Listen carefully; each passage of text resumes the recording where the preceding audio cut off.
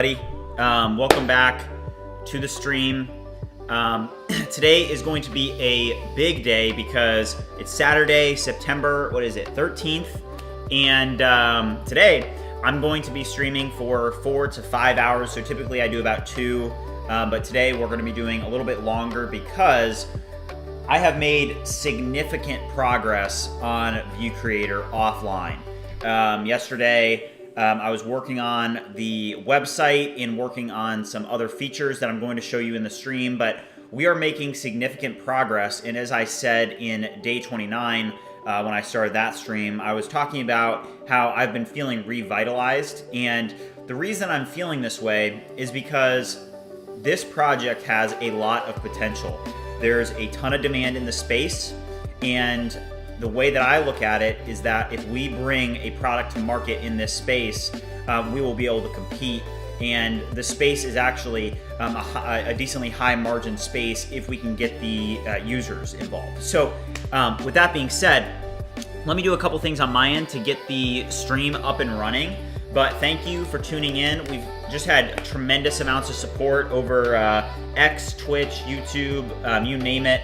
So I appreciate all of you joining in this journey, supporting, liking, and subscribing. Your comments are always, useful and helpful, and I'm available to help you guys in any way that I can. But yeah, I'm super pumped. We're on day 30, so technically we've been doing this for about a month now.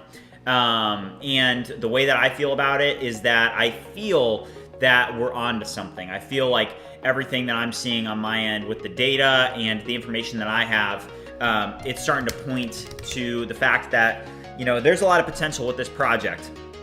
So I'm really excited about it. I hope you guys are too. Really the goal here is to give just a completely genuine behind the scenes look of what a project like this looks like. So with that being said, let me toss the stream link in the Discord here.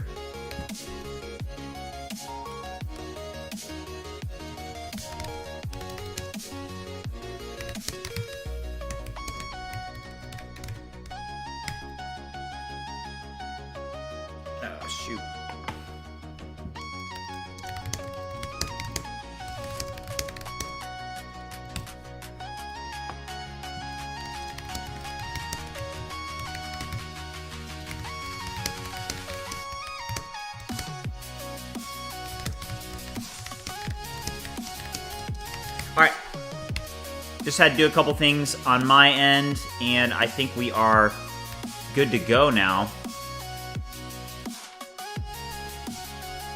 All right, let's see here. All right. J35, how's it going? Welcome to the stream.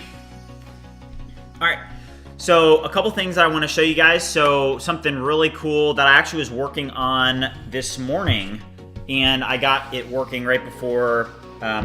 So something to know about me is that I wake up at 5 a.m. regardless of what day it is. So I was up at 5 a.m. this morning and had some time this morning to work. And I've got it on my MacBook Pro here. I'm about to push the code. But I have a really cool blog creating feature that I want to show you guys. And let me just push this because I did get it working, and I was like, oh wow, this is awesome. Let's see here. All right, push that. I'm doing good though, J35. How are you doing? All right, so push that.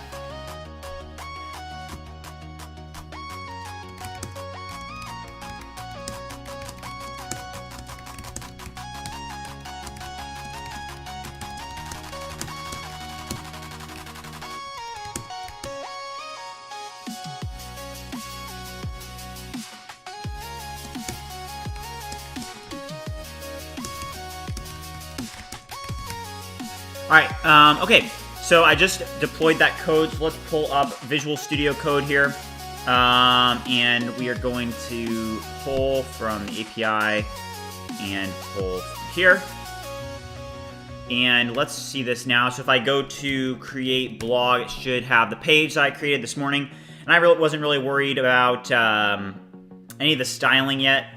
But I really want to show you this because it was a really cool feature. So something that's going to be big for us is the actual SEO I think that I've showed you guys this, the SEO data that we worked on. Let me just pull it up. Where is it? It's on my desktop somewhere. Hold up. I'm gonna pull this up real quick because it's really important to understand. Hey, when you are marketing a product like this, you need to understand what type of keywords you need to target. So using SEMrush, we put together essentially this huge list of all these different keywords, and we put some filters on it. But what you guys are gonna see is that there's a ton of demand in the space. So right now, we're having this list sorted by volume, but in some spaces, like for example, for the Goalpost app that we were working on, obviously you guys should be familiar with that. There wasn't really a whole bunch of demand. Well, actually, there is demand for productivity apps, obviously, but the issue is that the competition is so high and the demand isn't high enough so that it kind of offsets the amount of competition. So the problem that we had when we launched Goalpost is that it was in a super highly competitive space, and we were kind of coming in with a new product that wasn't as strong as some of our competitors. So we got absolutely destroyed, unfortunately. But with that being said, I want to show this to you guys because there's just a huge list of keywords that we have here. And even with some of these keywords, like look at the keyword difficulty. This one here, let's just find a good example. Social media post templates. 110 people are searching for that every month, only 44 keyword difficulty. And what that means is anything under 50, you can rank for if you target it in your website. So all these, most of them are under 50. And, it's just really interesting to see. So, I think that we're going to be able to compete in this space, and something to do that.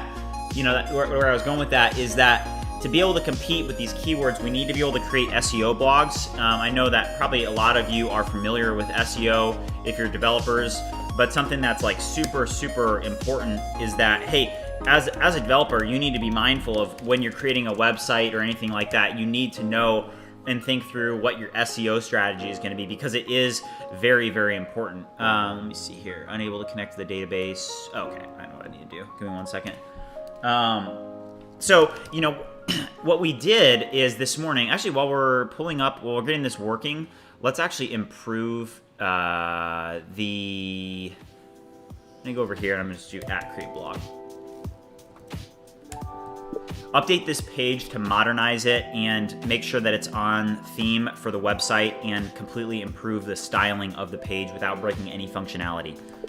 I don't want GPT-5 High. I want to use Claude 4 Sonnet Thinking, no Max. All right. So give me 1 second. I need to get this database updated. I shut down my computer, so killed our Postgres. We got to run a command and terminal that I have on my computer, make it easier to run. All right, there we go.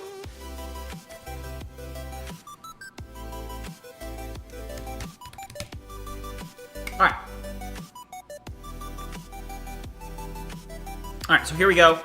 This should be able to run now. Show you guys how this works. All right, perfect.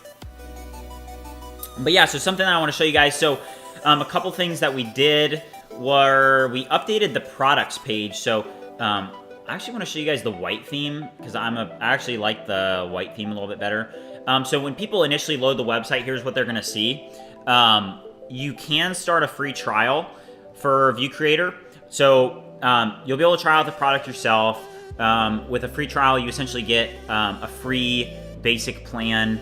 And with a basic plan, if you go to the pricing page, I'll show you guys what's in the basic plan. So you get 100 credits, you get basic template access, standard image quality, email support, all aspect ratios, and credits roll over for 3 months. So we'll probably change that a little bit, but for now, that's what we have for the pricing and the logic. The biggest thing being credit related. Credits are obviously the biggest. Then we have, you can buy credits. So, with these plans, you get a little bit better pricing and some access to some better features. We need to polish this up, but right now we're still kind of building the product out. Dathuni Beats said, looking great, the landing page is fire. Hey, I appreciate it. But something really cool that I was working on yesterday is I was working on this products page, and there's so much demand in this AI content generation space that there's all sorts of tools that people are looking for. And how we figured that out is we used the keyword researcher, and we found like, hey, people are searching up all sorts of stuff. AI TikTok caption generator, social media reporting templates, YouTube description generator, free. It's like, hey, we're gonna create a ton of different products with View Creator, and we're gonna package it up as a singular product, but it's gonna have all these different things. So I just put down a couple placeholder items to kind of map out what this is gonna end up looking like. But here's our products page: AI content generator, image to video, YouTube title generator, content reverse engineer. That's what we were working on in the last stream. And then AI social agents. So kind of just mapping out, hey, what do I want this to look like? If we go over to agents, here's the agent page, but we've definitely made a lot of improvements to the user interface and what the website's gonna look like. We're still far out from what it's gonna look like, the final product.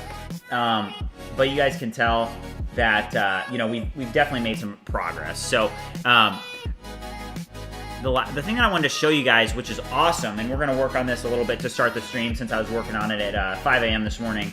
But if I go to, it's gonna be at Create Blog. So I go to Create Blog. So this is pretty cool. So this is a tool that's gonna be used for admins only. But check this out, it's freaking awesome. So I'm gonna say create a prompt for me to test this out. I want to create a blog that targets this keyword. So what we're gonna do is we've created essentially an AI agent that's able to create the blog posts for us. And I think that this is actually gonna be a tool that we're then able to use and sell. It's gonna be a product on View Creator. But I was working on this, and I wanna show you guys how it works. So I'm gonna have it create a blog, but let's pull up that, this here, the SEO. So let's just take this YouTube description generator free and pass in this to Cursor.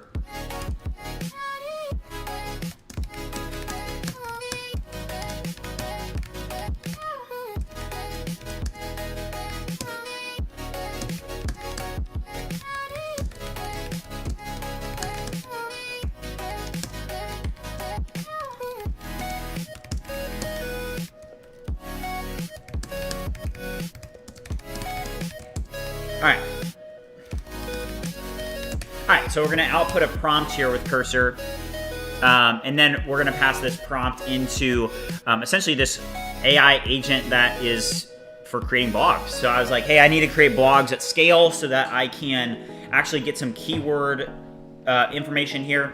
And what we ended up doing is we created this AI agent that's gonna be able to create blogs. So it's pretty cool. Also, if you guys are watching, we're gonna be streaming for about 5 hours today. So I'm gonna try and stream for the longest that I actually have ever. I think my longest stream is maybe like 3.5 hours, maybe 4, but today we're gonna be going 5 hours. So if you're just joining, make sure that you like and subscribe. Super motivating for me personally. So all you have to do is paste in a prompt. Andalib said, hey brother, what's up today? I'm doing good, Andalib. I've been up since 5 a.m. Just having a really good day, honestly. I already worked out. I'm just having a killer day. All right, so I'm gonna generate draft, and it's really cool. So let's just zoom out a little bit. I think I had this, it zoomed in a little bit. So you drop in the prompt, and what's gonna happen is it's going to actually generate and fill all of these fields. And it's really cool. So let's just wait and see what happens. But what are you guys up to today? Let me know in the chat.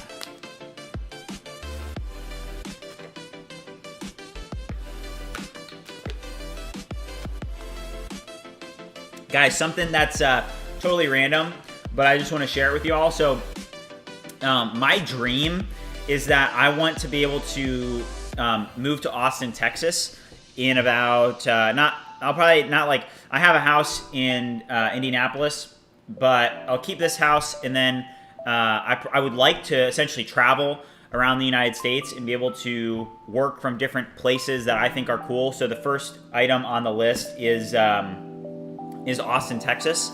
And I just want to share that with you guys because essentially everything that I'm doing here, obviously the channel's growing, the mission's growing, the products that we're working on are getting better and better. So I do think that we will get something working here. I think that Vue Creator is going to work. So with that being said, I want to go to Austin, Texas. I want to be kind of inside of a tech city, an entrepreneurial city. But how cool would that be? Andaleeb said, love the energy. Hey, thanks. Yo-Yo said, how far have we come in the project? We've come super far. We've come so far. Okay, so as you guys can see, it created the URL slug. It created the title. I mean, this is so badass. All right, so then the coolest part, and this is like, I just got this working like before I went to the gym. I was working on it, and then I was like, all right, like I got to go work out, but I did get it working. So it creates the content. You can see all the content here. And then you can see the SEO title. So this is all for SEO, SEO description, SEO keywords, status. And then what's really cool is that using the implementation that we already built out with all the photo generation logic, you can actually generate a hero image. And what's going to happen is it essentially passes in the title of the blog, and it creates a hero image for the blog as well, which is just freaking awesome. So here's the image. I mean, this is so sick. Okay, yeah, so let's pass this in. So this is the image it created. Not great. We're gonna make it better. I haven't really changed up the. I haven't prompted this really well. I literally just got it working, and I was like, all right, I'm gonna go to the gym. But we're gonna work on that. But let's do create blog post. After a user creates a blog post, can you please make it so that there is a better effect, and then please properly route to that blog's ID page, or no, slug page.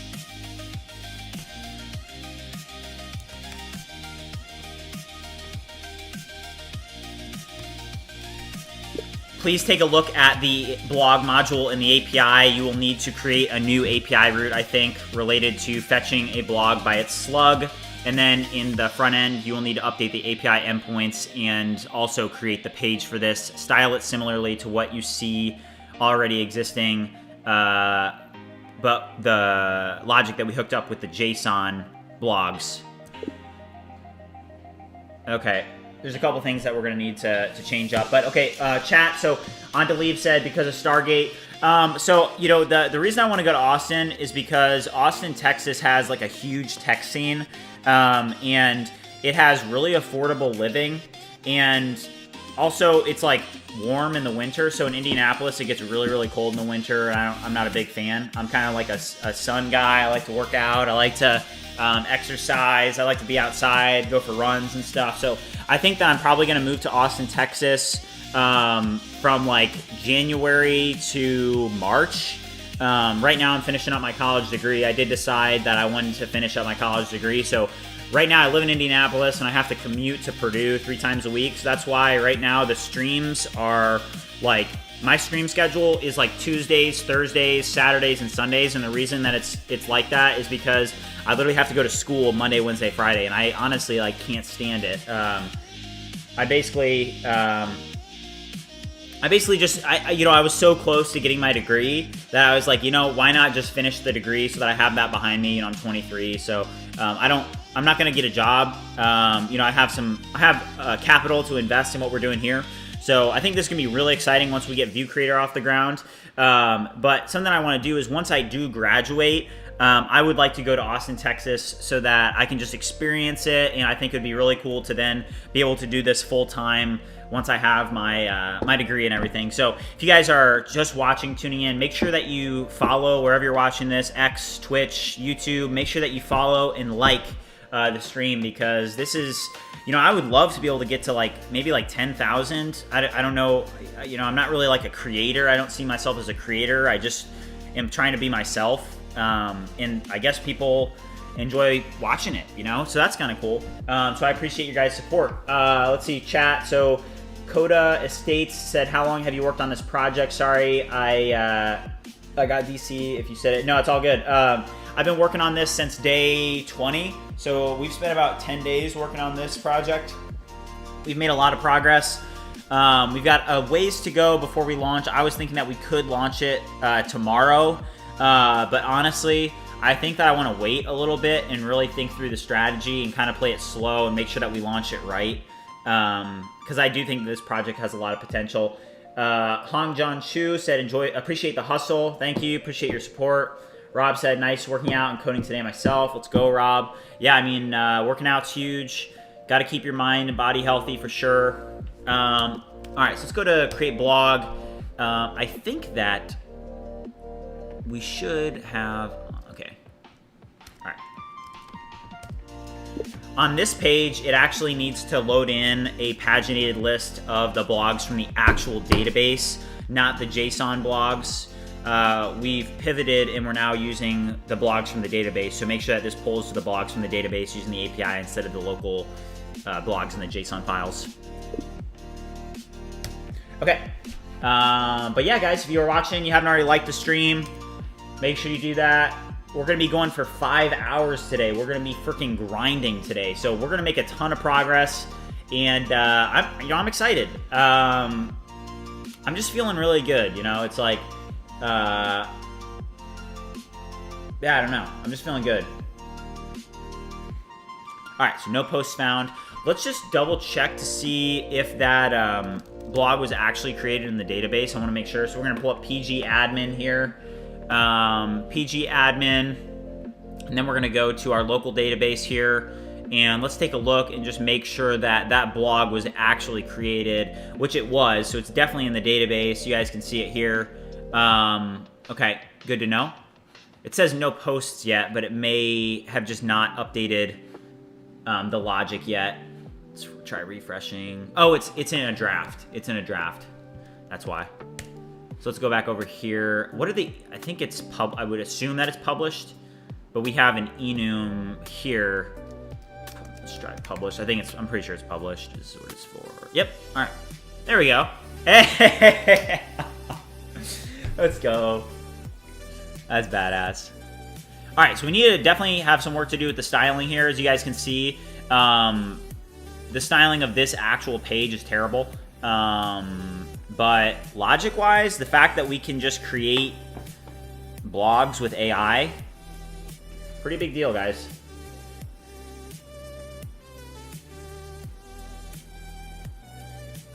Dojo Bozian said, get yourself a small RV. That way you can save on housing in motels and hotels and park at truck stops, etc. Just a thought. That's a good thought. So something for you guys to know. I think I've shared this a little bit. So, you know, I've got some capital. I'm not I'm not broke.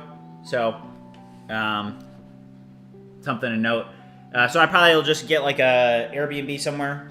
It's like the cost of living in Austin, Texas is like super cheap as well. Jabez said, screw the launching it right, just launch it to validate, keep it going, man. Hey, appreciate you. Yeah, I mean, that definitely is a strategy. I don't think that we're ready quite yet. Like if I wanted to launch it tomorrow, I don't think that the actual products and features are ready. Also, actually getting things working in the cloud sometimes takes some time, maybe some time meaning like a day or two. But okay, so let's take a look at the blogs here. The blog page is styled totally incorrectly. Please take a look at the entities and note that there is no views.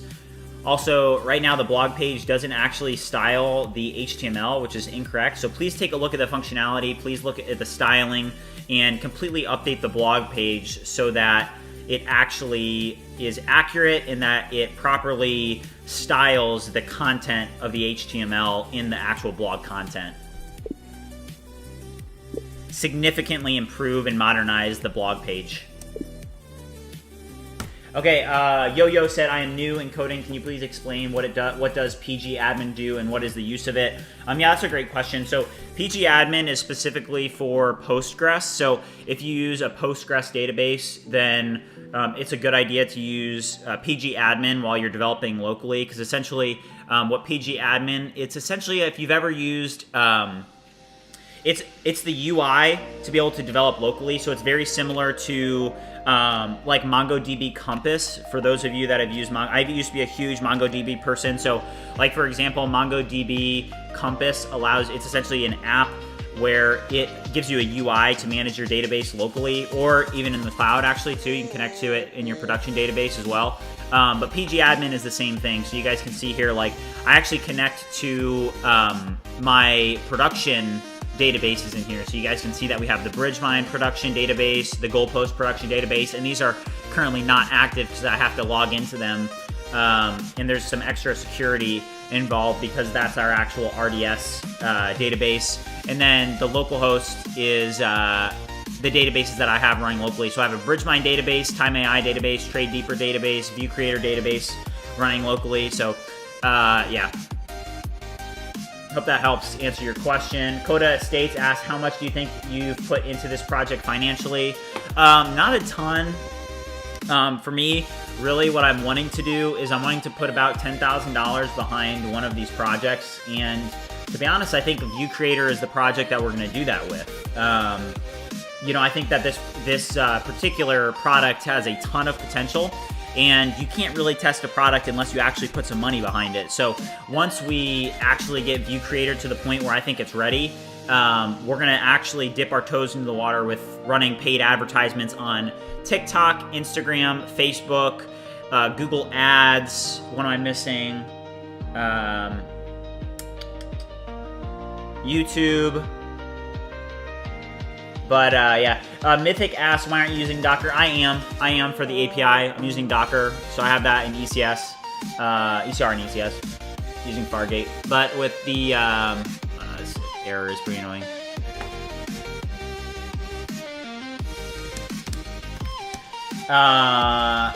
Hong John said, agree with Mythic, wrapping it up early in Docker will save you a lot of pain in deployment. Are you guys talking about? I mean, the API already is, so that kind of answers your question. So yeah, but I agree. Yeah, the API is in Docker. It's Dockerized. I don't use Docker for the database though. Actually, no, I do. Yeah, I use Docker for the database as well. And then, so the database, I use RDS for it.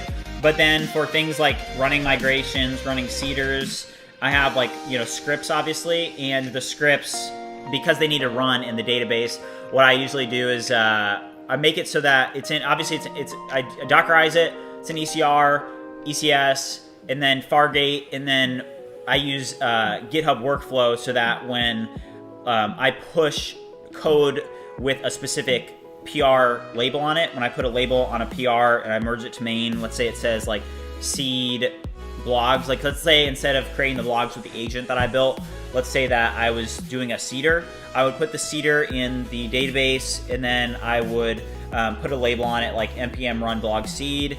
I'd have a package JSON and then logic in my GitHub workflow to run that specific command when it was on that label. But yeah, I hope that helps explain that. Really appreciate you guys' questions. You know, when you guys are active in chat, it actually like really gives me energy. So thank you for asking questions. Any name was taken asked, why do you use Docker for the API? So the reason to use Docker for the API is because Docker lets you essentially take your code and bring it anywhere. So it really helps in solving like production issues where, like, let's say that I was running certain things on my computer, right? Like, let's say that on my computer I was using Node 20, and then on, you know, in the production build, wherever I was deploying it, it was using Node like 19, right? Well, there could be issues, like if you guys are familiar with bcrypt, bcrypt has incompatibilities with different Node versions. So that would be like an error that would be caused by something like that. Defini Beats asks, why not Cloud Code? I love Cursor way better. It's way faster. But we can use it for this error right here.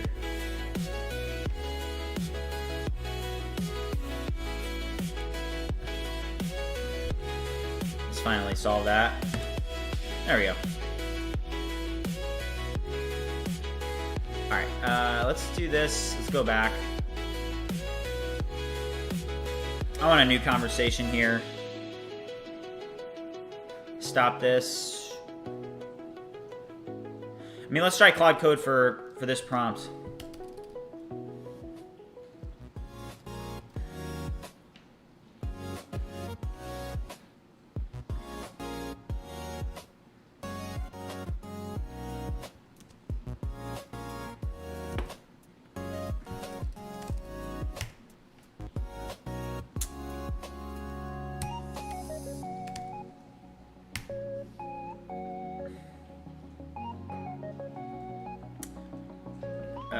looks like I do not have my API key hooked up, and I don't want to do that on stream. So let's just go and use GPT-5 high fast for this. Oh, shoot. Oh, you gotta be kidding me. Oh, wait. All right, this is the nice thing about Whisperflow is that I can literally go back and see everything that I've said. Any name was taken said, okay, I know what you mean, thanks, got you. Defini Beats said, what percentage of the code do you write, and do you still need to be technical to make an MVP? So that's a great question. So to answer your first question, I don't write for this. This is essentially a challenge to only build products with AI. So I'm not writing any of the code myself. Whisperflow, though, to kind of continue the point that I was on, you can actually go back and see everything that you've said. So for example, that was the prompt that I used for this. So I'm going to pass that in, and then I'm going to pass in this as well. And then, yeah. Okay, so let's see here. Chat, MyMeta, UK, what's up? Good to see you again. Hi, how's it going? Edit Z, good to see you as well. How's it going? Welcome back to the stream. Mythic said, are you using Docker in the cloud? Oh wait, I gotta answer the second part of your question, Defuni Beats. So the second part of his question was, do you still need to be technical to make an MVP? And I think that's a really good question because yes, you do need to you need to be technical, but also, you know, it's like when I was building products for Bright Choice, you know, what's interesting is that every time, you know, in the world of AI now, today, it's very easy to build products and not be as technical as it would have been required a couple years ago. And the reason for that is because every time that you hit a roadblock, those roadblocks are not as big as they used to be, because you can then take the roadblock that you have, pump it into ChatGPT, and ChatGPT is going to be able to help you understand what's going on. It's going to help teach you that technical aspect. So every time I reach something that I don't necessarily understand, like take, for example, when I was learning Docker and ECS and ECR for the first time, you know, I was using ChatGPT a lot, not to necessarily do it for me, because ChatGPT, I mean, it can if you're using like CloudFormation or something like that to be able to deploy code. But it was mainly, you know, I was learning, hey, how do I do this? Why do I need to do this? And that was where I got a lot of technical information from. So, you know, I think that you do need to be technical. You need to, it's definitely important to understand what's going on. But I would say that it's less about now like taking courses and, you know, getting certifications and understanding like all these different intricacies to programming. And it's more about using AI to learn and break down those barriers. So I hope that answers your question. Mythic said, are you using Docker in the cloud? Yes, I am. He said, I don't see it locally. I understand you're using RDS, but how does that work? So, yeah, so I'm not using Docker locally to develop right now. I'm just using, for the UI, I'm just using, I don't use Docker for the UI because I have that in Amplify. It's a Next project, so I'm not using that in Amplify. I'm just putting that in Amplify, not using Docker. So right now we're kind of just working on UI, so I don't have Docker running. Meaning I don't see it locally. I understand you're using RDS, but how does that work? Yeah, so I mean, that's a good question. What do you mean, how does it work? Like what would be, what do you mean? Also, if you guys are watching, haven't already, wherever you're watching this, X, Twitch, or YouTube, make sure that you like the stream. It actually helps a lot more than you guys would think. So if you guys enjoy the stream and want to help support, liking and subscribing is huge. And if you're already subscribed, turning on post notifications is even better. Doom said it has proven that Claude code lately has been way slower and dumber. Yeah, Doom is right. The Claude code is just super slow, in my opinion. My media said, jump back into the Discord and post when you go live. Others will find it useful. Sure. My day's going pretty good, though, It's productive. Been up since 5 a.m. working on building software. No better life than that, is there?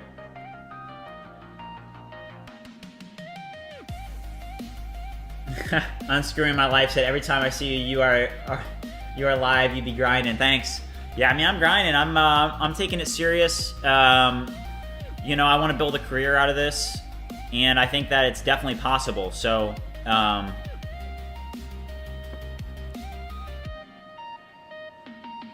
this is a slow feature to build for this. I did not expect it to take so long to build this one. Edit Z said, how is everything going with that app? Last stream I watched, you were having problems with agents. Yep, so we'll get into that a little bit later in the stream. I want to polish up some functionality that I'm working on right now for the actual, like, site. You know, we need to think through these blogs and stuff. I'll show you guys the blog creator that we're working on right now. So if you missed the beginning of the stream, I actually did a little bit of a demo at the start of the stream, so you guys may have missed it. So let me pull this up here and show you guys what you missed. Where's the prompt that I used? Okay, so here it is. So watch this, guys. So this is pretty cool. So if we go to create blog, this is freaking awesome. So I built this at like 5 a.m. this morning, and basically it's an AI agent to be able to create SEO blogs, and it's freaking insane. So I'm gonna drop this in here, click generate draft, and it takes a minute to run because it has to write so much, but this is badass.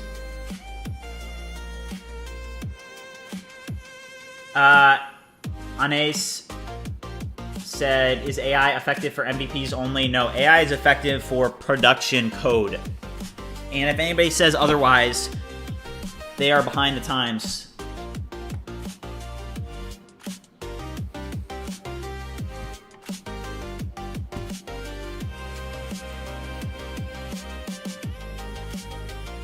All right, let me focus. I'm gonna focus in for just a second, guys. We gotta get this, okay, we gotta get this working here. Go to blog, and then, okay, that's a little bit better. It did format the HTML. The title is way too big. Right now, things in the blog page are just like too big. Like, it needs to be more compact. The hero image needs to be more compact. The title needs to be more compact. The subtitle needs to be more compact. Review this and help me fix it. Also, it should use the website layout, and the back to blog should not overlap the nav bar. Also, there's no need for this side like, save, copy button. Remove that. And please just significantly improve the styling. Totally change it up. Make it more compact and modern. Something interesting that I'm going to do is I'm actually going to use Claude 4 Sonnet for this, because, I mean, that prompt that we just did should not have taken as long as it did. So we're going to fix that. Also, if you guys are watching and you haven't already liked and subscribed or shared the channel or wherever you guys are watching this, make sure you do that. It's really supportive, and I appreciate it a lot. So,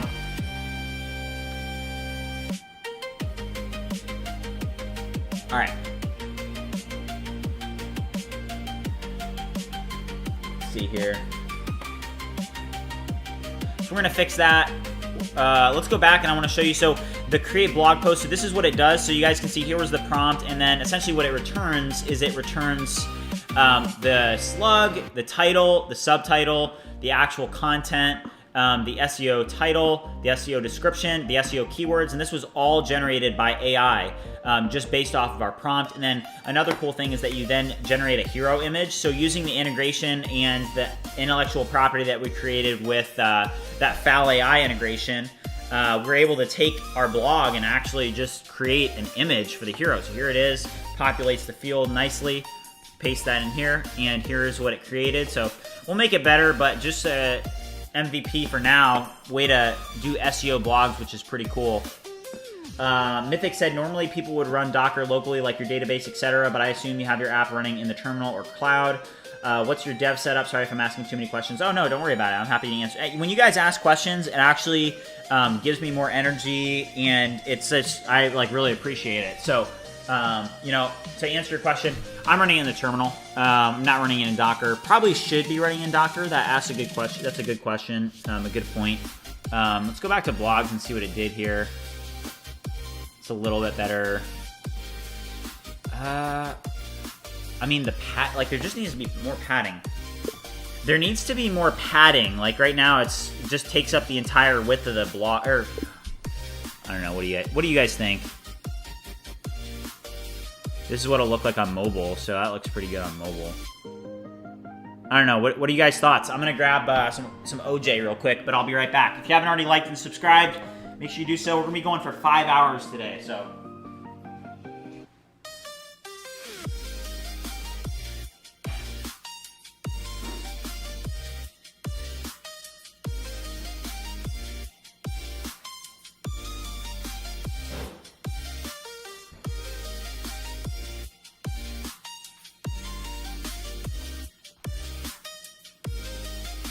Yo-Yo asks, what do you think of the Gemini CLI? I have not used it, but I'm personally not a fan of any of the CLIs, like the Claude Code CLI, not a fan. Gemini, I haven't tried it, but I just like Cursor more. Oh, shoot. Okay. All right, so, I mean, it's looking better.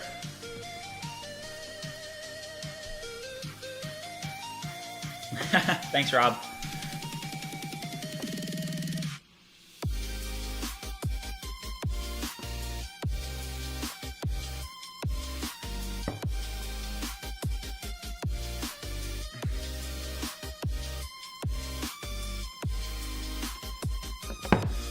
Alright, I think this is looking good enough, honestly.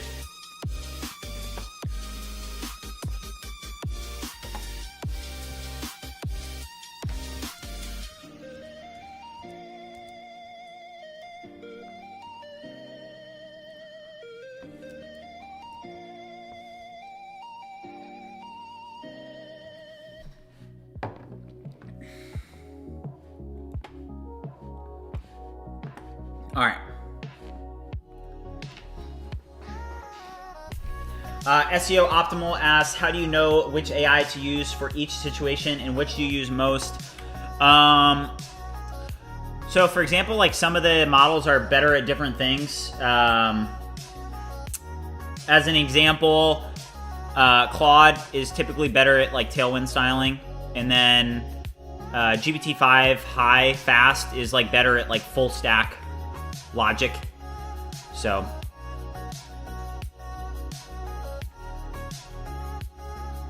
I usually use GPT-5 high fast. Alright guys, let's actually start building some functionality here. So we just built that blog feature. So now, for example, let's go over here and just test it out. I'm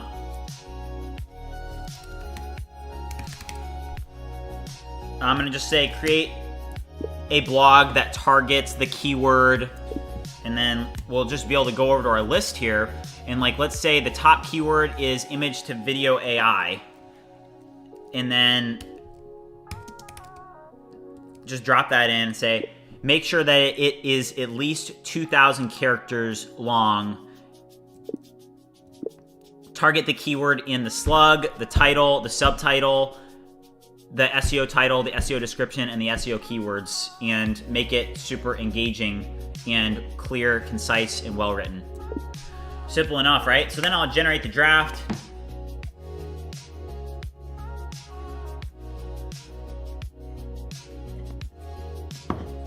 Edit Z said, is this landing page? Yeah, this is a landing page. I think I was on it when you asked that question. Yeah, this is a landing page here.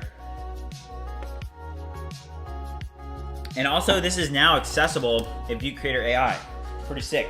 What do you guys think about the logo? It's like a, zoom in. Let's dismiss this. The logo here. It's like a eye with the play button and then like kind of the AI symbol, you know?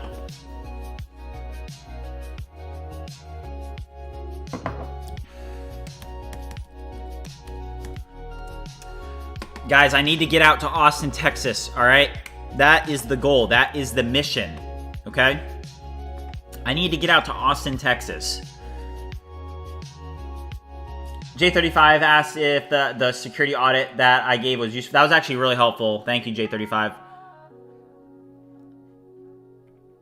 All right. All right, so here's the blog. Image to video AI guide, image to video AI from single frames to standout stories. So then all you have to do, let's do published and then do create. So, oh, we forgot to do a image. That's all right.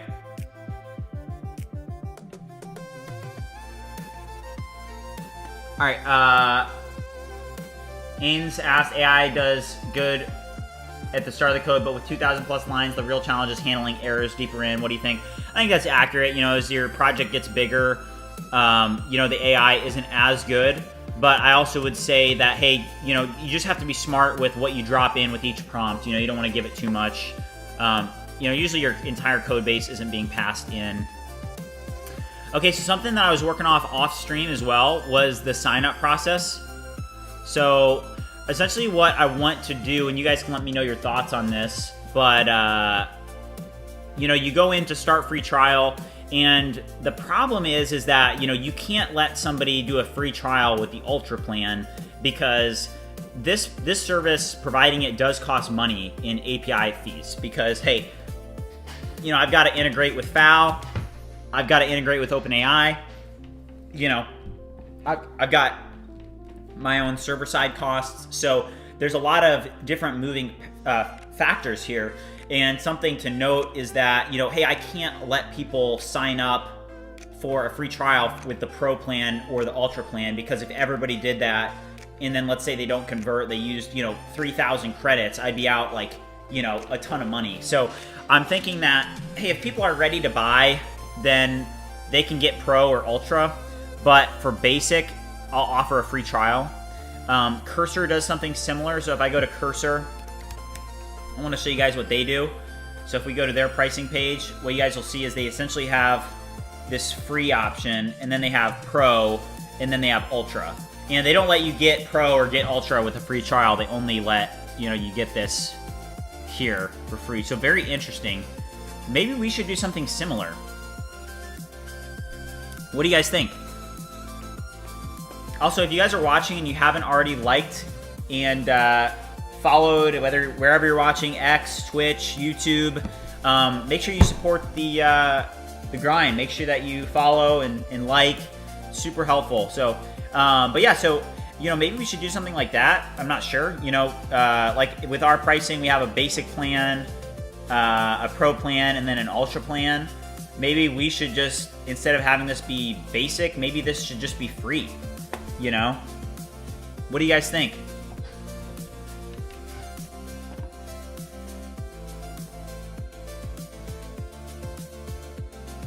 But then the problem is that you have to think through, hey, if somebody has a free plan,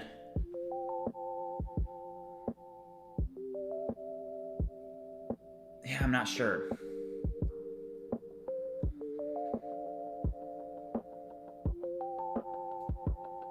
Don't do free, said Dynamic Adam.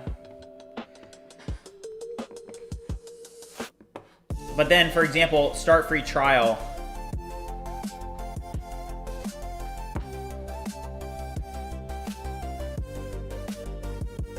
Yeah, I'm not sure.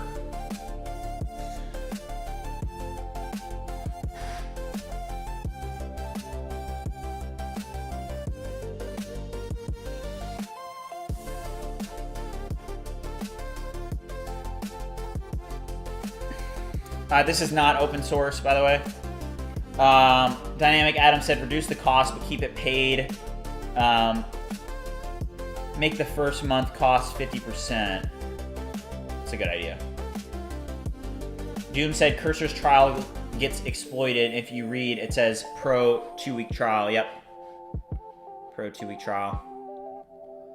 J35 said, I think it should take payment method even for free trial, so it automatically charges after the trial. Also, free trial would give basic benefits, as free trials is to get understanding of the software. Yeah, that's a good point. That's really helpful, guys. Doom said, so your trial would be the $20 plan. Oh, okay, I see what you're saying, yeah. Yeah, I'm not sure. I mean, yeah, I'm not sure. Edit Z said, for some sites, I don't pay after free trial and service still works, so keep that in mind. Yeah, that's a good point. Make sure that we figure that out. Wine Sale asked if it's going to cost me any money if I have a free user. Yeah, like if they have 100 credits, it will cost money. The question is, you know, is that essentially a marketing expense to get people using the software? You know. But for example, like if I have a free trial and I have this, obviously I have a follower base. You know, I've got like close to 2,500 followers now across all these different channels. So if I, let's say if I do a free trial, it probably will get used by maybe, let's say 50 to 100 of you guys. So that does cost money. But the question is, are people going to, how many people are going to convert off of that free trial that wouldn't have signed up if there wasn't a free trial? That's what you have to ask yourself is, hey, let's say, that you don't use a free trial. Are you just going to lose that potential user? That's a good question to ask yourself. Doom says that trials get exploited all the time and a lot of companies lose a lot of money doing that. But yeah, but the question to ask is, yeah,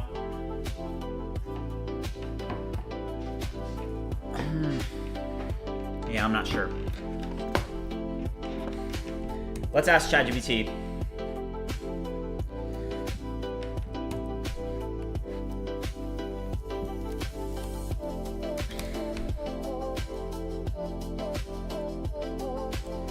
Help me think through the pricing page here, and I'm a developer and I'm trying to decide what the pricing options actually should be. So for example, I'm thinking about, hey, what should I offer for a free trial?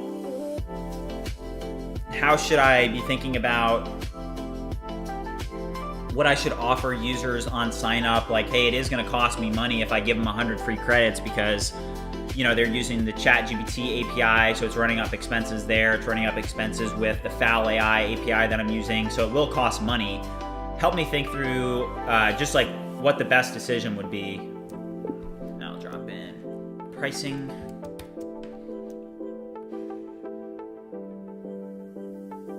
Wait, is that right? Subscribe. Oh, I'm logged in. Let's log out.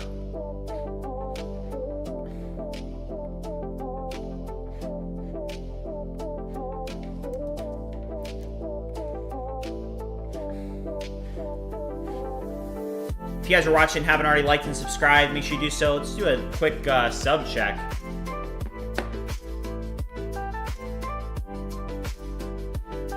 $2,239. If you guys are watching, haven't already subscribed, let's get to 2,240. Let's get there. Look at this, guys. A month ago, we were at 1,450. We've been climbing ever since.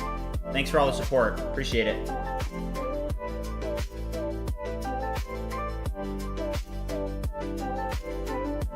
All right. Doom said the only ones that work with trials are mobile apps. They are not able to exploit. Computer or website trials get exploited all the time. J35 said, how about instead of free trial, all users get 20 to 30 credits on sign up, enough to try the software. They always have the dashboard. They need a purchase plan to get more credits. But the question with that is, are you going to have,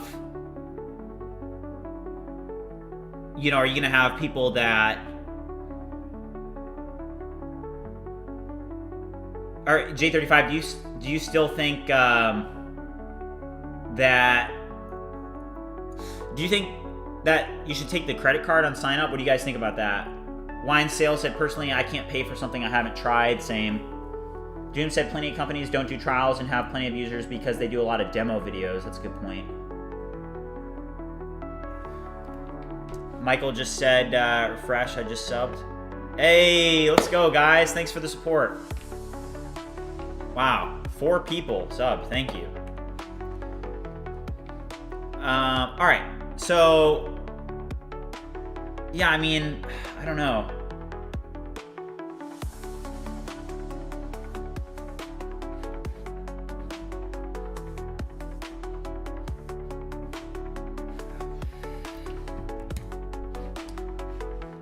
What do you guys think of the background music? Do you guys like it, or do you want me to turn it off?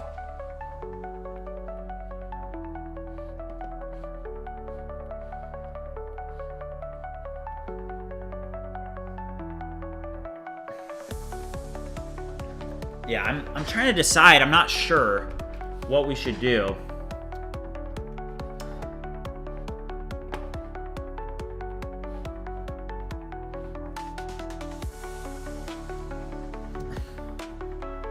You should, J35 said you should for sure. Credit card on sign up helps prevent spam. Also, some users forget removing subscription before trials end, so heck yeah. All right. All right, so start free trial. I mean, maybe we should just... Okay, let's do this for sure. On the sign up, if a user clicks the free trial, the basic plan should be active by default. Edit Z said, how about you let them try feature for free a few times instead of credits? J35 said that Warp's got a free plan. Yeah, I mean, I think I do want to do a free trial, guys. That's just how I'm feeling about it. You know, I think, hey, it's okay if, like, I would be okay if we lost $200 in free trials, but we still had the users. You know what I mean? Like, free trials are essentially a marketing expense, if that makes sense. Like, when you think about a sales funnel, you think about, hey, you do your paid ads, you do your organic content, however you're doing it, and then it gets into this funnel, and at the end of the funnel, hey, maybe the last part of a funnel, maybe the difference between somebody actually signing up and trying the software out versus not trying it out and just, you know, being a total waste of spend is a free trial. So if we're already planning on spending the money in, you know, in marketing, then I think it's smart to actually, you know, have a free trial because it's going to lead to more conversions.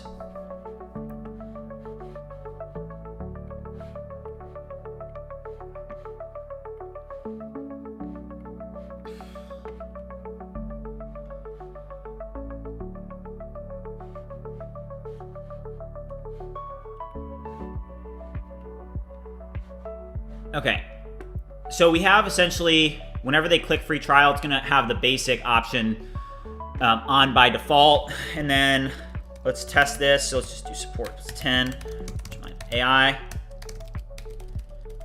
If you guys are watching and haven't already liked and subscribed, make sure you do so. What's our sub count at? 2244. Thank you for the support, whoever subscribed. I really appreciate it. Let's go here on stream. Check. Okay. So something that needs to happen is, I think before the, oh man, what is the best flow? Take a look at the sign up page. Please note that we are now collecting credit cards on sign up. So I need to think through what is the best flow. Is it for them to enter their email and password and then to verify their email, and then after they've done that to allow them to enter their credit card? Or what is the typical best practice flow for that? Let's try that. Okay, so Doom said you can still grow without trials, and don't worry about those that won't want to pay because they don't want to try it without a trial because those are not your customers. I don't know. Usually when I am using a product or service for the first time, if they don't have a trial, then I actually won't try it. And most of the time, if I'm, you know, maybe I'm just a lazy guy, but if I do a trial, I usually forget about it. And then I pay for it, and then I actually end up using it. So, you know, I'm just going to start with the free trial, especially because this is a new service. You know, I definitely want to do, I definitely want to do that. Okay, so here's what it says. It said option 1, recommended flow, is account creation, email verification, payment. Okay. Gotcha. Okay.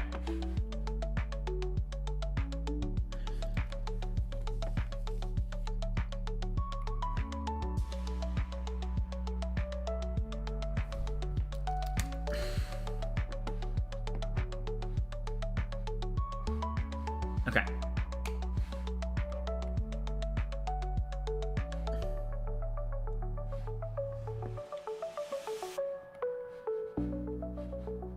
Okay, let's go back.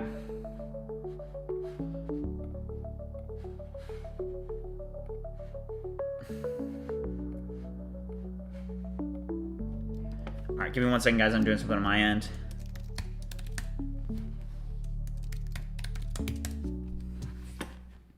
Okay, so I say let's do the free trial. Let's do the flow that's recommended here. They're recommending do account creation, then email validation, and then they want payment setup after that. Okay, so let's do start free trial, and then you do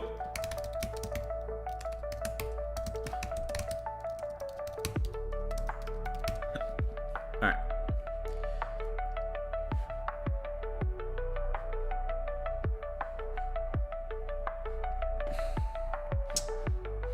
I'm not getting the verification email, unfortunately. Might be in my spam. Nope. Oh, failed to send.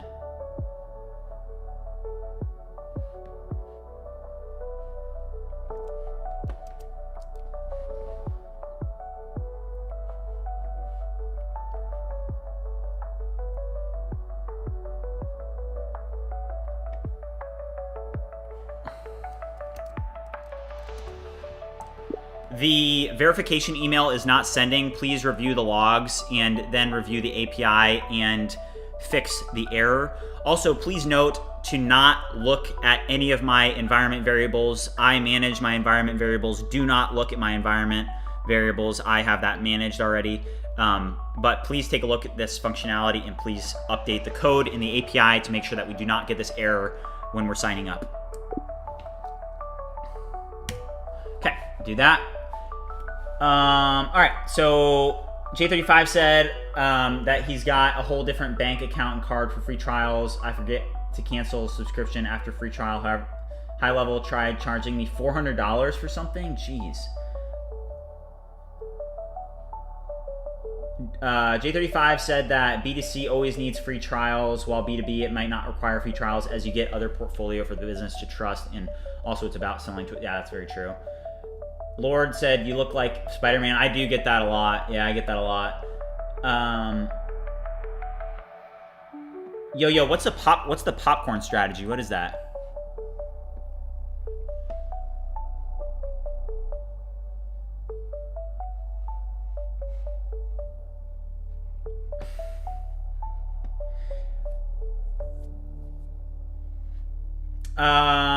Doom said they sign up, then add a card because it doesn't register the card with the account.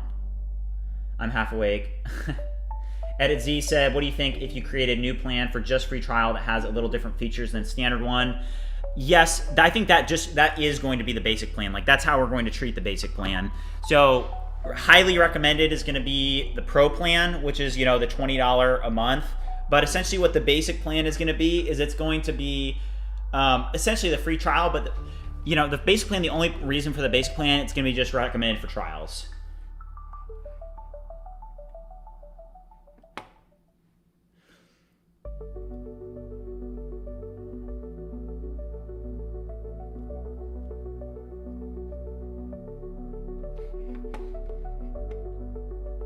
Oh, no, I don't want you to test it. Let's go.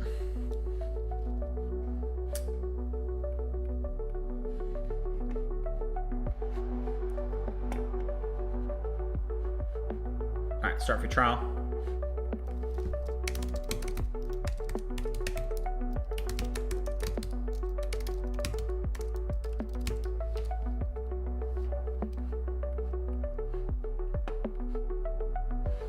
All right, pull this up.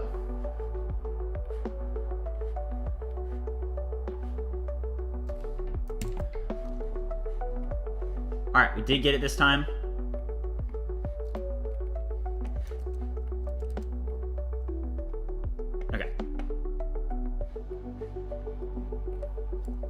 Okay, great. That is now working.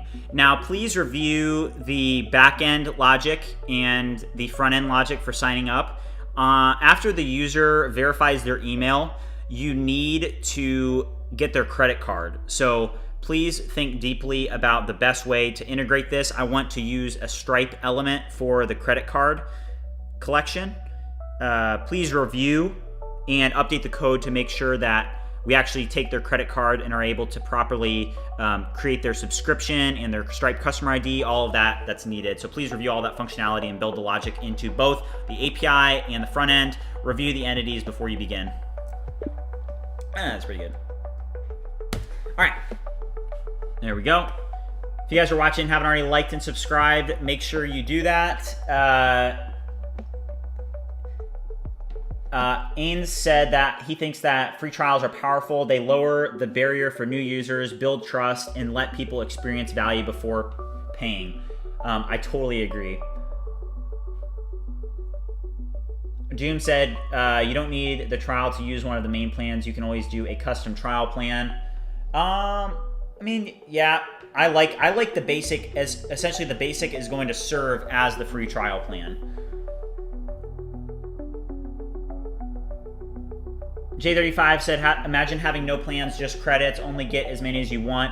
That's a good point. I did think about that, but I decided against it because something that's really big, like let's say if we want to actually go out and get some VC, like once I move to Austin and, I'm trying to get some VC money, yeah, I think being able to say, yeah, we have, 5,000 subscribers, users that, are active and have subscriptions and are using, it's definitely an asset when raising money.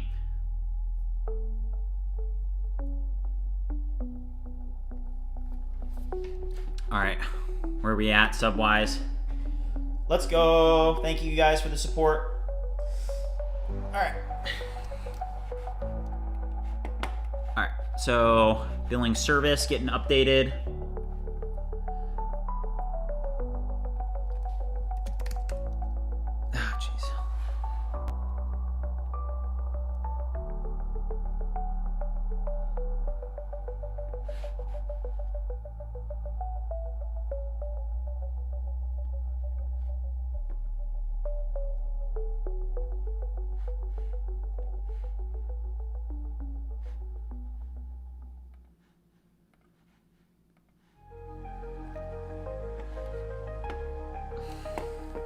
All right, guys, for all of you that are watching, I'm going to ask something.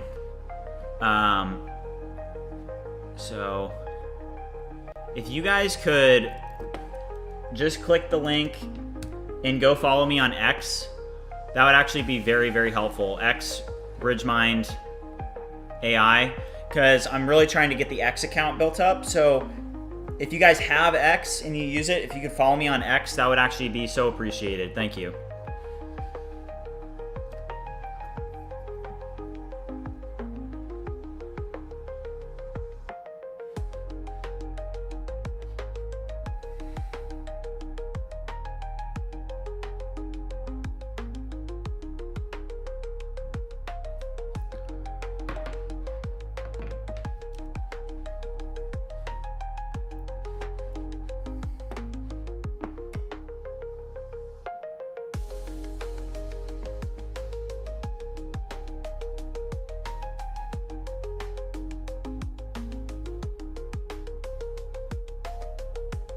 Who's Ray Fernando?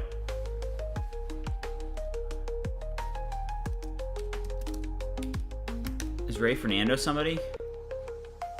Thank you to you guys that just followed. Appreciate it. Oh, wow. Four people just followed. Thank you, guys. Oh, my gosh. You guys are real ones.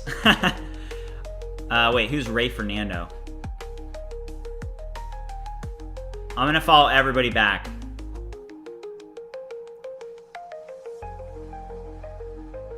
Except these bots. Ray Fernando. Oh, wow.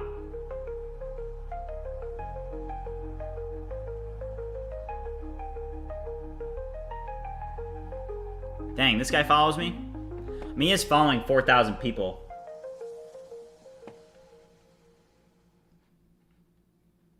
That's cool. Well, this guy, I guess, follows me. I don't know if he watches watches the streams, but that's cool. Hey, we're blowing up, guys. All right, so let's test this new sign-up flow. So it's going to be bridgemindapps+2@gmail.com. And then let's check that. So it should now, after I enter this,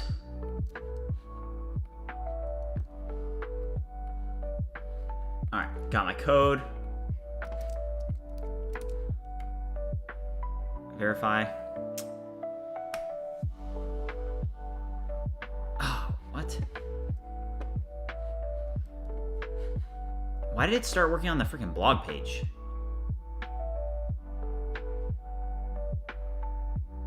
Oh, it ran the build.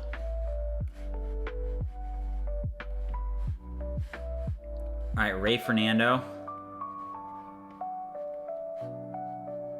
Let's see. Thank you guys for following me on X. Let's go. We are one away from 2,250. So if you're the one person in this stream that hasn't subscribed, make sure you do so. Okay, Daniel asks, what's the best agent software? I see you're using Cursor. What about GitHub Copilot, Lovable? From your experience, what's best? I am new, looking to get started soon. Would appreciate. Yeah, so I'm happy to help. Basically, the best, in my opinion, is Cursor. I think if you look around, you'll find that mostly Cursor is the best. All right, hold up. Looks like things got a little bit screwed up. Yeah, I think Cursor is the best by far.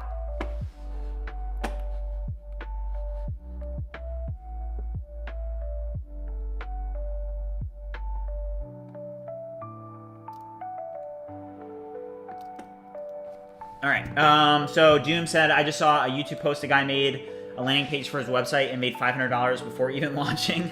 That's crazy.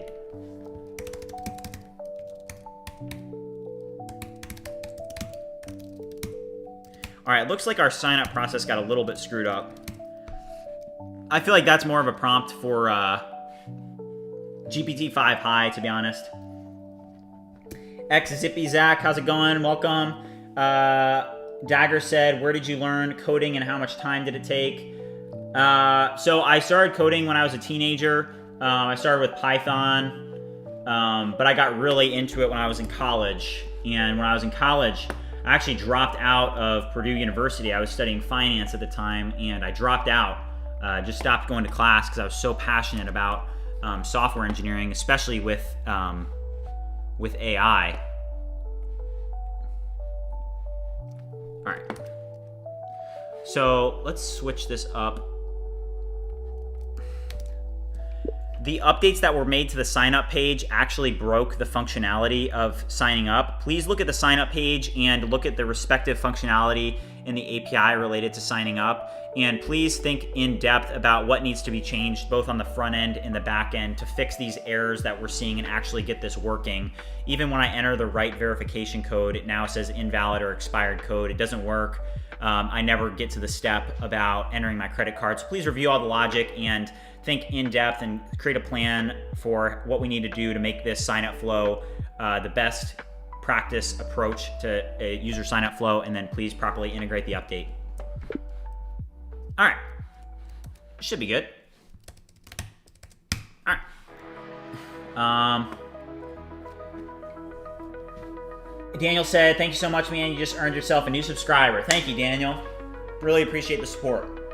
Yeah, I mean, something that I'll say is, like, I genuinely appreciate the support so much because the way that I see it is that, just so that you guys know, my dream is that, I would love to be able to get one of these products. I think it's going to be View Creator. With my startup experience, I can tell when a product has definitely has potential. So, I think that this does have a lot of potential, and I just want to say that my dream is like I said, I dropped out of school, and I dropped out of school to start a company, a startup called Bright Choice. And Bright Choice, a lot of you, I know I've talked about it before, but with Bright Choice, I had to write 2 million lines of code in 6 months, and it was an online therapy platform. And I ran the company for over a year, and then decided to move on. And just recently I decided to finish my college degree because I only had a few credit hours left. So right now I'm in the process of finishing my finance degree at Purdue University, and I actually want to get into this full time. And I want to travel. So I want to be able to go to Austin, Texas once I graduate and essentially work in that environment. And, if this channel, if everything, actually gains some traction, then that dream will come true. And, I just want you guys to know that I genuinely appreciate the support. I appreciate you guys asking questions, being involved, being in the Discord, liking the videos, subscribing. Those are all things that, obviously, for me, it's like, I'm just here, I'm in my house, I'm chilling, and I'm streaming to you guys, and I'm doing it because I want to share this experience that I've had of how impactful AI actually is. And it's very interesting when you see people like Sam Altman saying, if you're a 22-year-old just graduating college, this is probably the best time in history for you to ever be able to go off and start your own thing. And I hear that and I'm like, that's so interesting. This is a guy, and a lot of people don't like Sam Altman. I don't really have an opinion, but obviously, he did create OpenAI, and that changed everything. ChatGPT was a total watershed moment. All right, so let's see here.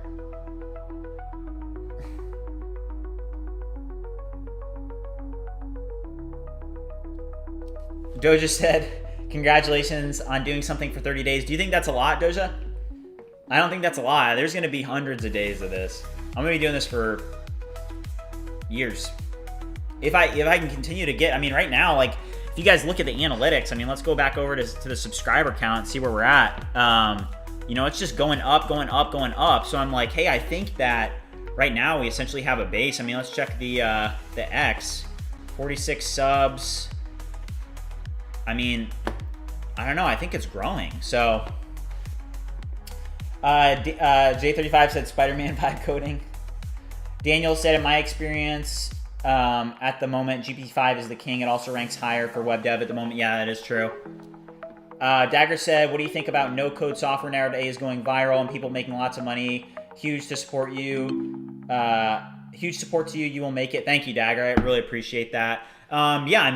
I think that this is a totally new field, and as the tools continue to get better and better, the field is only going to expand.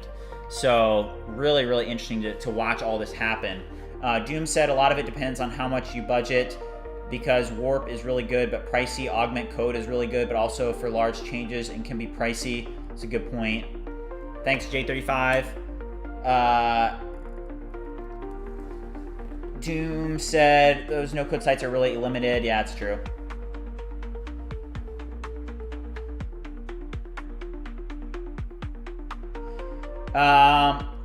J35 said working in an incubator as a startup is better. Yeah, that's what I'm thinking. If I can get down to Austin, Texas, the tech scene, the startup scene, the entrepreneurship scene there is way better than it is here in Indianapolis. So I think if I can get down there, just for even a limited amount of time to build some connections, I think that would be pretty impactful.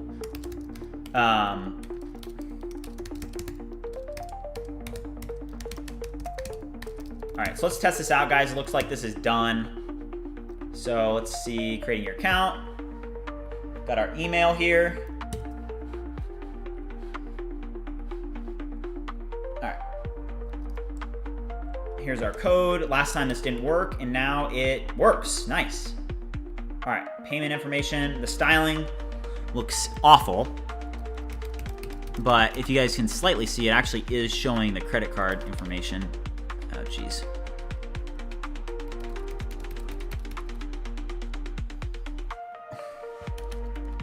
Hold on, let's fix this. I need you to change the styling of the Stripe element because right now it's black text. So I literally can't see it. Please remember that we do have a light mode and dark mode, so the styling of the text in the Stripe element needs to change respective to what mode the user is in.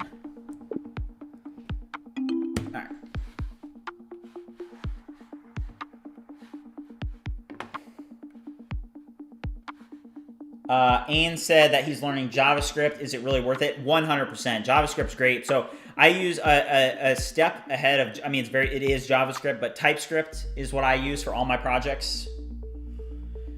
Edit Z said it's actually good that you spent 30 days working productively. Many people spend it scrolling TikTok. I mean, I guess that's true.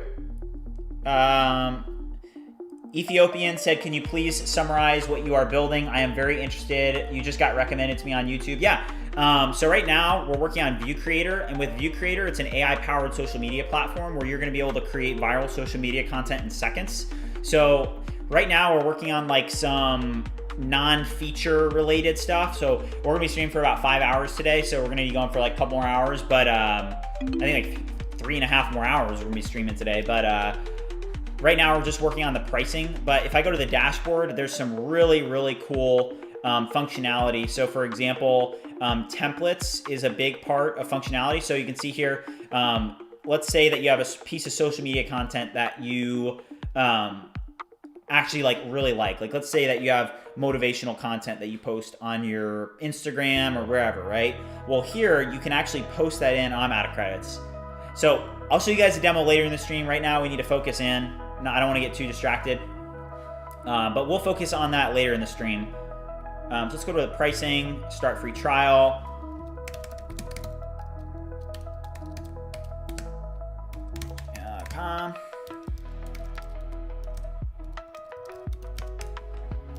Okay, boom, boom.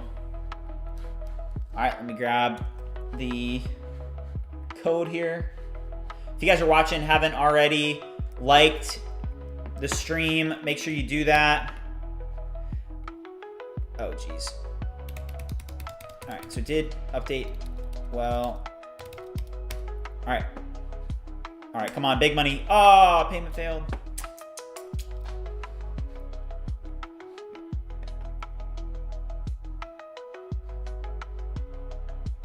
Wait.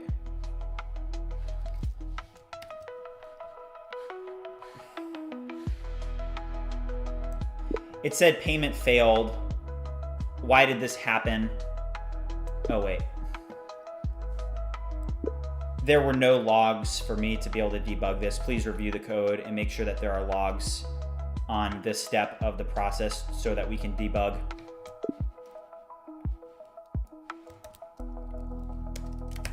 All right, let's do that. And then if you guys are watching, haven't already liked and subscribed, make sure you do so. Let's do a quick subscriber check. We are up to 2,253. So if you haven't already, make sure you subscribe. Let's take some questions from chat. So Ella J said, you should definitely learn the stack before you vibe code it. That's very true.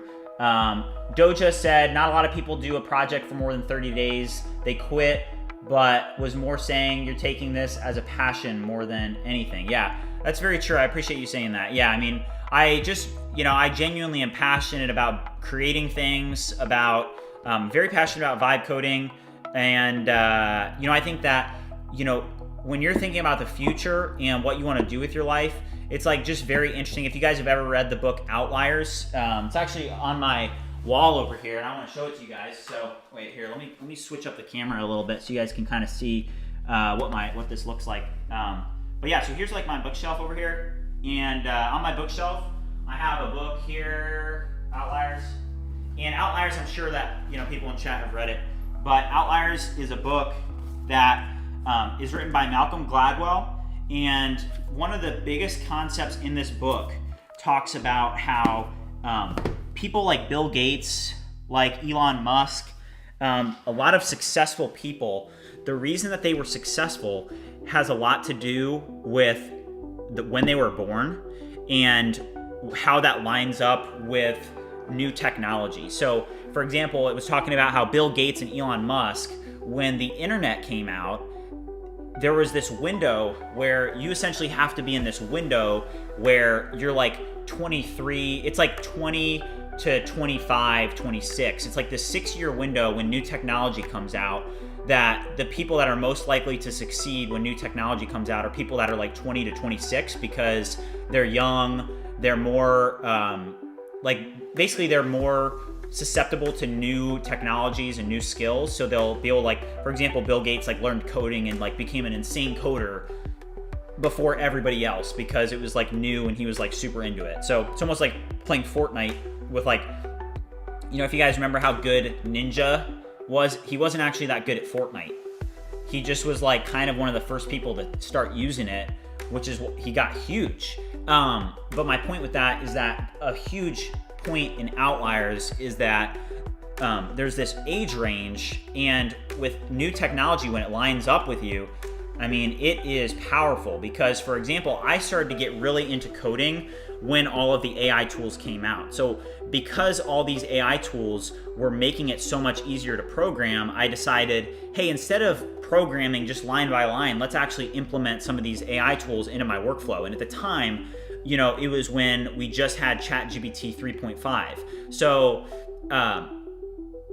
you know, it's just interesting because I saw GPT 3.5 and I was like, oh my gosh, I was like, I can use this to like write Python code and I can use it to like create websites. But at that time, I would have half my screen be ChatGPT and I would have half my screen be VS Code. And then I would have like another monitor for like my dev server, right?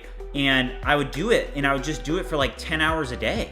And I got really good at that. And then now the technology has gotten so much better to the point where, hey, now you're seeing things because of that skill of like View Creator and Goalpost and BridgeMind and Bright Choice and all these different things that I've created because, you know, I kind of lined up. So in my opinion, where that passion comes from is just understanding this idea that like the future and the way that things are lining up is lining up very directly with like essentially when I was, you know, kind of getting started, which is just a very interesting thing, in my opinion. I don't know what you guys think about that, but I think it's really interesting. It's like there's never been a better time to get into software and computer programming and business and entrepreneurship and building things. It's just very, very interesting. All right, so let's look at this. I'll look at chat here in a second, guys, but I am working on this feature, so give me 1 second, and I'll take some questions from chat. Also, if you guys are watching and you haven't already liked and subscribed, make sure you do so. Let's see if we can get this to work here. Use the test card. Boom, start free trial. Failed. But what we wanted to do is we wanted more logs. It said... Why did it fail? F12.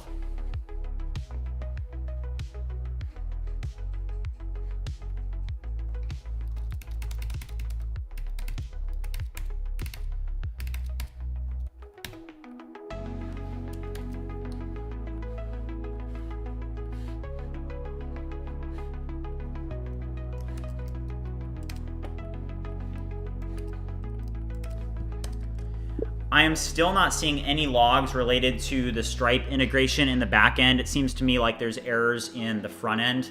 So please review your front end logic for this integration, and you need to actually integrate this properly. Review the code in depth and make sure you take a look at the MCP for the Stripe integration. It's very important that you actually look at the Stripe documentation, so make sure you take a look at the Stripe MCP that I have configured for documentation, and then please properly integrate the correct payment and sign-up system to get this to work.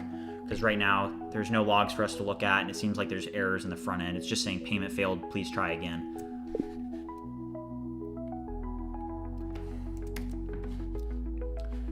All right, do that.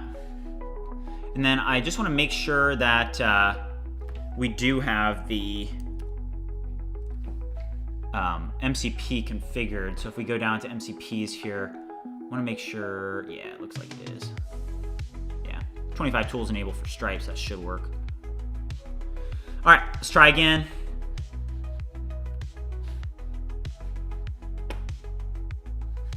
All right, take some questions from chat while that's working. So Daniel, wait. All right, Dagger said, any tips? I'm still in high school. I know basic Python, just learned to pass. how to make things on a big scale. I have 28,000 subs. I know marketing, but no code. Wow, where do you have 28,000 subs? That's really impressive. But yeah, my tips would just be, hey, work on projects that you're actually excited about. That's very, very important. You know, if you are passionate about something, it makes it a lot easier on those difficult days when things aren't really working out how you want them to, because hey, things do not always work out how you want them to, and they're just not. You know, you're gonna, if things worked out exactly how people pictured them, then everything would be easy for everybody, because they just start doing something and it would go exactly how they expected and life would be great, right? Well, that's not reality. How reality usually works is you try something and it goes a completely different direction than you initially anticipated, and you have to be able to adapt and be able to, you know, stay strong in, you know, what you're actually working on. But my point with that is that you just work on something that you're passionate about, so that it's easier when you are in those difficult times. So if you have an idea or a project that you'd like to work on, then hey, like, start working on it. Be passionate about it. You know, build something. But yeah, where do you have 28,000 subscribers? That's awesome. Al J said, which software are you using for recording your voice and turning it into text? Whisperflow.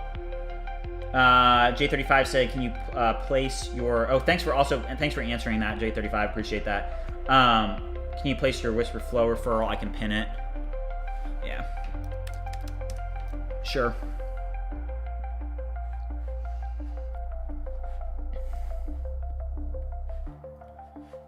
I think you guys get money off if you use this code. So, for Whisperflow, if you're signing up anyway.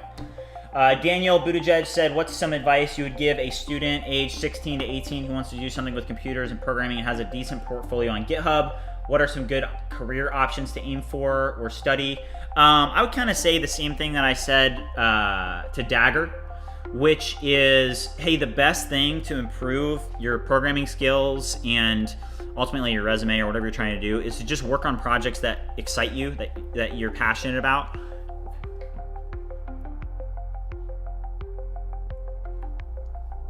Daniel said that he makes websites similar to what I'm doing, but curious how practical this would be if you work for a company and not as a solo entrepreneur.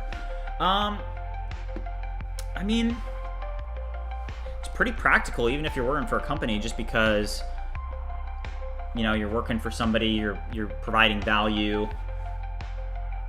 J35 said Tfue is greater than Ninja. Yeah.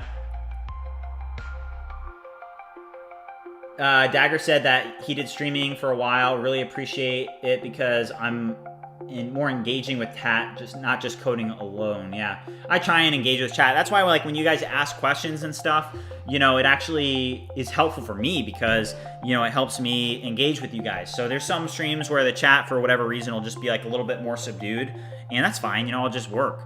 But other times, you know, you guys in today's stream, you guys have all been really engaged, and it makes it fun for me, you know, because I'm working, I'm watching everything that I'm doing kind of in the background. I'm able to show you guys kind of how the process works, and then I'm just able to answer questions when I can, because I want to help you guys any way that I can. So let's see if this actually worked now. Test this real quick.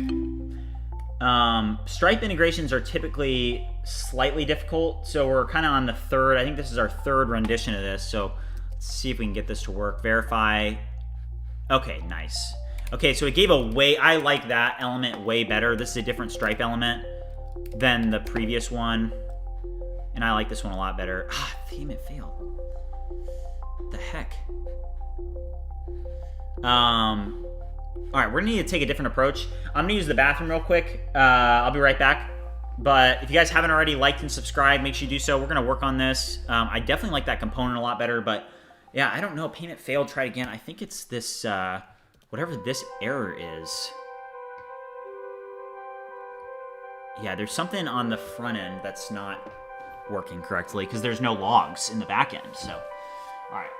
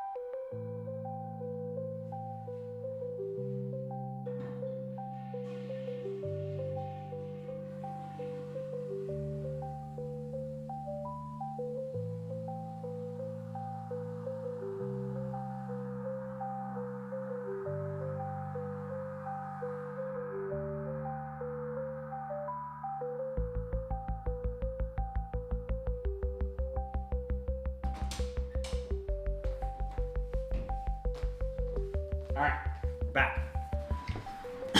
Okay. So what is causing this? That's the question.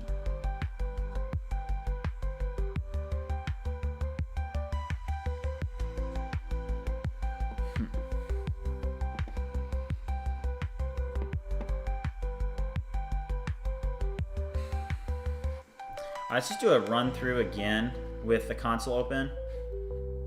Or is there errors in the front end that I can see?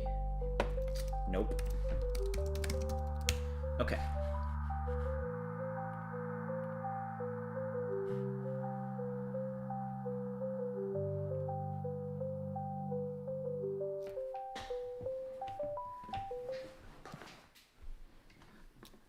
All right.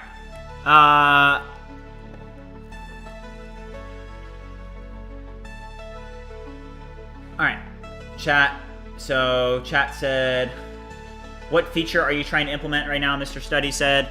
So right now we're trying to get this Stripe subscription. So we have obviously the account creation working, but what we're struggling with still is that, you know, we're having a hard time with the Stripe integration. And I think it's related, it's on the front end. Alien Wise said, I recommend installing the browser tools MCP. Cursor agent will be able to see logs, browser requests, and take screenshots automatically? What? Alien Wise.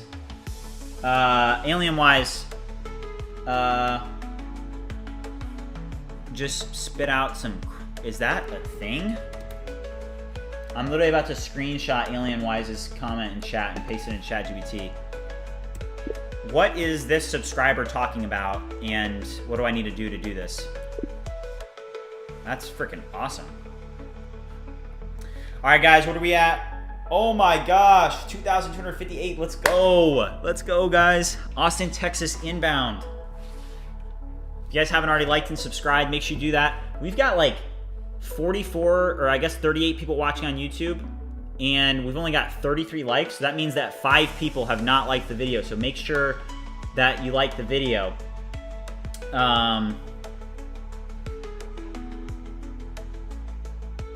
Yo-Yo asked Alien Wise, how can you do that?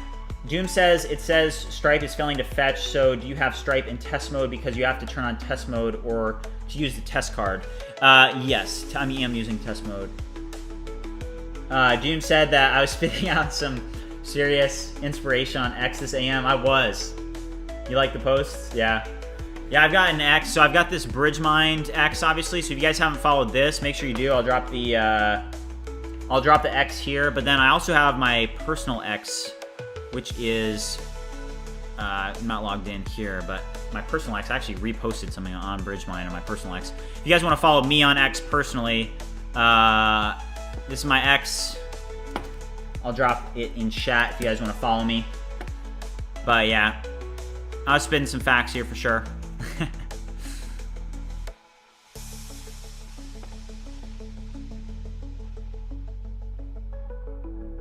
Doja said that he has a learning disability, and that includes lack of math understanding, which sucks. So I use AI to replace what I call a math processor, or lack thereof. Spent 18 years or so learning to code. Wow, that's awesome. Yeah, I mean, AI is like, you don't need to worry about a learning disability.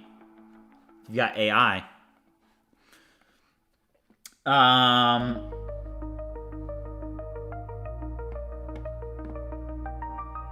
Doom said that he likes the Playwright MCP over browser tools because you have to have it fill the card workflow for you and give you a report. You can do a hard refresh to make sure that the front end isn't caching anything. That's a good idea. Yeah. Let's try an incognito. Let's kill this incognito.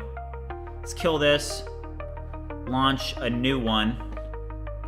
And then with the new one, we'll do a npm run dev. Here, we'll just make sure, let's do clear, and then npm run start dev. And then, yeah, let's go to localhost. Let's go to start free trial, and then it is BridgeMind X +9. All right, boom. creating your account. So it creates the account first, sends the verification email.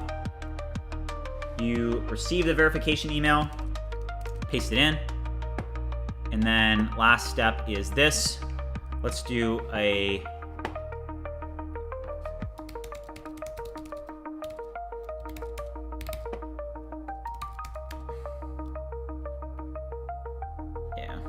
still same error.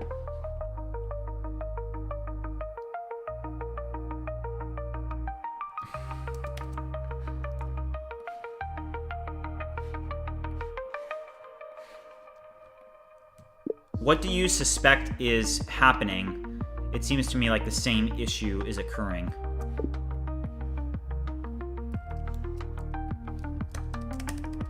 Okay, let's go back to this browser tools idea and see if we can get that configured. So Alien Y said, just look up browser tools MCP from Agent Desk AI. They have a full guide on how to get it up and running. You can use the Playwright MCP too. What's better, Playwright or Agent Desk?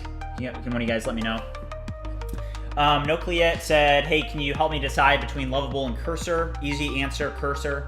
I want to build websites for local shops. I already have some programming skills, but my main goal is to build those sites quickly and efficiently. Yeah, definitely Cursor, especially if you already have programming skills.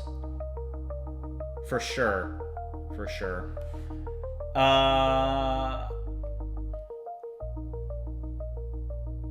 Baoya M said, I'm using Cursor AI, but I need you to give me a user cursor rule for my Cursor AI because I'm working on a big website, so please share the user rule with me.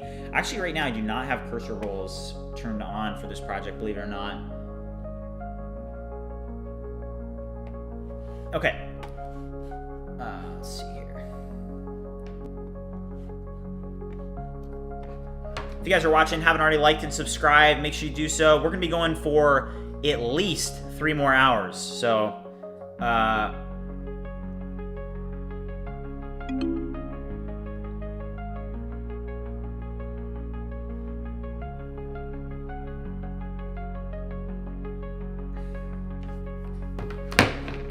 right.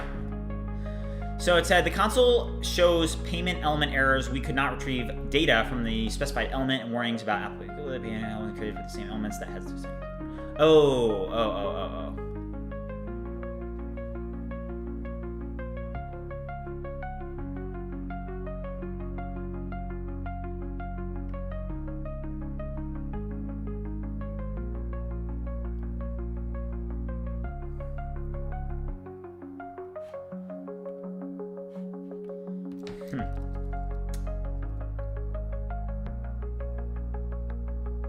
Okay, so let's try this again.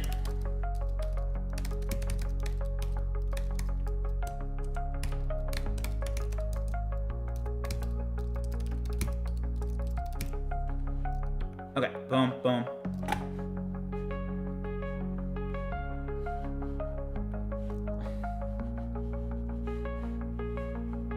You know what's crazy is we haven't even started on webhooks yet, so we have a decent way to go.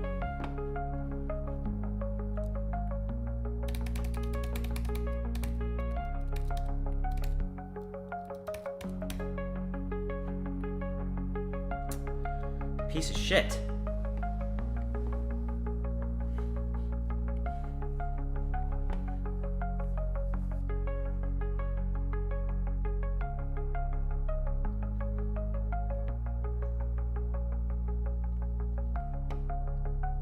Okay. All right, let's see. It's this one right here, I think.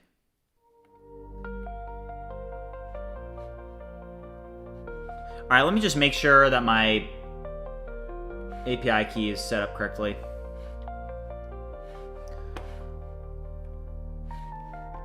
Because that could be the problem. Yep.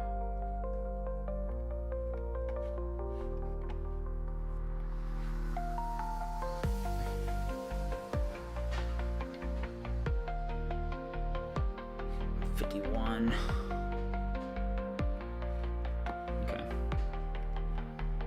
All right.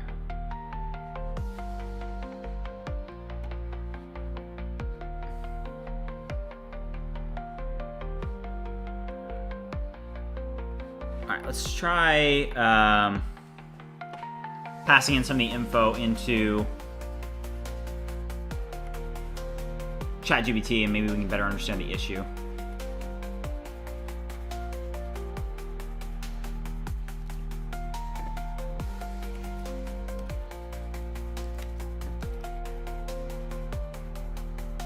I think it's this right here. What is causing this in the code?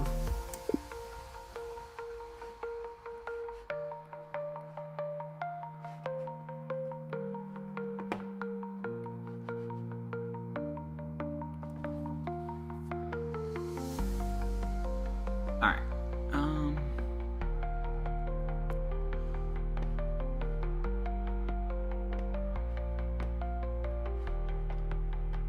$590.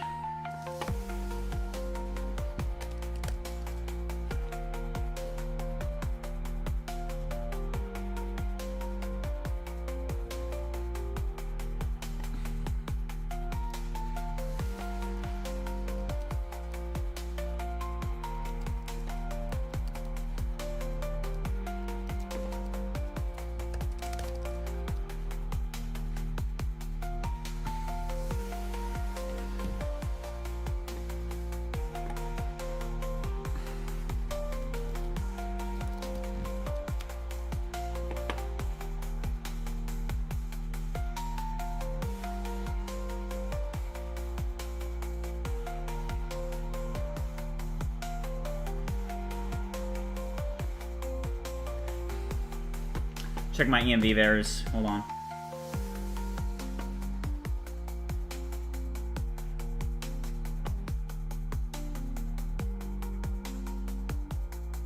WBC. Right.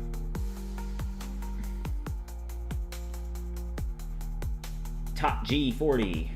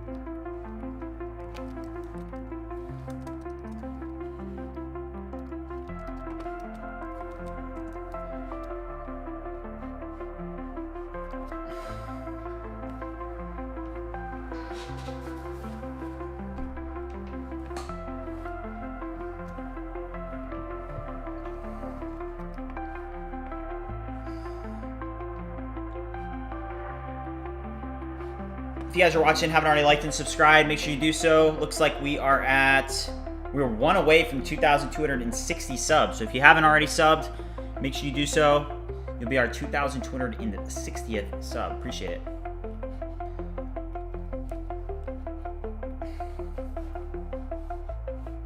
All right, let's see what ChatGPT thinks.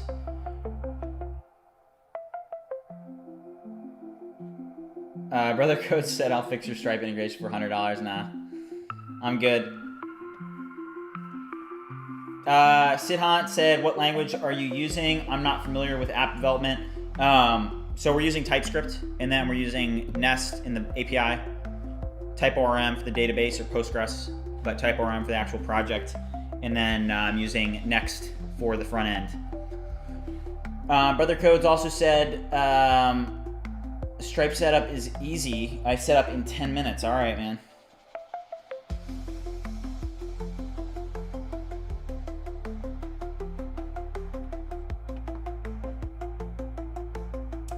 Doom said he doesn't need to lay $100 to fix it because Stripe is a pain in the ass to set up in general. Everyone hates it. Yeah, I agree.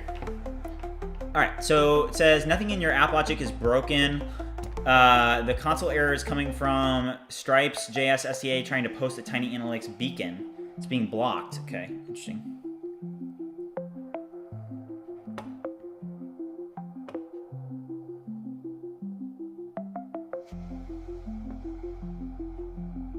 All right, just want to make sure that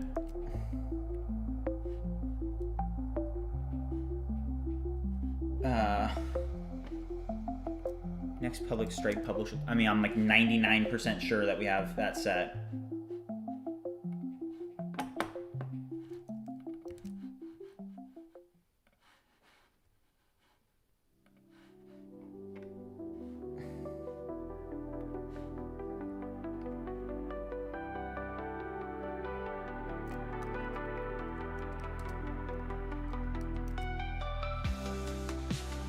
All right.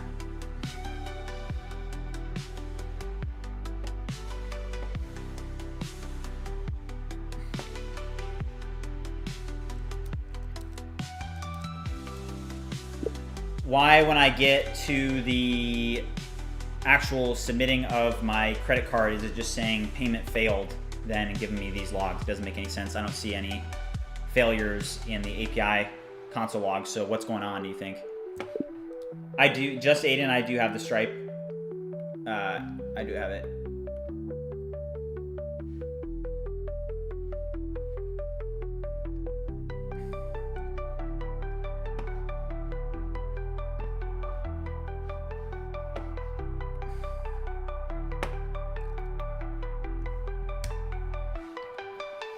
Brother Code said, install the Stripe SDK, create an API endpoint that will call Stripe's checkpoint. Make sure you're passing the price ID and the mode is subscription. Then set up the webhooks to listen to events. I'm already doing those things. The problem isn't, like, what I don't like is that there's no logs on the API. Like, it's failing, but then the fact that there's no logs is like kind of an added, like, what the heck is going on?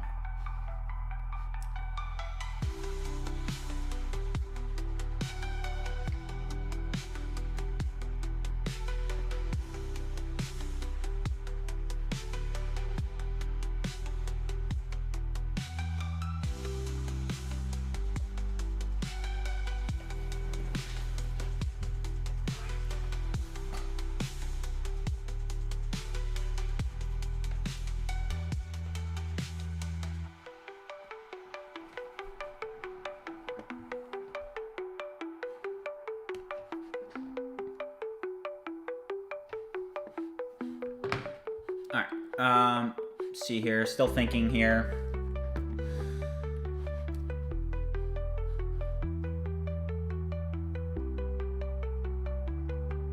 I've got webhooks set up already.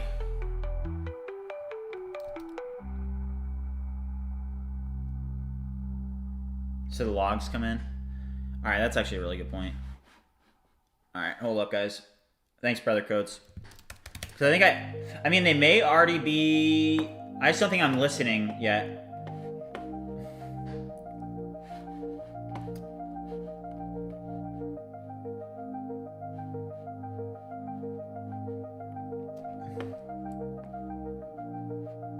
All right, 1 second, guys. I'm doing something in Stripe. Actually, I think I can show this to you guys.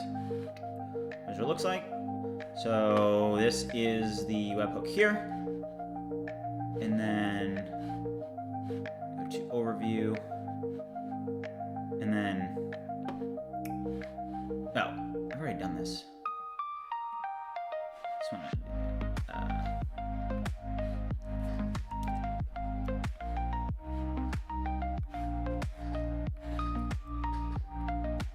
give me the command so that we can have Stripe listen on our local host, respectively. Give me the correct endpoint for our Stripe webhook. Okay. All right, let's see what this said. Said you're not seeing any failures in APIs because the moment you click submit, your browser is talking directly to Stripe, not to the API. In your flow, you're on trial. True, basically.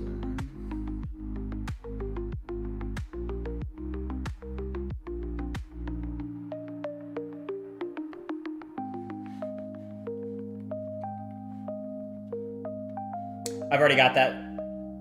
Brother Codes.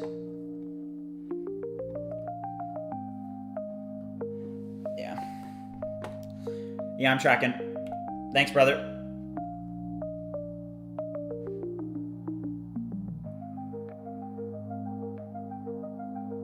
If you guys are watching, haven't already liked and subscribed, make sure you do so. We're still, oh, we got there. Thanks, guys. Thanks for the support. All right. I'm gonna run this in terminal here.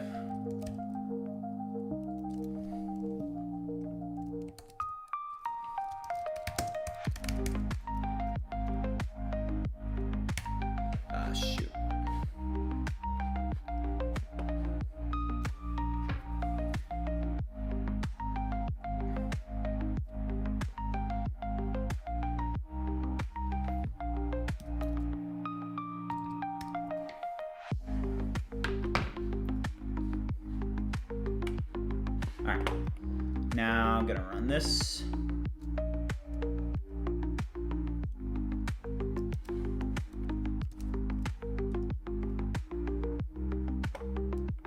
right, cool. All right, so now let's test this again. This time we are listening.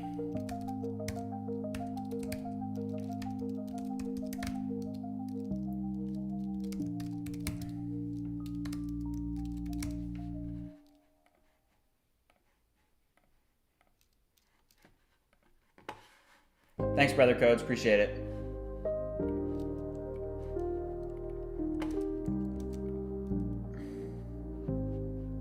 All right.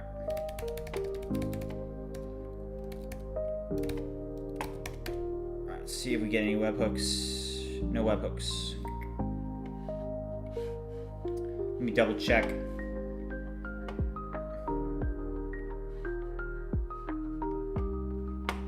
EMVs. 3F. 3F. All right.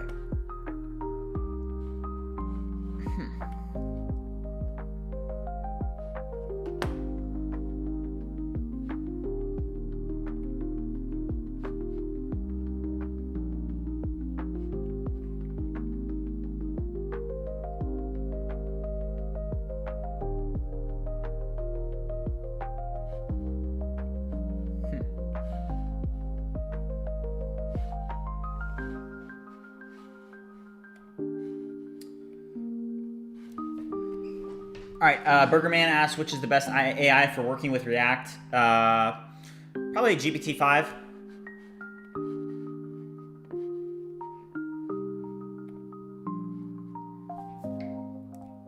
Why am I literally getting no logs on the API or the front end when this Stripe failure is happening? I don't get any webhooks. It seems like nothing's happening. Please review the logic in depth and pinpoint our error. All right, I think, you know what we need, guys? We need a new chat. We're gonna go here. And we're gonna do Claude Sonnet 4, Claude 4 Sonnet 1M. And see if we can get this working.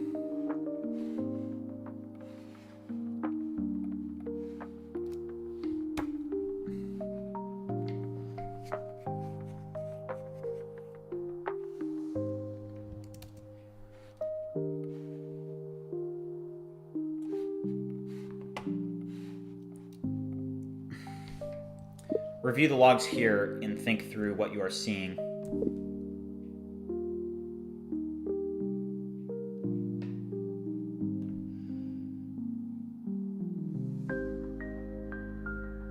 I am listening to Stripe webhooks.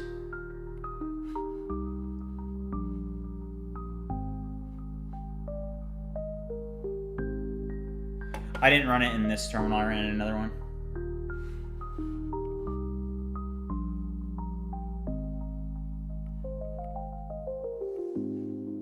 I'll double check though.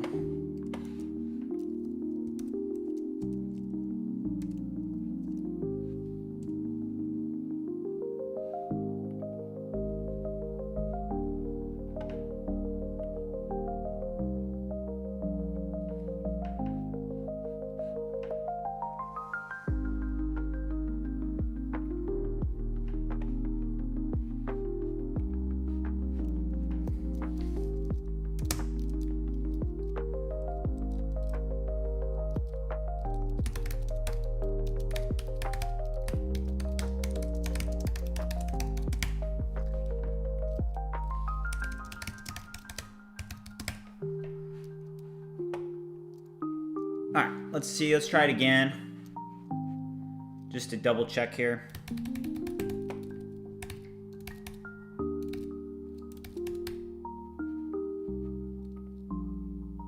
Yeah, nothing. Same problems.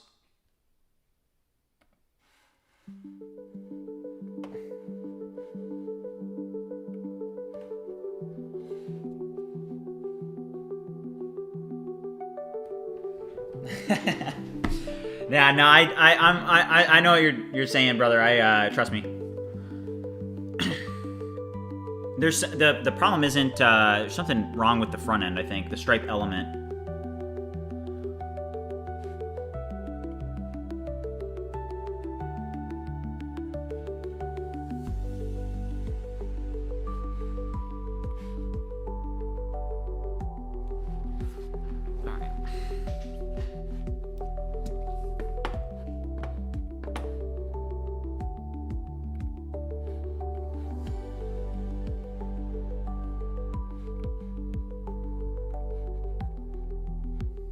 Oh wait, let's actually stop this.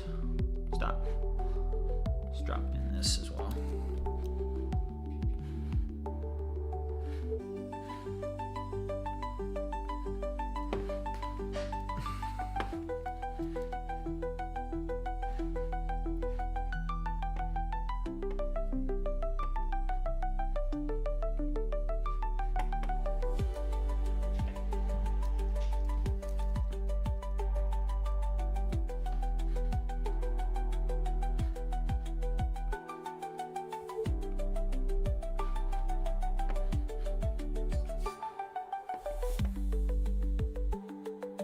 All right, so this is what I was expecting. So you're not seeing API logs or webhooks because the failure happens before any request leaves the browser.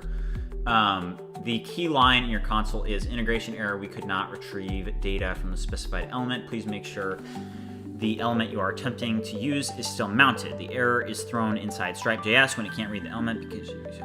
Okay, all right.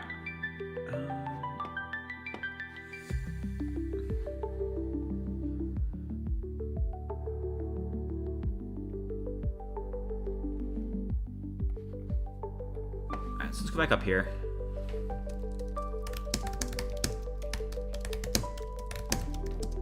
Let's actually use GPT-5 for this. Yep. Boom. All right, this should work now.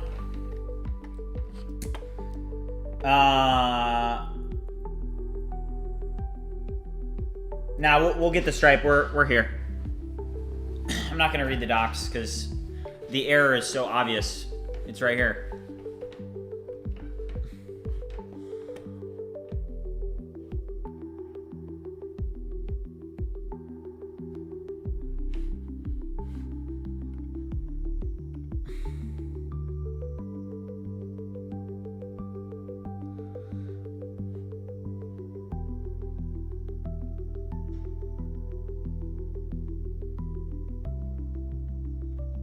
Gerardo Barrera said, is it wrapped correctly in the Stripe context? Yeah, I think that's what the issue is. Yeah, so this will work, guys. I think I'm pretty sure this will get us where we need.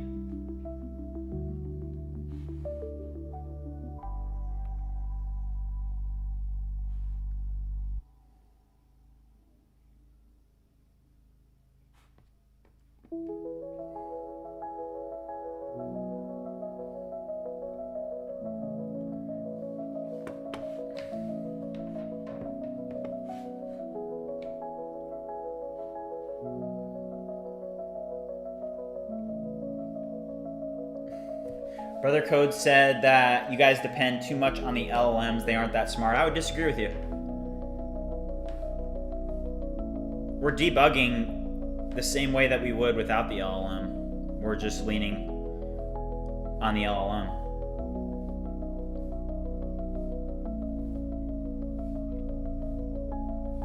I would give it like another year on the LLMs. They'll get pretty good.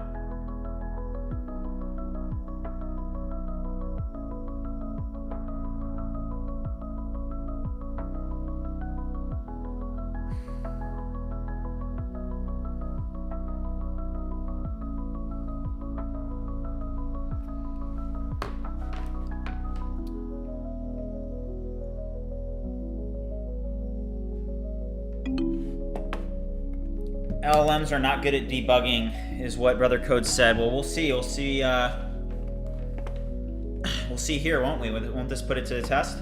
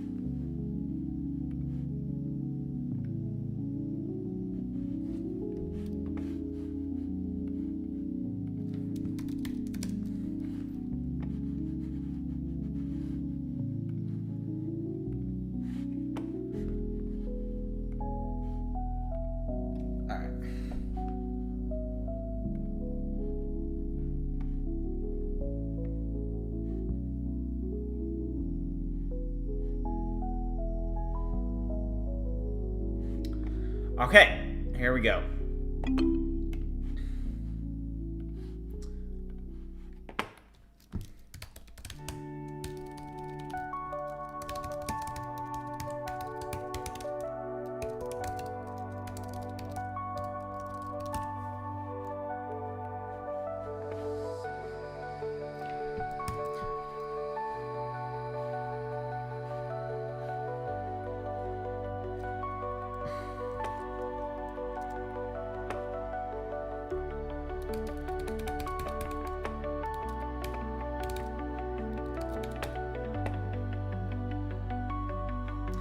All right, there we go, worked, nice.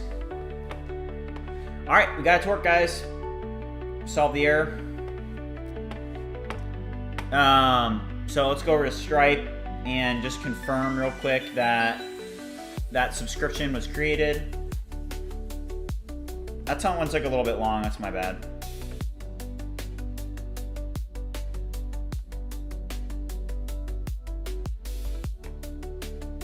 All right, cool. All right, so here's what it looks like over on the Stripe dashboard. Payment methods here. View creator basic. Trial ends September 27th, which is 2 weeks from now.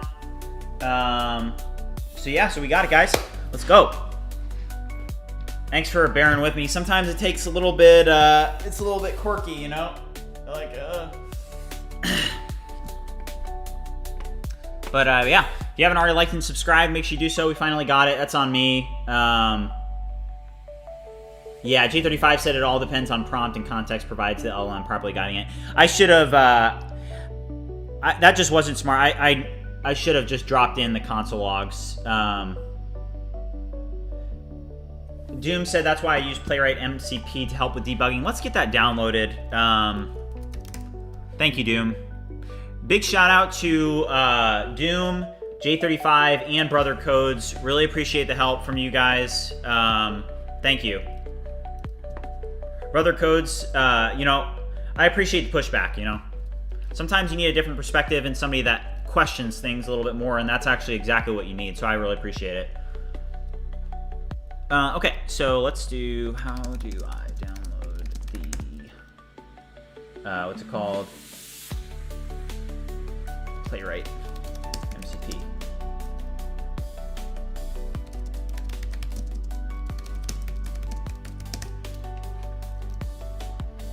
Doom said, okay, but confirm on the dashboard for your website because I've seen that work, but it didn't actually on the site.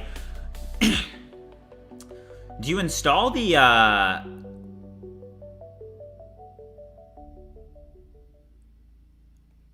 select the type, okay. All right, hold up. Go here, so MCP, and then add new MCP server. Oh shit. Hold up, guys. So what's the best way to download this MCP? Is it with the JSON? What?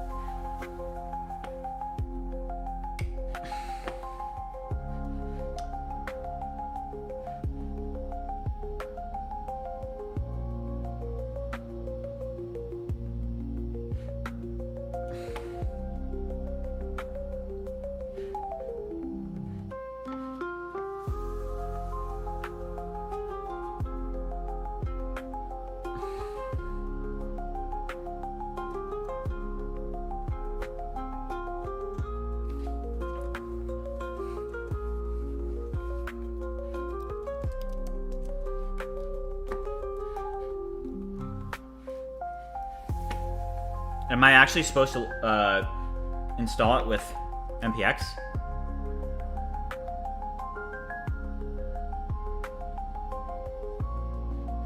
Can somebody let me know in chat? Oh, okay. Doom said, all right, so Doom gave us this. He said, scroll down and copy the JSON isolated. Okay. Let's go to this GitHub. Scroll down. This, I think we already got that, didn't we? The standard config person.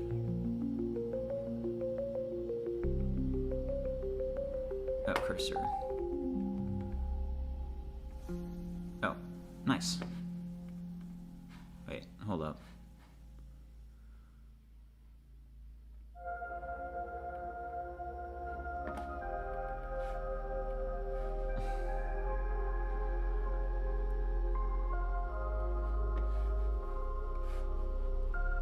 If you guys are just tuning in, make sure you like and subscribe. Right now, we just got our Stripe functionality working, so we're working on now getting MCP server set up.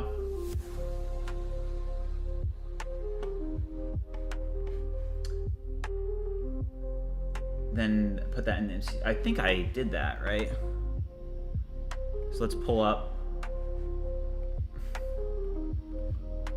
This will work, right?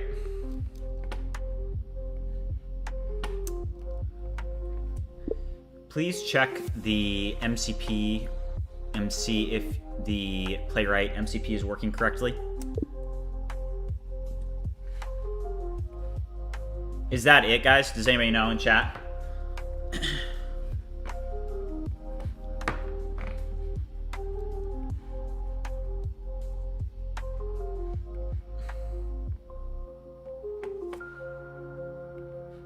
Oh, wow. All right, looks like it worked.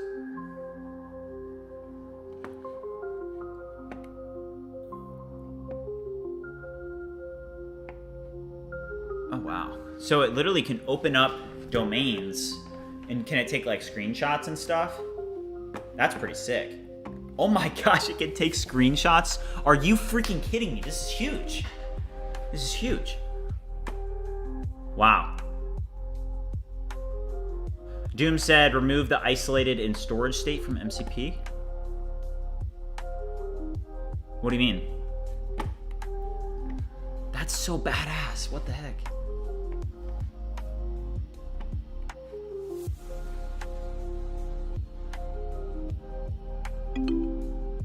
All right, so it worked. Okay, let me know if there's anything else I should, add. Thank you, Doom. Shout out to Doom. And J35, I think J35 recommended that as well. Appreciate you guys. All right, so let's see if that subscription actually is accessible in my user logic here. I'm gonna refresh. So we have a subscriptions table here, and okay, so we do have some subscriptions. Let's see. Current period start, current period end. All right. So, yeah. All right, so now let's actually make it so that users can manage their subscription and stuff. So let's take a look at this. And I'm now going to say, please now take a look at the dashboard.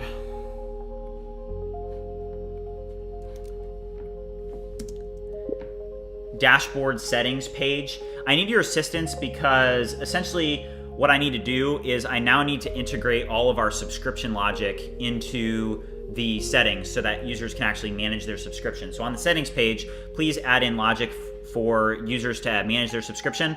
Their subscription should load in from the local database, so please make sure that you have a controller and a root for this. And then also I need there to be a button to easily be able to launch a Stripe session to be able to see their invoices, cancel their subscription, etc. So look at the entities and don't change anything in the entities, but take a look at them and make any updates as needed to get this working correctly. I want a comprehensive subscription management service in settings. Right now, what does the settings page even look like? Yeah, it looks terrible. All right, send that off. If you guys are watching, haven't already liked and subscribed, make sure you do so. Also, ask me any questions in the chat if you have any.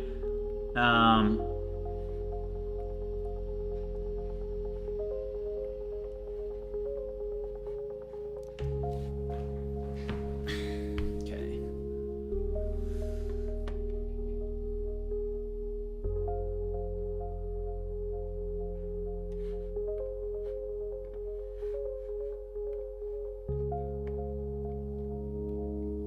Wow, that's huge. Yeah, Playwright MCP. So Doom's saying that it can control the whole browser, which is huge.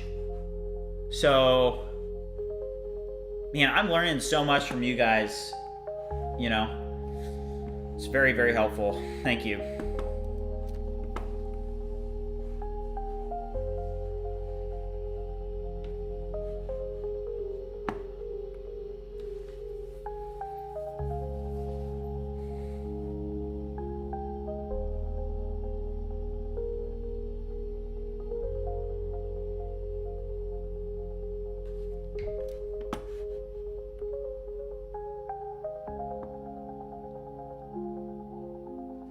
Doom says that he's seen people use Playwright MCP to go shopping. That's crazy.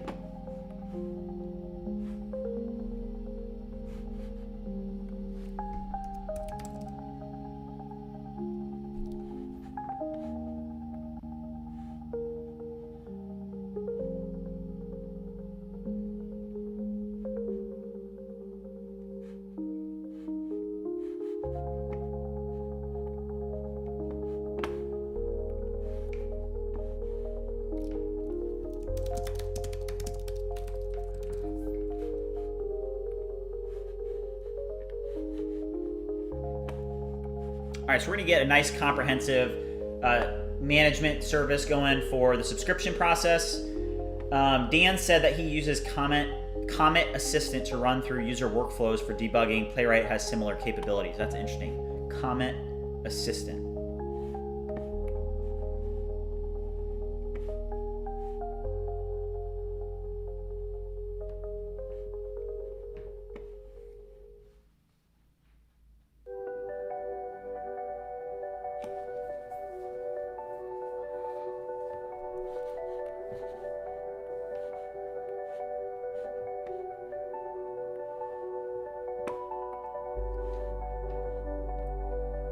Let's make sure that this actually works.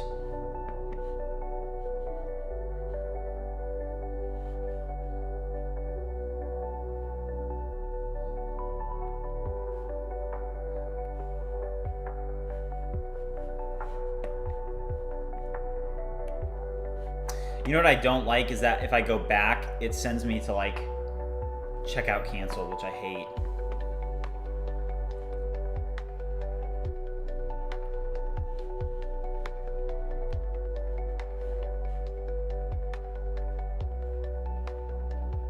I need to change the logic of that checkout session.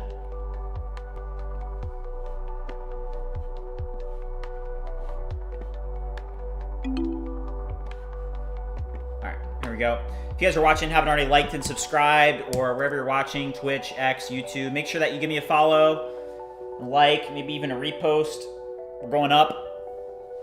In 4 months, we're going to be going out to Austin, Texas, and really getting this thing booming. So this is just the beginning, guys. Just the beginning. Just the beginning.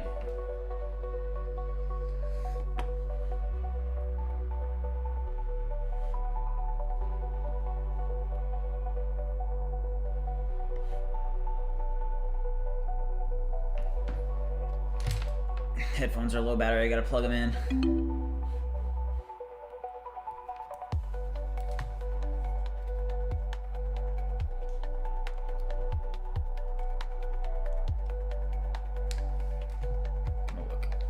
Corded, but it's all right.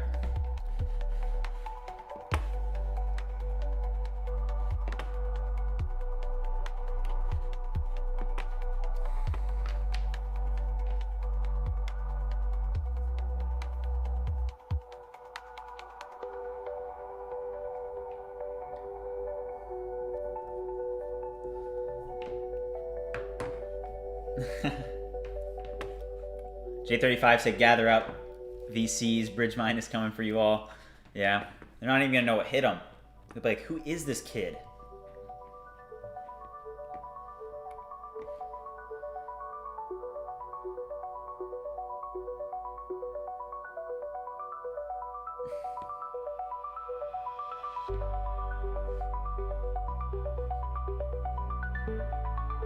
All right, that's nice.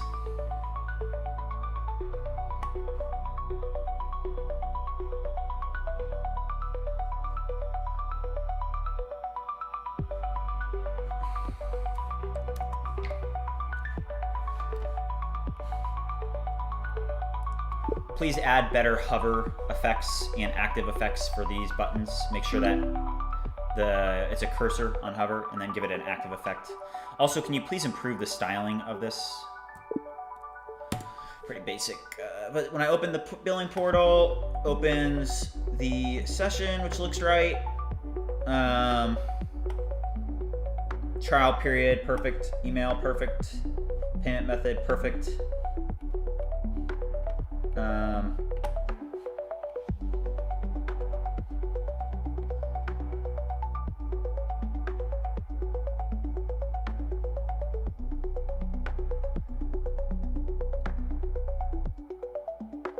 J35 said using LLM's prediction on Polymarket, would it be a good idea?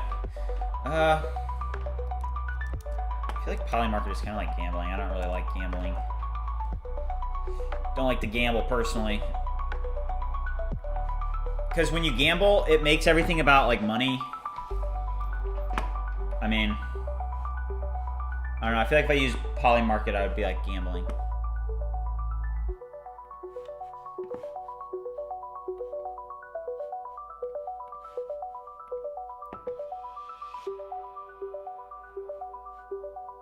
Alright, there we go. Nice little active effect. Change plan. What's that do?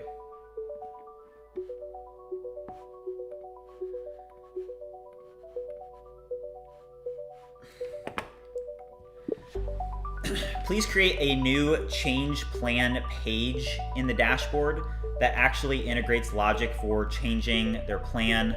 For example, it should show which plan they currently have and allow them to upgrade. Please integrate the logic for this.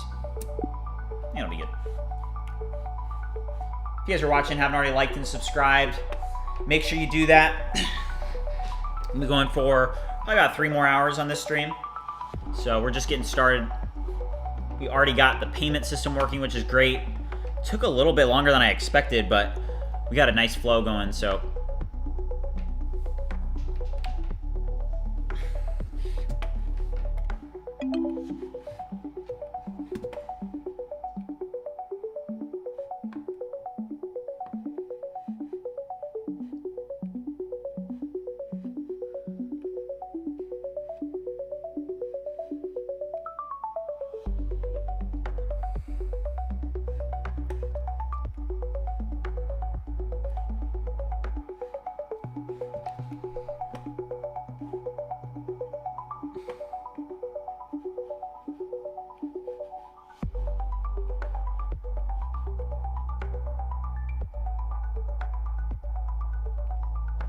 We haven't even worked on the functionality, like the actual main functionality a ton today, but that's all right.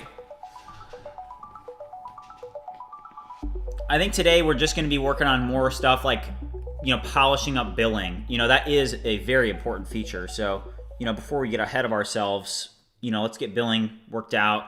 That'll get us closer to launch, I think.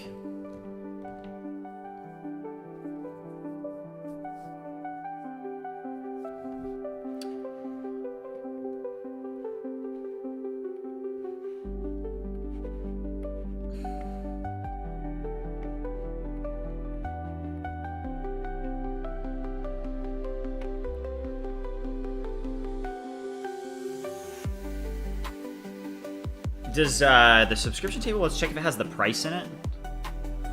Does it have the price? Does not have the price. Sorry.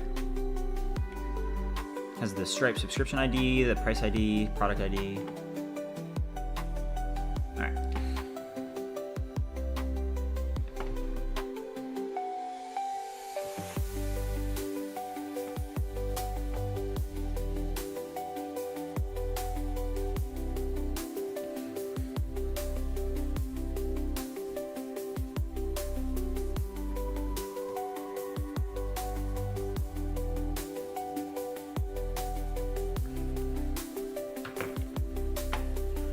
new change plan page. Where is it at though? That's the question.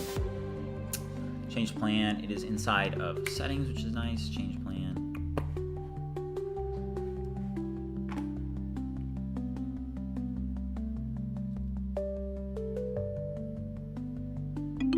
All right. Change plan. Okay. Make sure that clicking change plan now redirects to the correct change plan page.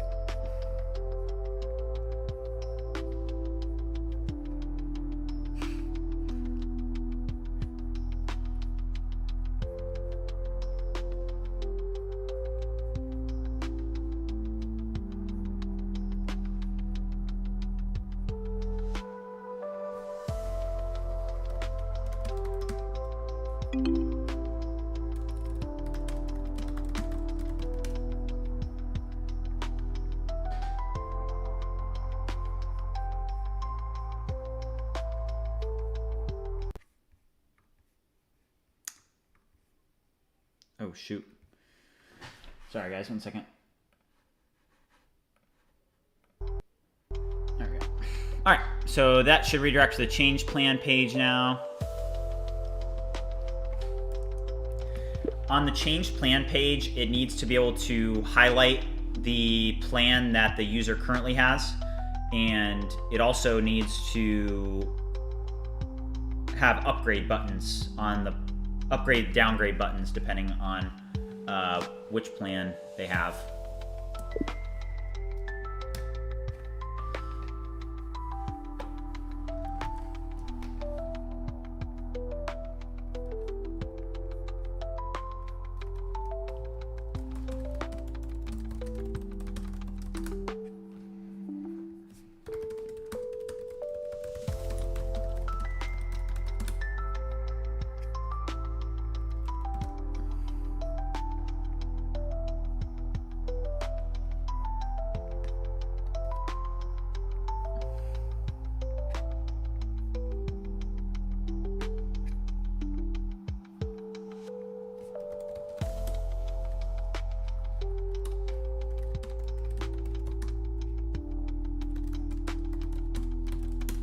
All right, cool. So it says current plan, basic.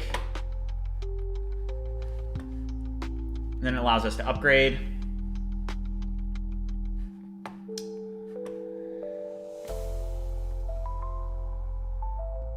Long said, what type of product are you building right now? We're building View Creator. So if you're just joining us and are curious about what I'm building, so View Creator is an AI-powered social media platform where you're able to create viral social media content in seconds. During the stream, we've mainly been focused on essentially what I would refer to as like maintenance features. So we worked on getting our sign-up process polished up, which included us getting email verification and then the Stripe integration with webhooks, etc. So we got that hooked up, and now we're working on some of the management. So being able to actually like change your subscription if you need, kind of just like maintenance stuff that is necessary to be able to have a product, but not super exciting like feature related stuff, but we'll get into the feature related stuff too. Let's try upgrade to Pro. Can we do that? Upgrade to Pro? So it just gives us this. I don't know if I really like that. Igidurze, I don't know how to pronounce your name, but how's it going? Welcome. If you guys are watching, haven't already liked and subscribed, or wherever you're watching, X, Twitch, YouTube, make sure that you support the channel. Thank you. It's very much appreciated. Let's do a quick subscriber check and actually see where we're at. Oh, wow. Look at this, guys. 2,268. Let's go. We are running up. Let's see, like past 7 days. Wow. So far today, we've gained 48 subs, which is amazing. So thank you guys for all the support. Just so you know, it truly is appreciated. Thank you. I don't really like it being the card. It shouldn't do that. When users click like upgrade or downgrade, instead of it offering another payment method or asking for another payment method, it should integrate with the user's current Stripe account that they have. So please review the entities and review the current existing API functionality and the front-end functionality and think through how we can integrate this so that it's as seamless as possible, because if the user already has a Stripe customer ID and a subscription ID, it needs to be able to properly upgrade or downgrade their subscription respectively based off of their current information. I don't want to have to collect their card number from them again. So think through this and think about the best practice for it and integrate the proper update. And that's pretty good. That MCP, I can notice when you have the Stripe MCP connected, it does help. It's just very interesting to see how that helps.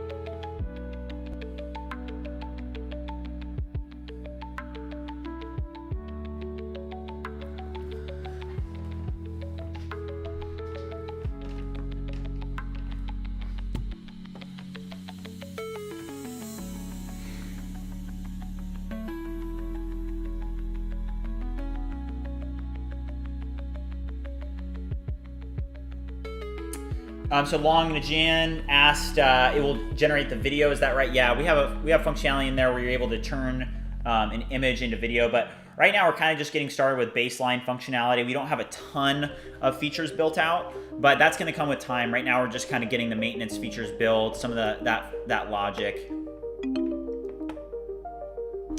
All right, so let's refresh.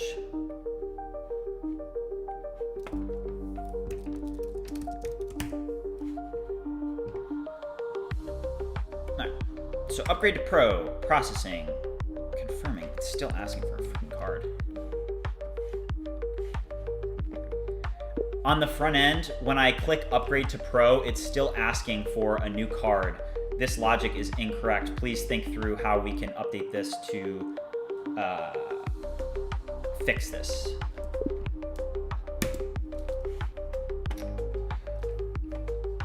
Doom said I would fix the buttons like change plan and upgrade to have the primary color, since those are your call to actions buttons. Yeah, that's a good point. Ahmed said improve your prompts. How? Right now with Whisper Flow, you know, it's like because I'm just able to speak my mind, you know, I let the AI, I kind of give it the general concept of what I'm trying to do, and I let the AI decide for me. I let it think for me.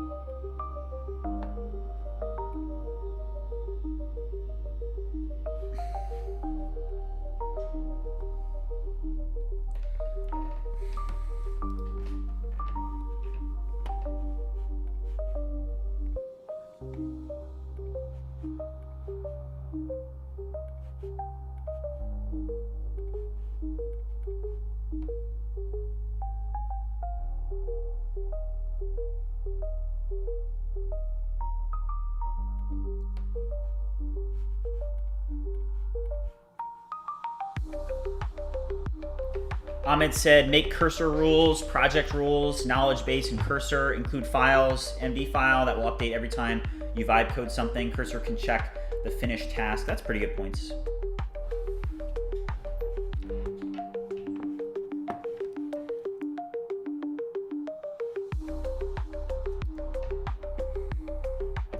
All right, let's see if this works. Change plan, upgrade to Pro, processing. Your saved card needs an update. Open the billing portal to update your payment method. What the heck? this is the error that I got. Please review this and think deeply about what is causing this and figure out a solution to it.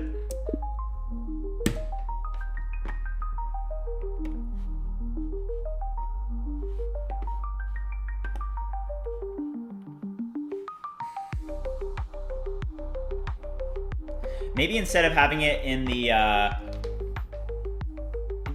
native application, maybe instead we should just do a checkout session. Maybe that would take some of the burden off of us.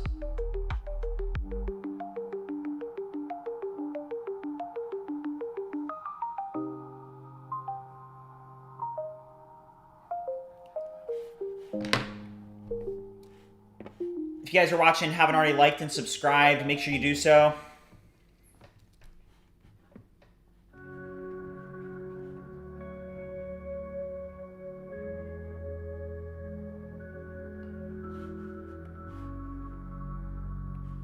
Doom said, do you have it set up to automatically save the card on file on the user's account? Yeah, it's in there.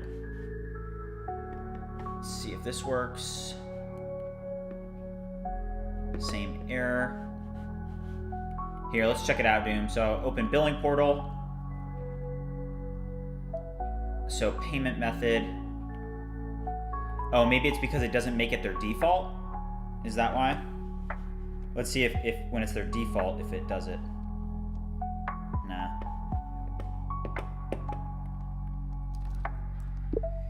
Instead of trying to handle this locally and showing the UI for Pro, Ultra, and Basic and having upgrade to Pro and having it render locally, would it be possible to launch some type of Stripe session to process this?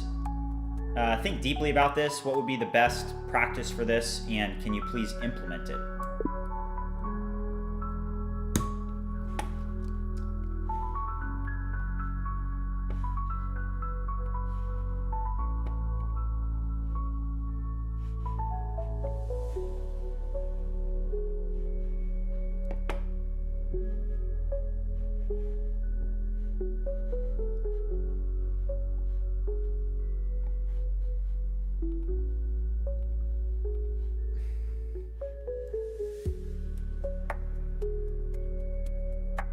Ahmed said use GPT-5 for thinking, but Sonnet 4 for writing code.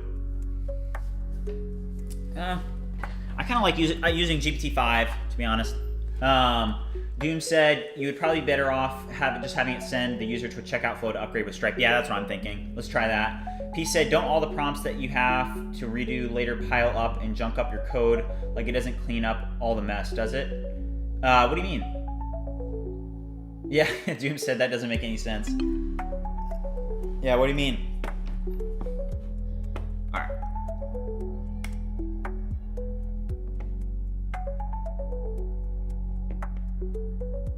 Oh, shoot.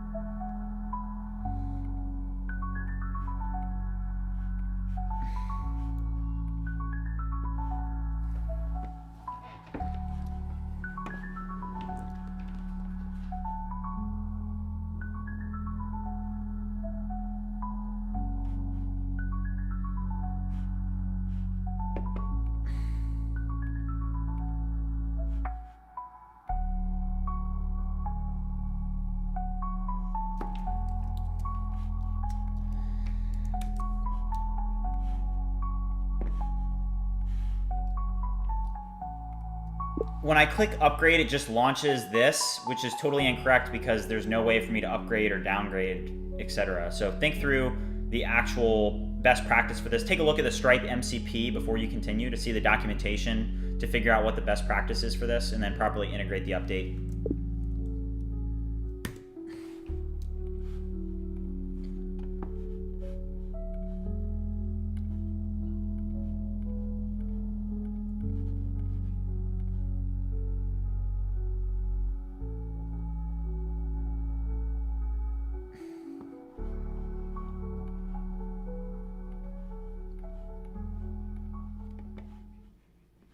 All right, so we're going to take a look at the MCP. Probably smart.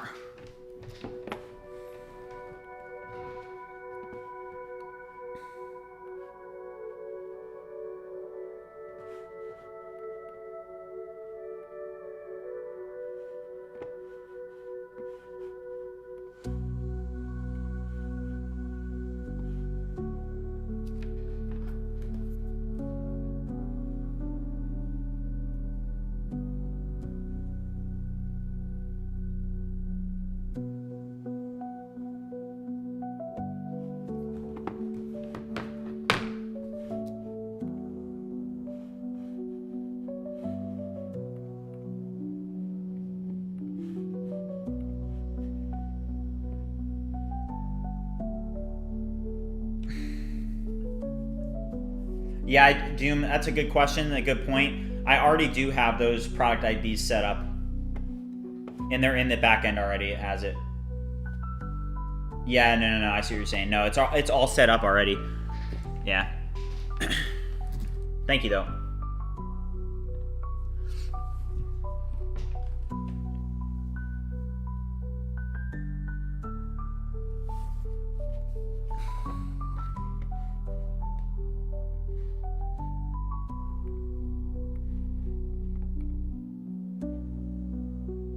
Feeling really good about the project.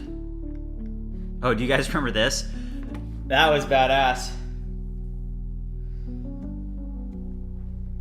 Yeah, so P said, I didn't realize how cursor works. No, it's all good. So basically, P, how cursor works is when you make prompts, it actually has agentic capabilities. So it's essentially like having an AI agent that has access to all your code. So it's able to go into all your files. Like you can see here that it thought. It was able to call on the Stripe documentation to learn, hey, what do we need to do to update this? And then it thought for 22 seconds.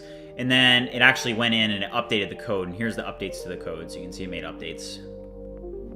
All right, so Ted, you're right. Launching a generic portal doesn't. Best practice is to use billing portal deep links for a subscription update confirm flow and pass the concrete subscription item and target price. I implemented that, so clicking upgrade and downgrade takes users straight to a Stripe hosted confirmation for that change with prorations and SCA handled by Stripe. Amazing. All right, let's see if it actually works though. Change plan, upgrade to pro. Boom. Failed open billing portal. Come on. Are you kidding me?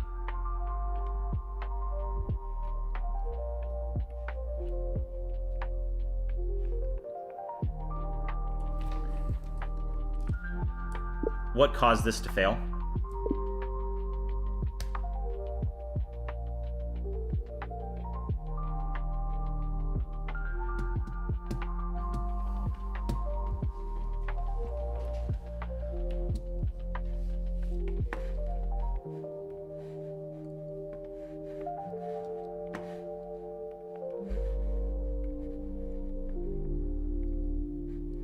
If you guys are watching and haven't already liked and subscribed, make sure you do that. It really, I appreciate it a lot.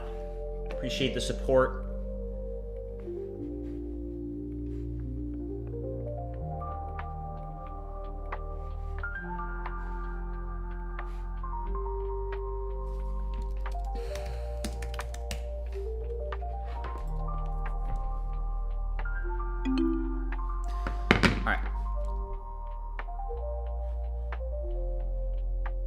Okay. So it should work now. Upgrade to Pro. What?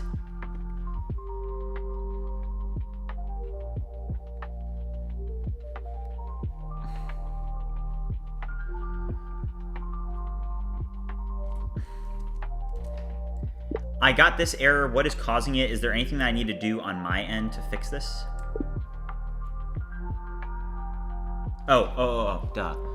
All right, in Stripe dashboard, settings, billing, customer portal, enable switch plan under subscription management. All right, almost missed that.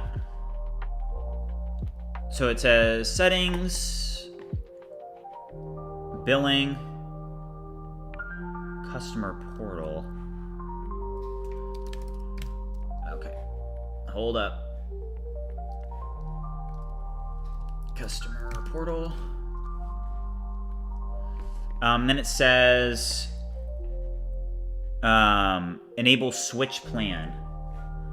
So here I am in the customer portal here, and I'm in test mode.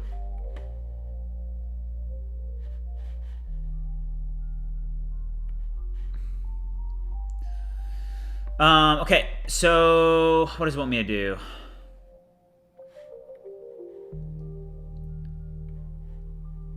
Okay, right here. Customers can switch plans.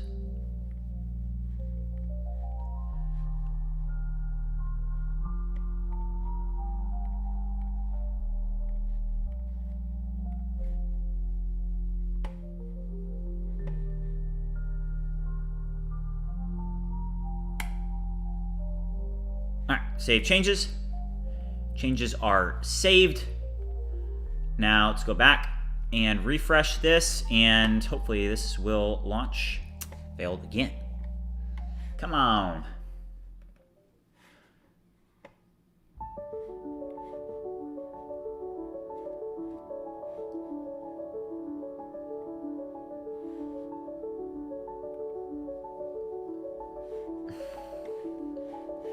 Maybe it's a different error, but let me just double check. Customers can switch plans. Yes.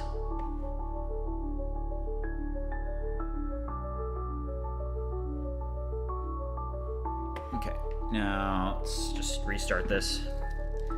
Maybe it takes some time to implement.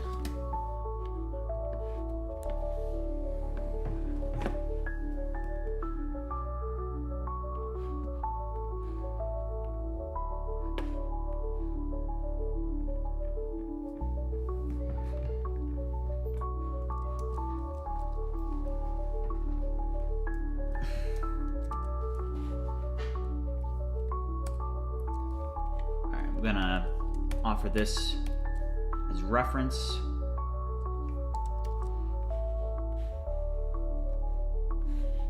So it knows that I did that. All right, if you guys are watching and haven't already liked and subscribed, make sure you do that. I'm gonna go to the bathroom real quick while this is working, but I'll be right back. Oh.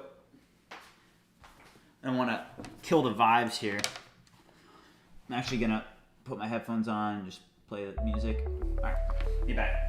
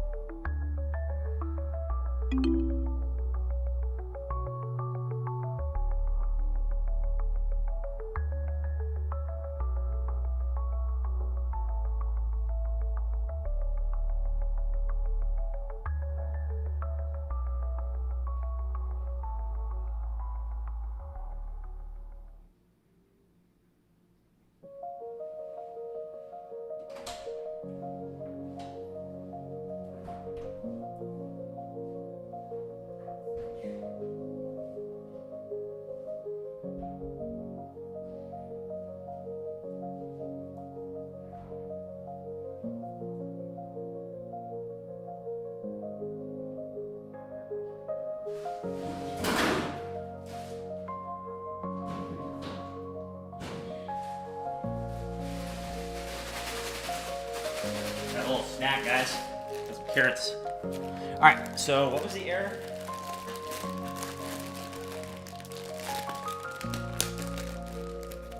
Okay.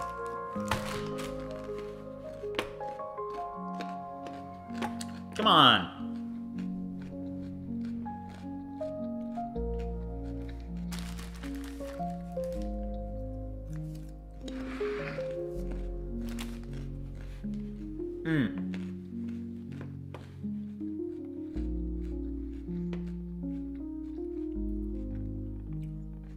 It's incomplete. I'm pretty sure I know what's causing it. Was this the same error that we got? No, that's the question. Let's do a quick clear.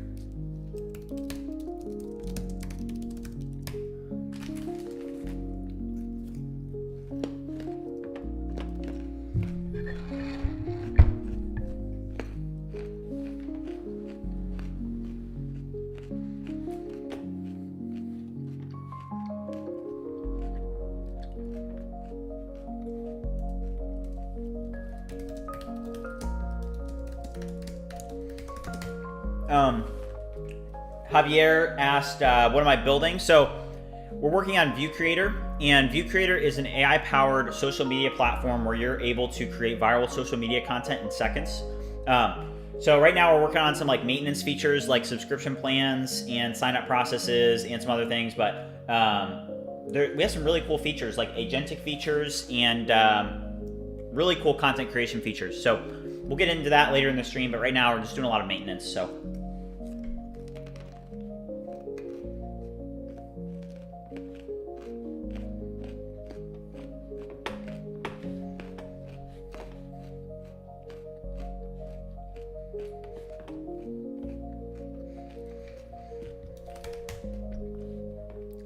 If you guys are new to the stream and haven't already liked and subscribed, make sure you do so. We're up to 2,272 subs, so pretty cool.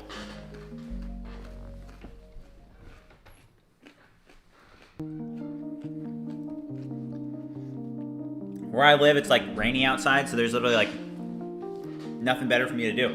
It's pretty cool.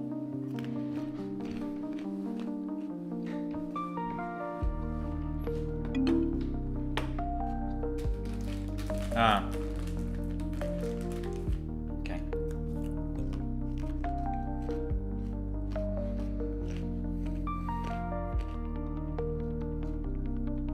Looks like it's going to redirect. Nice. That's cool.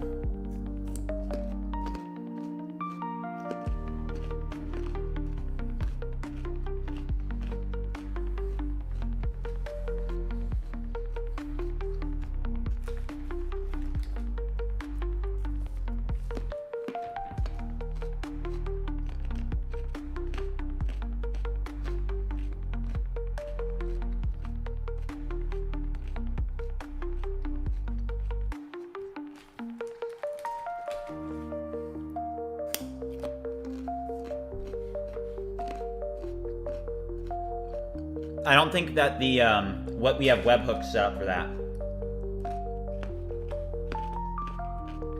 Let's see if the plan actually changed. It did.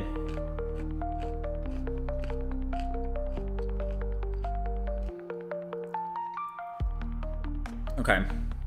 The reason that the View Creator Basic is incomplete is because we had a bug in that initial system that we were trying to build that was not correct.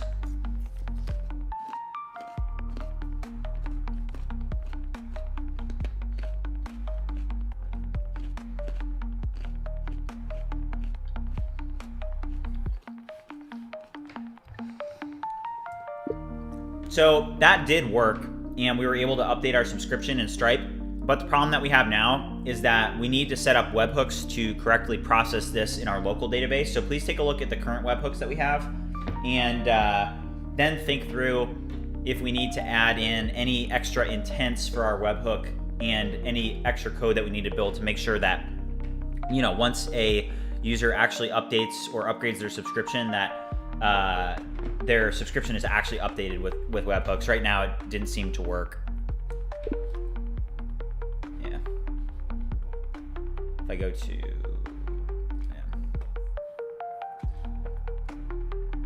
so if I open up PG admin, let's check if, like, let's check what, did it just create a new, so it created a new subscription, but it needs to, yeah. Wait, where did I put the, let's open up Whisperflow.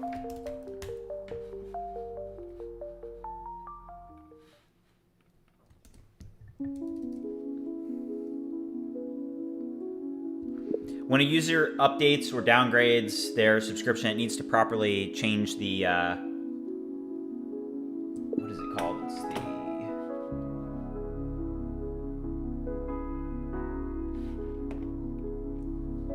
It's the status of their old subscription.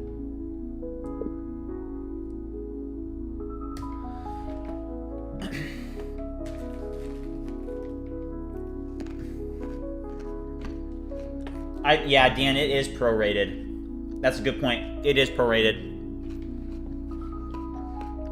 But for this one, it was on a trial. I mean, maybe it didn't work though. We'll take a look at it. Let's just make sure that we get this working though, real quick, because we'll upgrade to the Ultra plan and see if that works.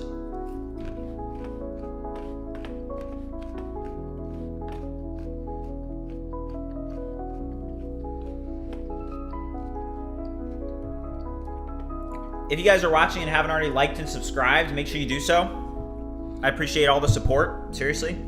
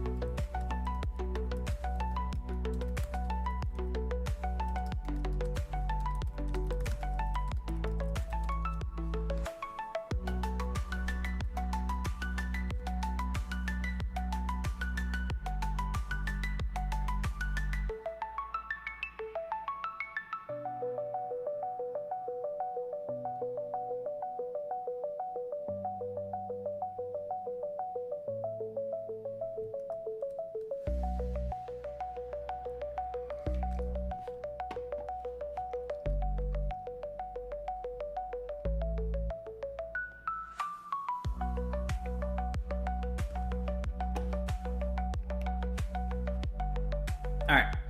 So now let's do change plan and do upgrade to Ultra. And then I just want to make sure that the webhooks. Oh shoot. Okay, wait. We have to add a couple more events to our webhook.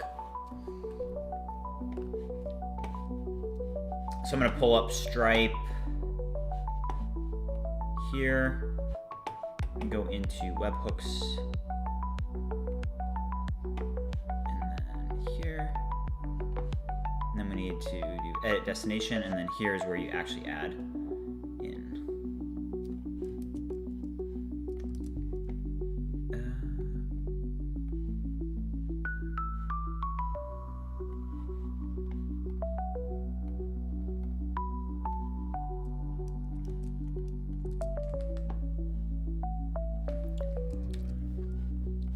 Oh. Duh.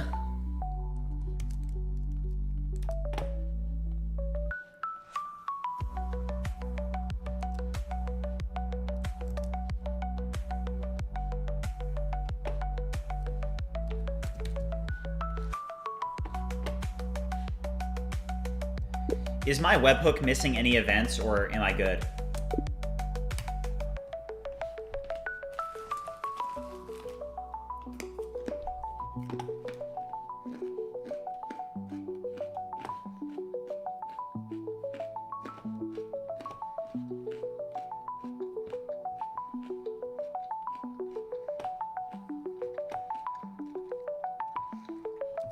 If you guys are watching our new, we're working on our Stripe webhook right now. Make sure that it properly updates the subscription in a local database. Just make sure.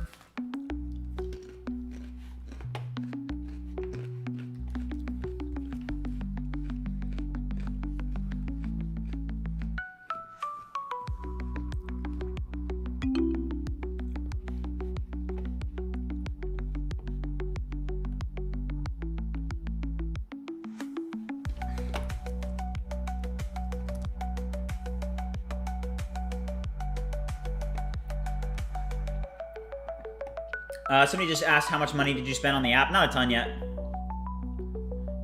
Let's check how many subs we're at. Oh my gosh. 2,275. Thank you, guys. If you haven't already subscribed, make sure you do so. We're running up.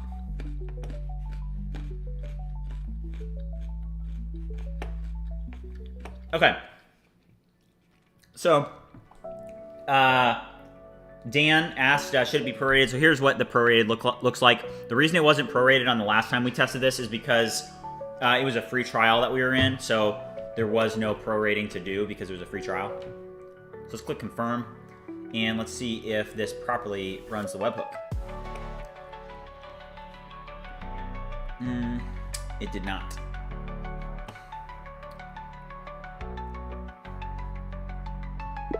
I only want users to have a single subscription. So when they upgrade or downgrade their plan and it... Oh, shoot.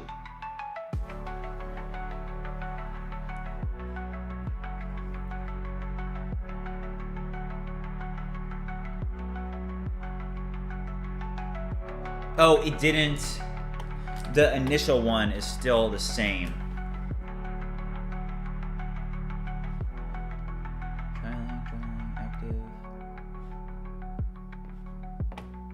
So, here, let's try this. So here's what it looks like. Here's what I'm looking at.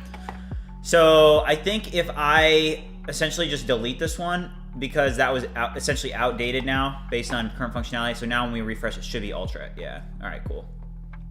So what happens when we downgrade?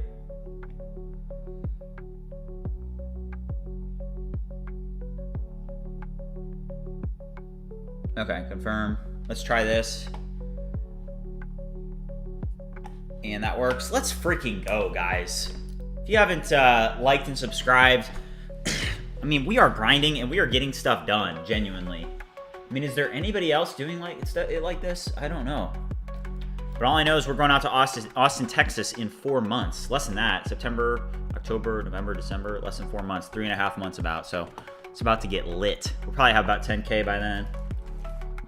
Probably be running up big bags with View Creator. It'll be cool.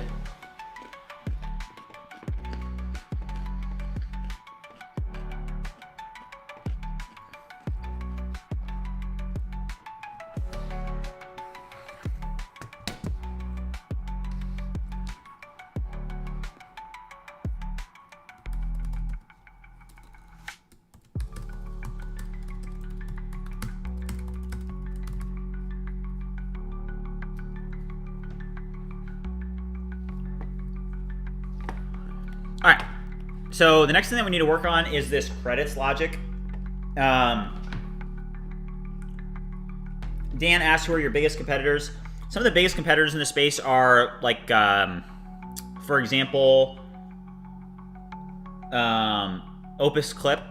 And an interesting fact about Opus Clip is they're making $10 million a year. And the only feature that they actually have right now is being able to create short videos from long term. They are the best in that, though.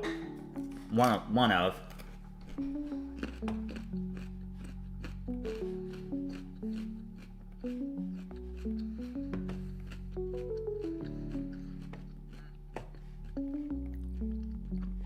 Okay. I now need you to take a look at the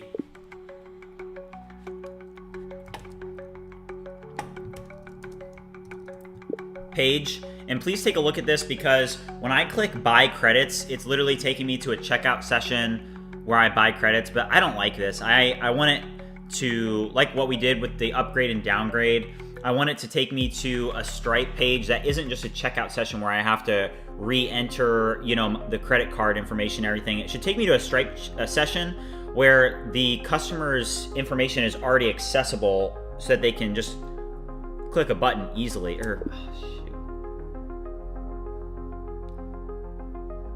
Kind of like the idea of not even having a checkout session for this one.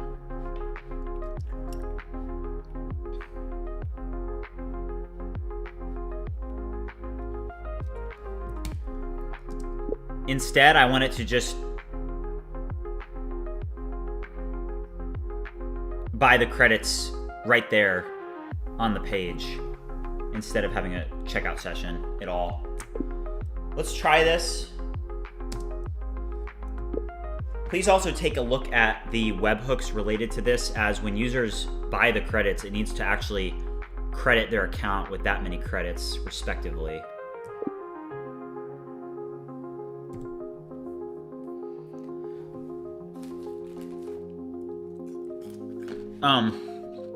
We're at a pretty good, I'm gonna deploy all this to GitHub. We've done a lot on this stream so far.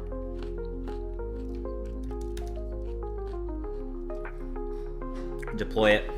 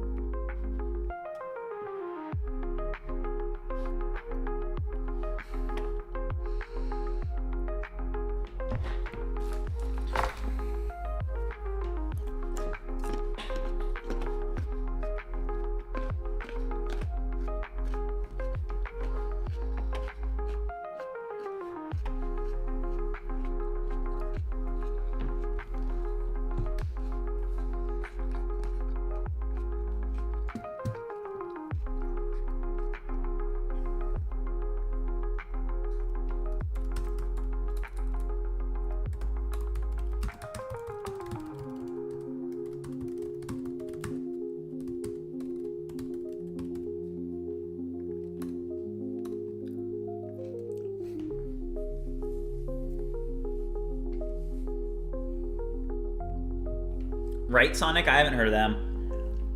All I know is I have seen, Dan, I checked out this, like all the keyword data. And so, for example, something that's really important is when you're starting a business and you're creating products, it's very important to see what the actual demand is in the market. And what's crazy is if you look at this here, you can see all of the tools that people are looking for. And it's very, very revealing. There's a ton of different keywords with very high volume, and more importantly, not that much keyword difficulty. So this is a space that we can compete in for sure. Kerr1 just asked, how many hours a day do you spend on projects and coding in general? That's a great question. So pretty much my life right now is kind of structured around building these projects. So I've mentioned this on the channel before, but I'm a college dropout. So I went to Purdue to study finance, and I got pretty good at programming there. And so I dropped out and started a business called Bright Choice. I worked at Bright Choice for over a year and then ended up heading in a different direction. But with Bright Choice, I had to write 2 million lines of code in 6 months. I scaled it. I think over one point it was over 30 therapists working. It was an online therapy platform, HIPAA compliant therapy platform. So very difficult product to build, very difficult product to manage. So I decided to head in a different direction. But to answer your question, from that experience, I'm just very passionate about creating things, building products that service a need, providing value to people. So I pretty much spend all day working on this stuff, besides from just like living life. Like I try and work out, exercise, spend time with the people I care about. But if I'm not doing those things, I'm pretty much just working. So Arduino, sorry, I don't know how to pronounce your name, but he's asked, how do you get revenue by selling the product or publishing it? Yeah, so we'll get revenue by recurring subscriptions. So I'll go to the pricing page so you can see. Also for everybody that's just tuning in, View Creator is an AI-powered social media platform where you're able to create viral social media content in seconds. So the pricing looks like this. So there's a basic plan, a pro plan, and then an ultra plan. And those plans come with a pre-packaged amount of credits. But if you run out of credits during any time of the month, you're able to buy more credits. So those are the two revenue drivers: the recurring revenue service from the subscriptions, and then also the single purchase credits. So let's see if this works by... I don't think it's gonna work, honestly. Yeah. I don't like how it asks me to enter my card again. Instead, let's actually launch a Stripe session, but instead of just... I don't want the user to have to re-enter their credit information. It should actually be able to pull up their existing customer ID with their payment method, etc. Make it as easy as possible for them to buy credits. Since they already have a payment method on file, they shouldn't have to enter that information again. So launch a Stripe checkout session when they click buy for credits instead. Also, make sure that when they do launch that session, that when they click back, instead of it going to the environment variable that I passed in, which is like the Stripe return URL, I want when they buy credits, it should just return to the page that they came from. Don't look at my environment variables, but just look at the code and see what environment variable is currently being used and passed into that Stripe checkout session. And please update the code to integrate this new logic. All right. Senthil said, hey, how's it going? Hope you're doing well. Welcome to the stream. If you guys are new here and you haven't already liked the stream and subscribed, make sure you do so. Let's get a subscriber check real quick. It looks like we're at 2,281, so we actually could hit 2,300, which I was not expecting, but we're only 19 away. So if you haven't already subscribed, make sure you do that. We could hit it. We're going to be streaming for about another 2 hours, so we have plenty of time to hit it. I think we will hit it. Edit Z said, you seem like you know from start to end how to build projects like this. Do you really know, or you learn along the way? So I would say it's a mix. You always learn along the way. You learn new things. I've learned new things today. But yeah, I mean, I do have past experience from previous projects. But yeah, I hope that answers your question. Ardu said, I'm subscribing now. I like you. Appreciate it.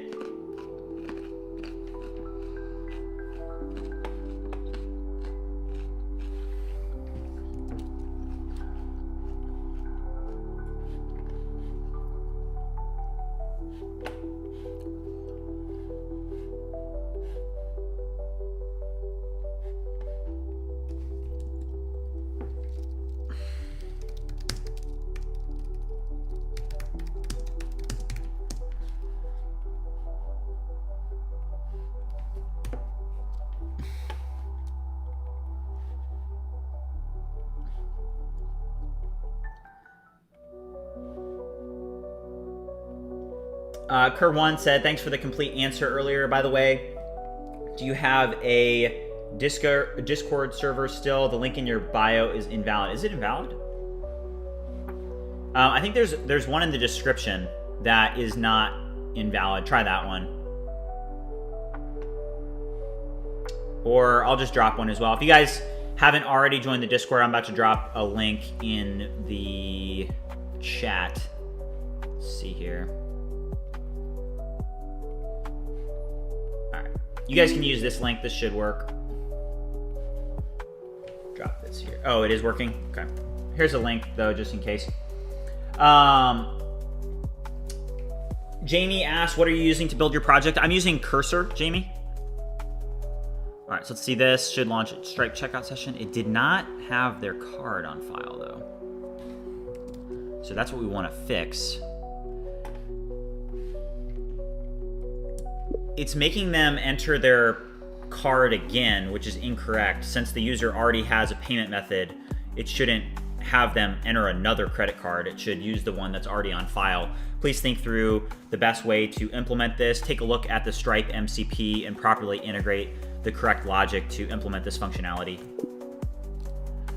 All right, there we go. Let's check if the back worked. That did work. Okay, that's nice. That's nice.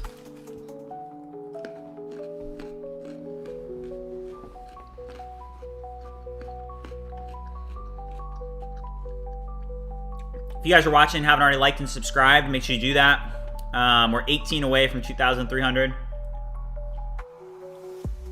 Min Nayat asked, did you use open code with GLM? It's not bad. Yeah, actually, that's a great point. Somebody else on stream was talking to me about that like two days ago.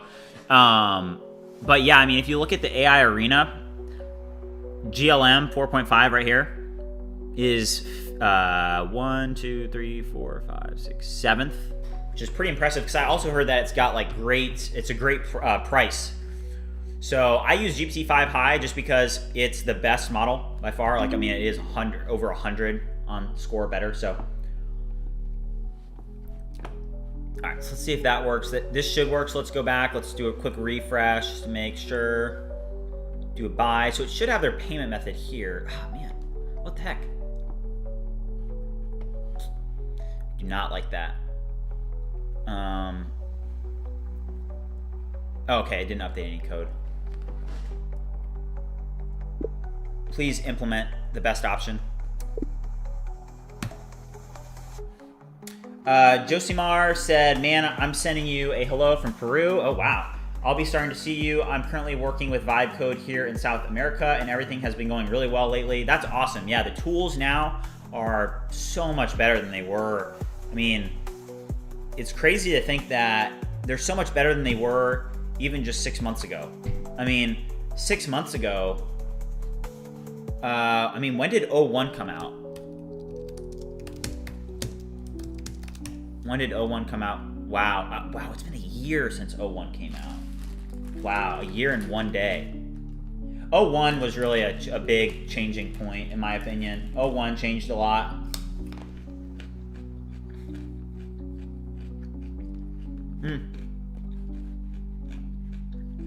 Also,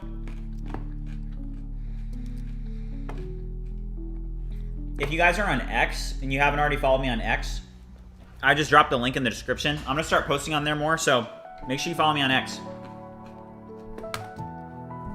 Yeah, 1 year ago. I actually have a story for you guys about the day that 01 released. So when 01 released, I'll never forget, I was working on a really hard feature for Bright Choice. And at Bright Choice, you know, you had therapists where they set their availability. And think about, you know, when somebody sets their availability, there's so many different things that you need to think about. Like, for example, they would set, I'm available on Monday from 4 p.m. to 6 p.m. and I'm available on Wednesday from 7 p.m. to 9 p.m. And there were so many things. I mean, think about that. To be able to show availability so that you can actually schedule with a therapist, you need to be able to take their availability into account, cross-match it with their time zone. So you need to do a time zone conversion. And then what you need to do is you need to cross-match that with existing appointments, because when you go to schedule with a therapist, if you're going to schedule with somebody, you have to cross-match their availability with the appointments that are already scheduled, so you can't let those overlap. And then you have to then show to the end user the appointments to be able to schedule that in time blocks. And I remember that the day that 01 came out, I was working on that feature, and I was using AI, I was vibe coding it, and it came out, and I had been working on it for maybe like 6 hours, and 01 came out, and it one-shotted it. And I just remember thinking to myself, holy crap, like these models are going to continue to get better. And my point with that, just for you guys that are listening, it's like the same thing is going to happen. And I just remember how I felt that day, and like I was just felt like I became a smarter person because we got a better model, and I just remember like feeling so good about that,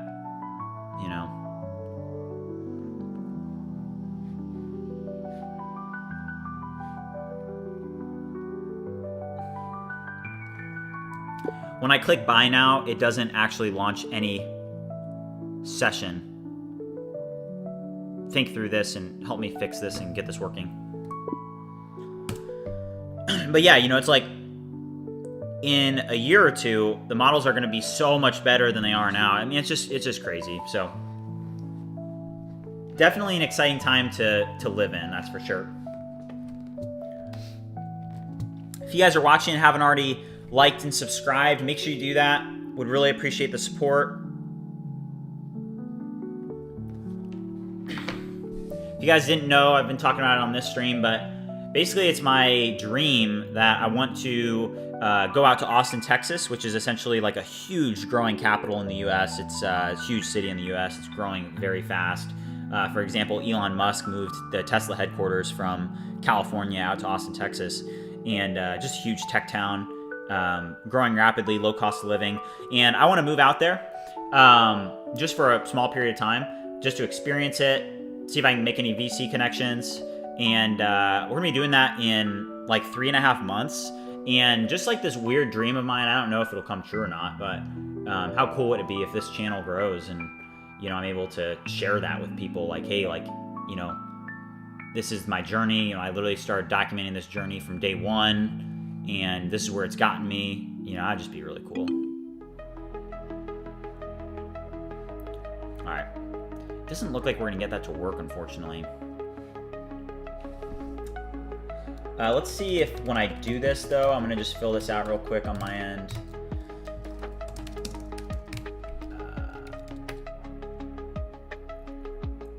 Let's pay.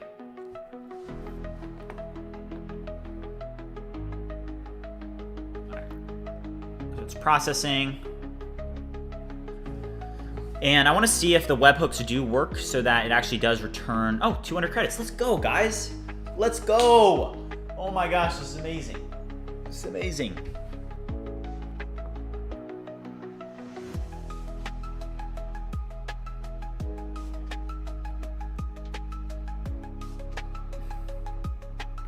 All right, so that does work. It did not get to the point where it actually did populate their existing credit card. Let's see how that affected. If I go to open billing portal, is it gonna add, am I gonna have 2 credit cards associated with the account now?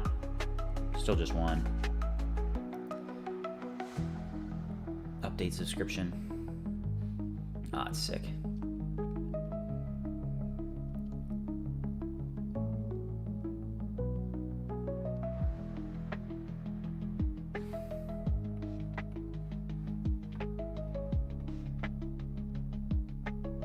Tino asked, he said, LOL, did you get smarter or did it get smarter? I think it got smarter. Edit Z said, why is Texas good for living? It's really low cost of living, really youthful town. So I'm 23, and that's where a lot of people my age are going. I live in Indianapolis, and it's like not super great. It's okay, but not crazy. Mateo asked, for you, is vibe coding better than normal coding? Yeah, definitely. I mean, just in general, I mean, faster, smarter.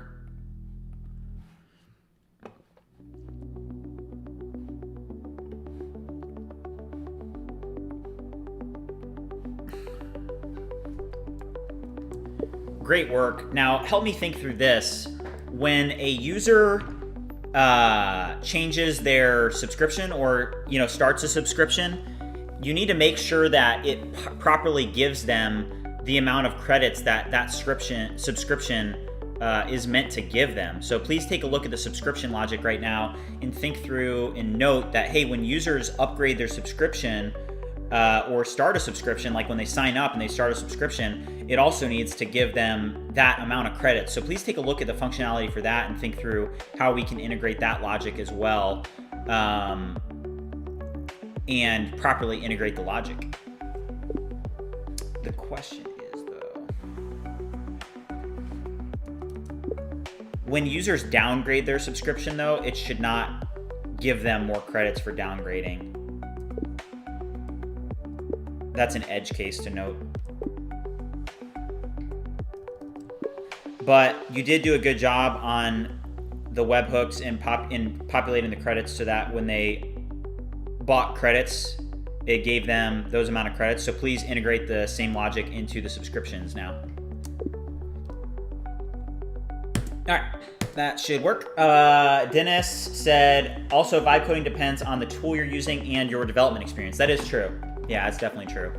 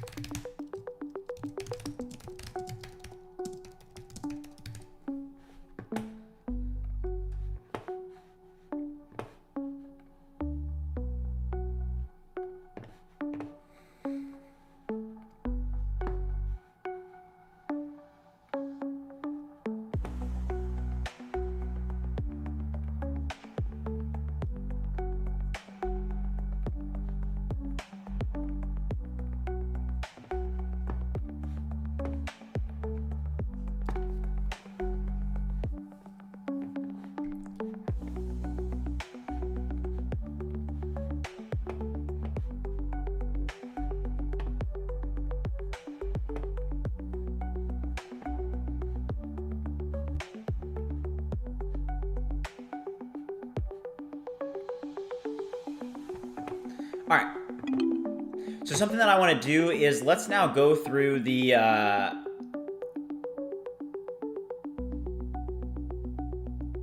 okay, nice. So it said that I added subscription crediting via webhooks. So starting a subscription or upgrading grants the correct monthly credits automatically, and downgrades don't grant extra. Okay. So let's actually try that out. So let's go to sign out. And let's actually go through the process of signing up. So if you guys have, we've been working on it now for a couple hours, but we worked on this at the start of the stream. And pretty much how it works is with the basic plan, there is a free trial for it. With the pro plan, the ultra plan, there's no free trial. So with the basic plan, if people want to start a free trial, they can do that. So let's do post-OT. Let's do that. Continue. On the sign up page, I do not like the creating account modal that displays. Instead, I just want a simple effect on the actual button, and like it should just be like a nice modern loading effect on the button itself while it loads and then show like essentially like a green check mark before moving to the next step on the button, not this ugly modal. Let's do that. We'll do that in a second though. I just want to test this functionality real quick. So let's go to our email, grab this code. Here's our code. We did get it. Here's our code. Verify, creating your account. All right, then you have the payment information here. All right, start free trial.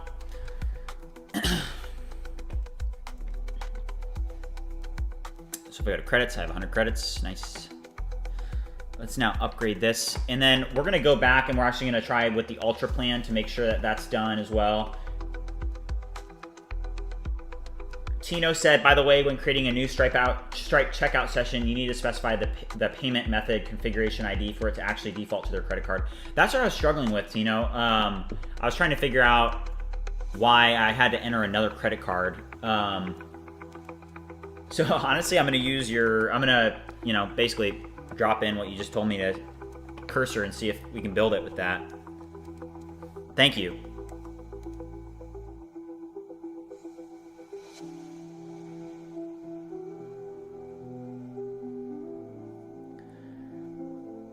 If you guys are watching and haven't already liked and subscribed, make sure you do that.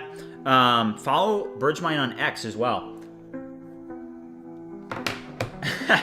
Tino said, this is a new way of coding. I'm calling it tribe coding. LOL. We're here to help you. Thank you. Nah, Tino, that's awesome. Tribe coding. It should say day 30 tribe coding an app until I make $1 million. That's so funny.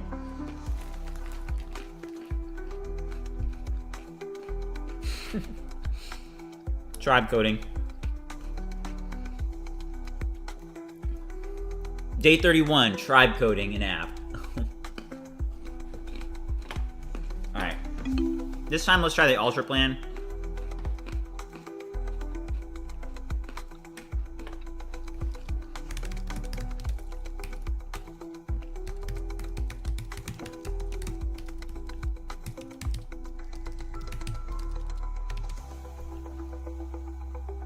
Nice, perfect. Oh my gosh, amazing. Amazing loading effect, exactly what I asked for.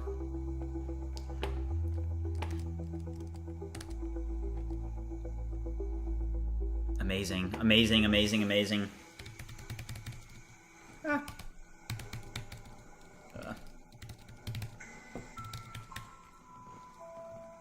Boom, subscribe for $99 a month. After the payment step where the user actually, you know, subscribes and everything, it needs to show a way better effect. Right now, I don't like what it does. Please create a more modern and cooler sign-up effect after they've successfully entered their credit card. I want it to be like a markety type effect.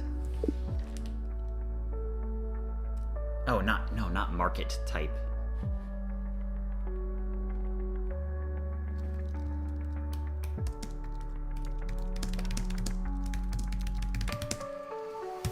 Try that. We did not get the credits though, unfortunately, so we're gonna have to take a look at that. It still just gave us 100 credits, so we're gonna need to take a look at that.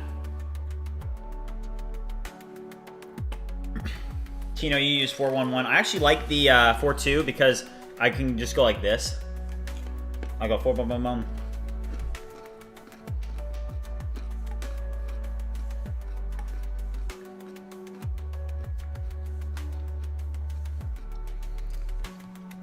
If you guys are watching and haven't already liked and subscribed, make sure you do that. We are getting close to 1,300 or 2,300. Let's see. We are only 14 subscribers away, guys. So if you're watching and you haven't already like shared this with a friend or something like that, you know, feel free to share it with a friend. We're gonna be doing some crazy stuff.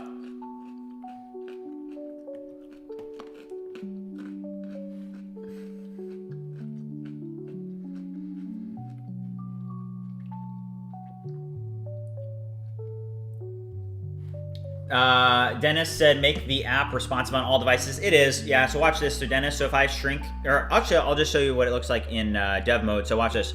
Open F12.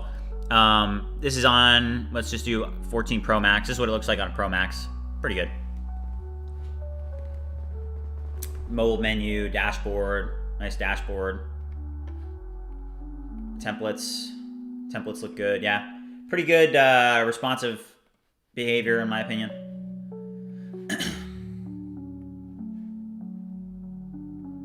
All right. When I subscribed to the Ultra plan, it did not give me my credits. When I signed up, I still just had, 100 credits by default. So obviously something is not working with that functionality. So please take a look at it and think deeply about what really needs to change for us to properly set up the credits so that when users sign up for these subscriptions, that it actually credits their account with that amount of credits. Because right now it's not working correctly. So please look at the logic and find out what the issue is and then properly integrate and update. Kells said, what model did you use for the front end and the UI? It looks good. I used a variety. Usually what I do is I play around a little bit until I find something that I like. And then once you find something that you like, maybe you just stumble upon it, or you just have a prompt that does really well, and for whatever reason it creates a really good looking UI. It's very, very easy to then kind of like propagate that throughout the entire site using whatever model. But usually Sonnet 4, or a lot of the Opus models are really good at styling. Edit Z asks, when do you think the app will be ready to launch? I would say in September. Not sure yet.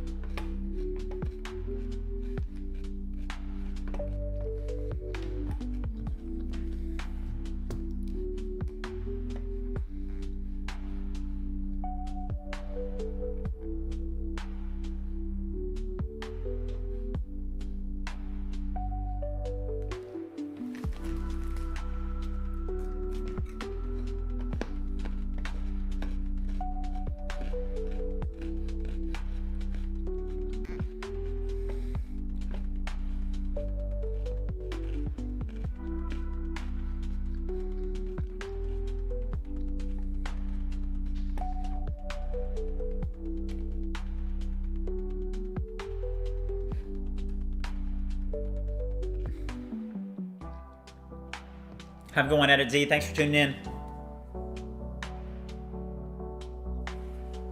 I'll be streaming tomorrow as well, so.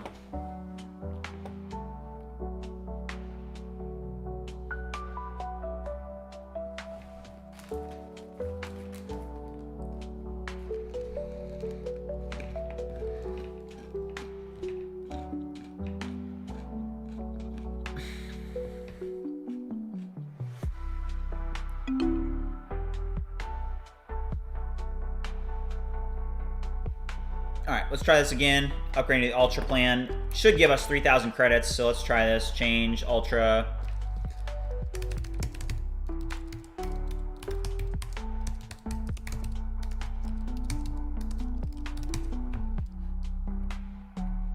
All right, create account. Get our code.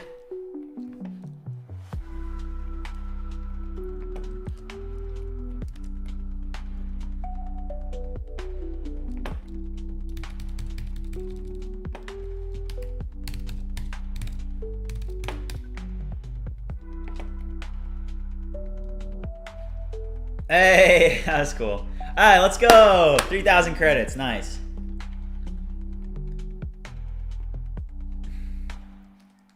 $3,100 credits. Got a little 100 bonus, apparently. I think it's giving me 100 by default when you sign up.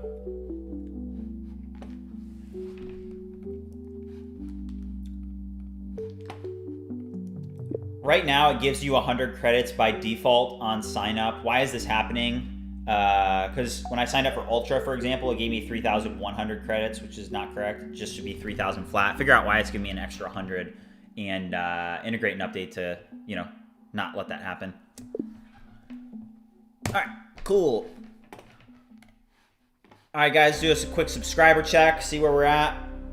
Oh, wow, we're 12 away, guys. We're getting close to 2,300. If you haven't already subscribed and liked the video or the stream, make sure that you do that. Tino said, this is fascinating watching you vibe code. As a software developer who's been writing code for almost 15 years now, I can really see the value this work will has for some people. Nice work. Thank you, Tino. That's like actually like so supportive.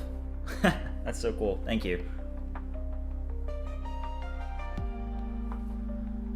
Yeah, I mean, you know, it's interesting because, you know, I was programming a bit before the AI tools came out, but, you know, I saw the potential that AI had in software, and I decided to kind of like lean heavily on ChatGPT.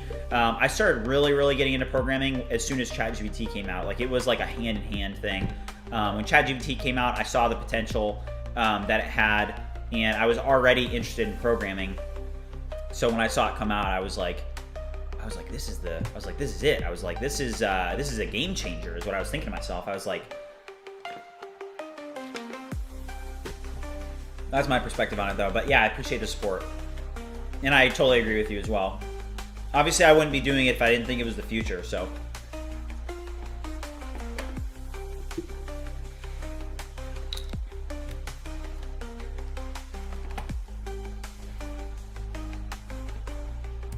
Please significantly improve the styling of the dashboard, remove the welcome back, and please make the rest of the dashboard more compact and modern and professional.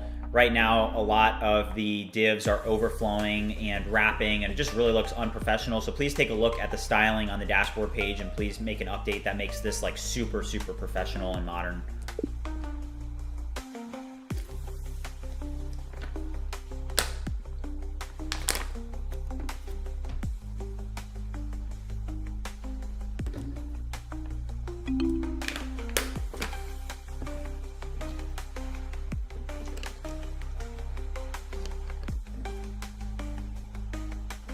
Arjun said, hey, I just joined the stream for the first time, bro. Everything around here is exciting.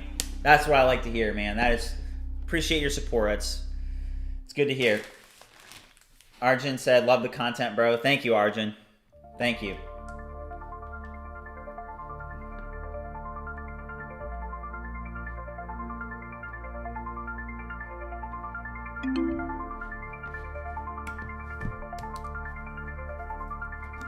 If you guys are just tuning in, just want to remind you that we are working on View Creator, which is an AI-powered social media platform where you're able to create viral social media content in seconds. Today, we've been streaming for a couple hours already, and we're going to be going for a few more hours. We've mainly been working on a lot of maintenance features like logic related to our Stripe integration for payment, our sign-up system, and we've just had a ton of success today. So appreciate all your guys' support. We're getting close to 2,300 subs, so if you haven't already liked and subscribed, make sure you do that because it genuinely means a lot to me. It's my dream to, essentially I want to grow this channel, and I think one of the products that we work on in this series is going to hit. View Creator is my main focus right now because I think that this has the most potential out of everything that I'm working on right now. There's a couple other projects that I work on behind the scenes, but this is by far the one that has the most potential in my opinion. So I'd love to be able to get this off the ground. I do think that it's going to get off the ground for, some of you probably know, but we have a $10,000 marketing budget that we're going to be putting behind the launch of View Creator. So very excited to see how that goes. We'll probably be able to launch, like I said, sometime in September. So this is going to be a pretty exciting series. We'll see how it plays out. There we go. That's a lot better.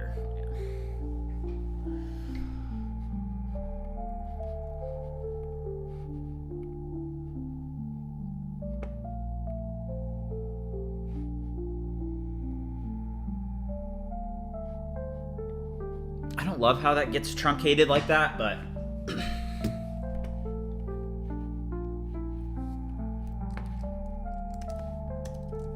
same thing with this page now.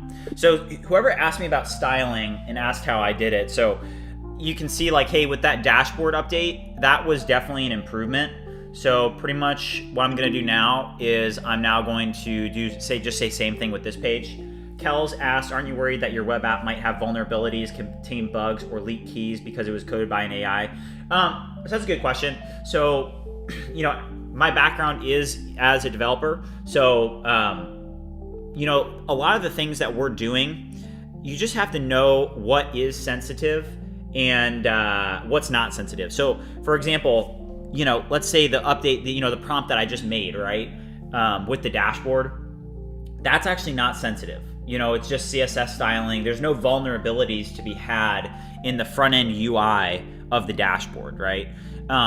But that would be different when, for example, I started to work on my integration with the actual template functionality. So I haven't really gotten into this much today, but a big thing with this product is essentially what you're able to do is you're able to reverse engineer and replicate content on social media that is viral. So for example, let's take this one here. So let's go to this template, and I want to show you guys this. So here are the reference images that we've passed. We created this template where we passed in a prompt and we gave it reference images, and essentially what you're able to do is at the click of a button, you're able to generate content that is similar to the content that you put in that template based on your prompt. So for example, we asked it to create 3 images, and here are the images that it created. So forge your path, rise above it all, and rise above it all. But that's just one tool that we have. So that's a templating feature. So you're able to essentially replicate infinitely certain social media content. So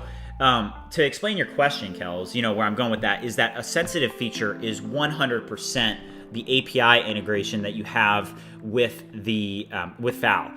Because we're using FAL for the API. So, something to note is, hey, you need to have guards on your controllers for this. You need to think through, hey, how am I going to secure that API route? How am I going to make sure that my API keys are protected? And that's where the actual developer knowledge needs to be applied. And I don't talk about that a ton on stream, just, I'm vibe coding, but there are certain areas where, hey, for that route is off guarded, role guarded, rate limited. And then obviously my actual infrastructure is set up in a way where we have the correct security groups and configurations in ECS and my VPC to protect that. So there are AI elements that you spend a lot of time on, but then there's also human elements that you spend time on to make sure that you contain vulnerabilities. Dennis said, man, I think this is the future of coding. This boosts the productivity. Yeah, for sure. Yeah, 100%. Okay, so what do? We were updating the UI here. Yeah, that looks a lot better. Yeah, same thing here. So you guys can see, once you get something with styling that you like, kind of my strategy is, hey, we made this dashboard a little bit more modern, more compact, no wrapping, no big text, and now that we had that work, now we can just kind of replicate that across all of these different pages and just say same thing. And it's able to do it pretty accurately, so that what ends up happening is you end up having a really good looking template and a good looking user interface. If you guys are watching though and you haven't already liked and subscribed, make sure you do so. I think we're gonna hit 2,300 subs here soon. Let's take a look. Yeah, we're only 10 away. So if you're watching, you haven't already liked and subscribed, make sure you do that.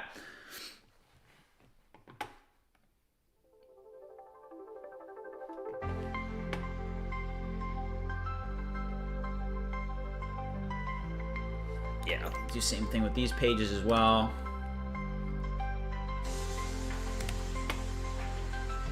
And then at some point, I'll improve the styling even more and kind of just do the same.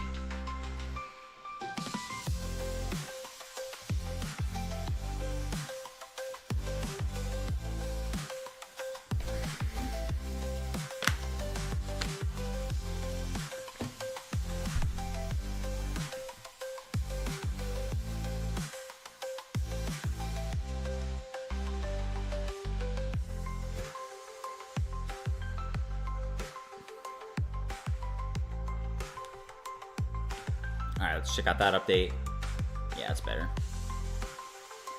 Boom, boom, boom.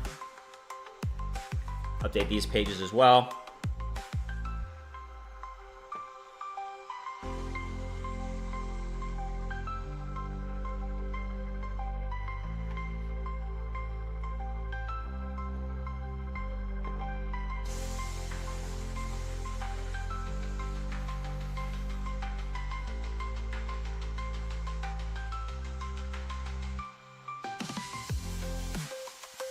All right, after this, I actually want to start diving into our logic for functionality. We've been working on a lot of maintenance features today, but we're actually going to start working on product features because we did get sign up working, we got webhooks working, we got pretty much everything we wanted to working. So this is crazy. Thank you so much for the support, guys. While this is working, I'm just going to use the bathroom real quick. I'll be right back, guys.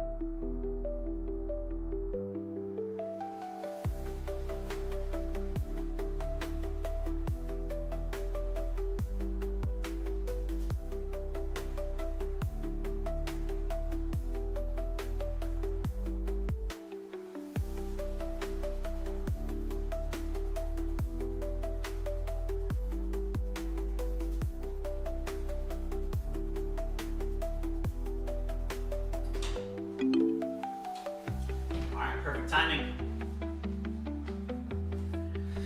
All right.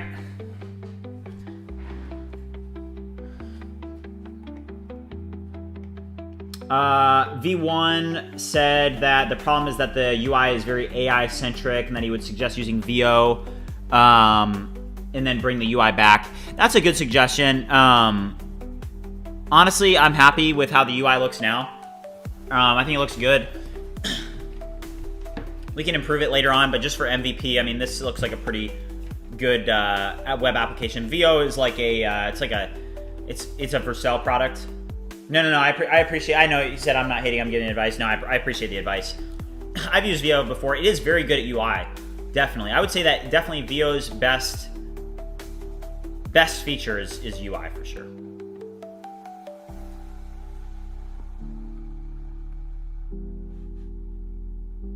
Okay.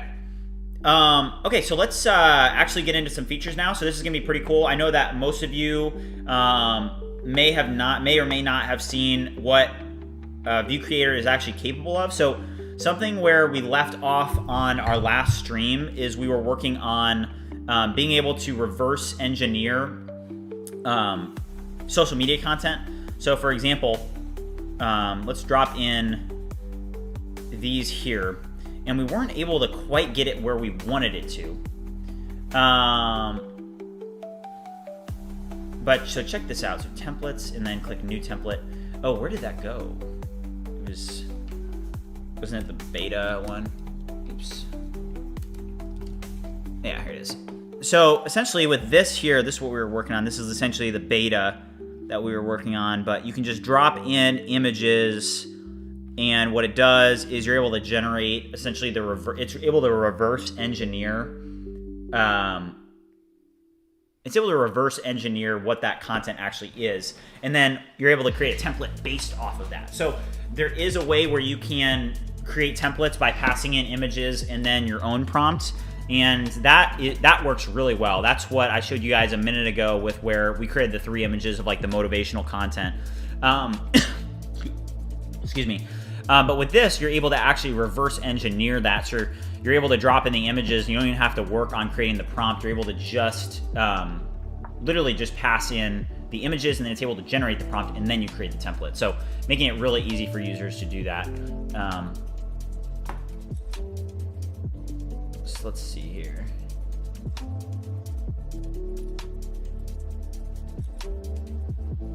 It does take a little bit because it has to process the images and then write a pretty decently long prompt. So here's the prompt. So it says, square social media hero image 1:1, cozy fall baked treat on a white ceramic plate set on a pale marble countertop in a bright home kitchen. Featured treat, cinnamon sugar donut stacked and visible. So you can see that generates this prompt. Then basically you can click create template and then goes over here and then you're able to use that template, click create content for that template. The problem that we had and where we left off on the last stream is that this prompt is like not good enough. Like for example, it's too specific and you know, it doesn't do a great job at like it missed the white text.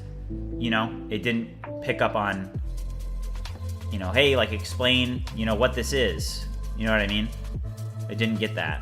So that's a big problem. So we're gonna need to take a look at that for sure. Ayob said, I built a complex backend. I don't think someone has done something like that, but I couldn't build a front that really show what I have in a good way. So do you think it's safe to use AI tools? Yeah, I do.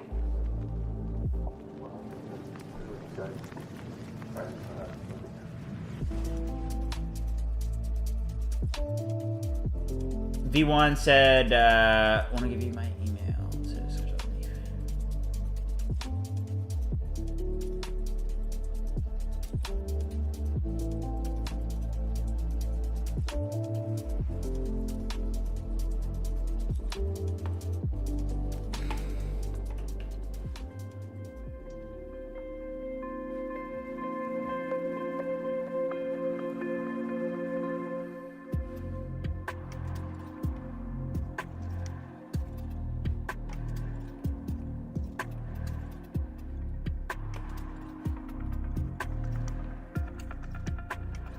I'm not doing any like partnerships or anything, V1.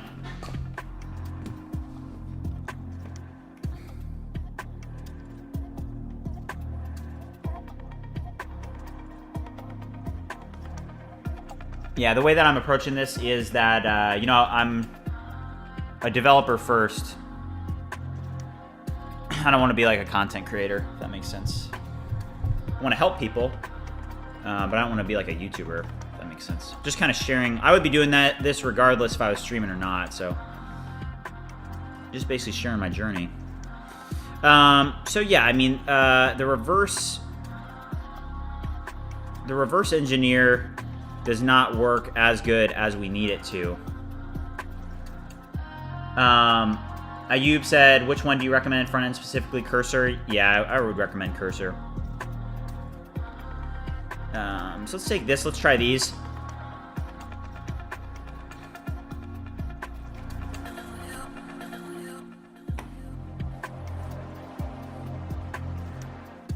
All right, guys, we're getting really close to 2,300. If you are new to the channel, you haven't already subscribed, you've been enjoying the content, there's never been a better time to subscribe now. We're 6 away from 2,300, so let's get there, guys. Come on.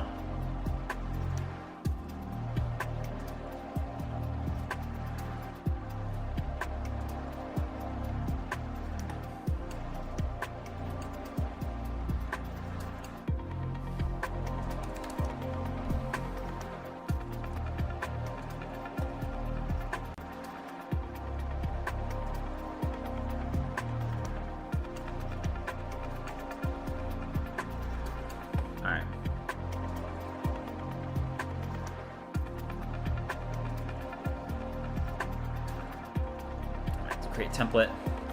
Like the biggest thing that I feel like is the issue with this is that the reference images are not holding enough weight, it seems to me.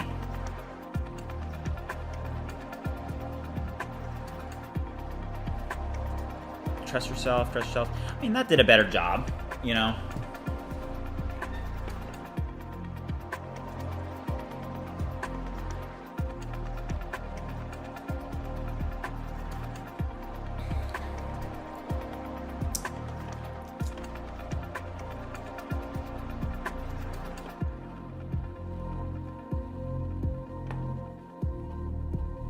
So the actual prompt is in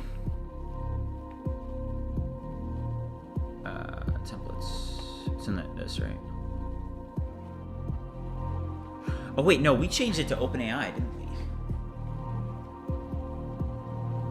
Yeah.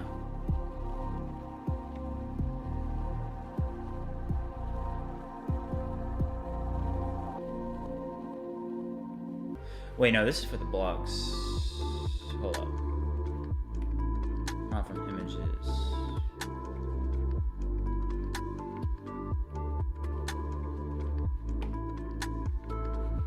What service does it use?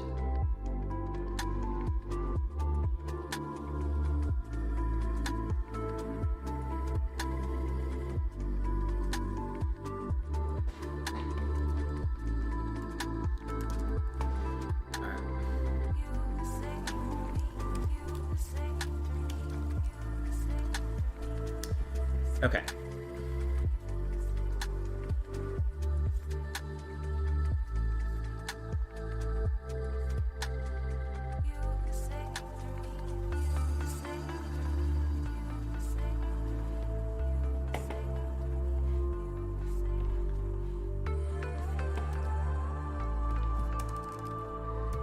Take a look at the system prompt that we're passing in.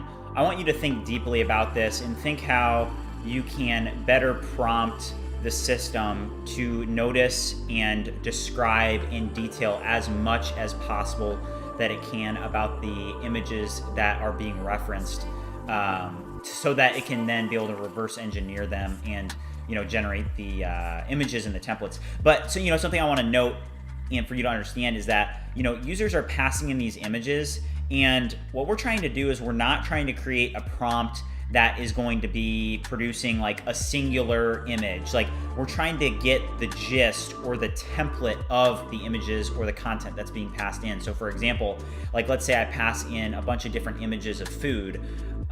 It needs to understand that it needs to create images of food and notice the intricacies of the images that are being passed in, and not do things like describe what exact food it is so that it creates only that exact food.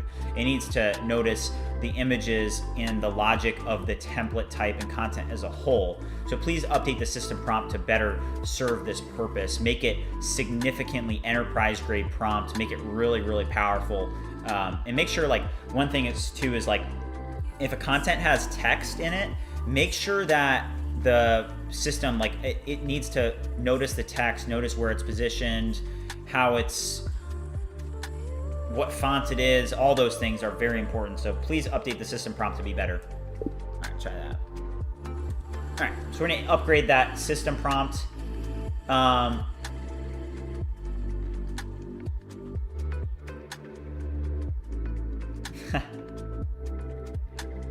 Ayub said, "Thank you, man.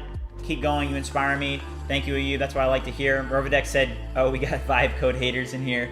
Must be jealous because he can't afford it." Yeah, that's what I'm saying. I was like, got some haters in here.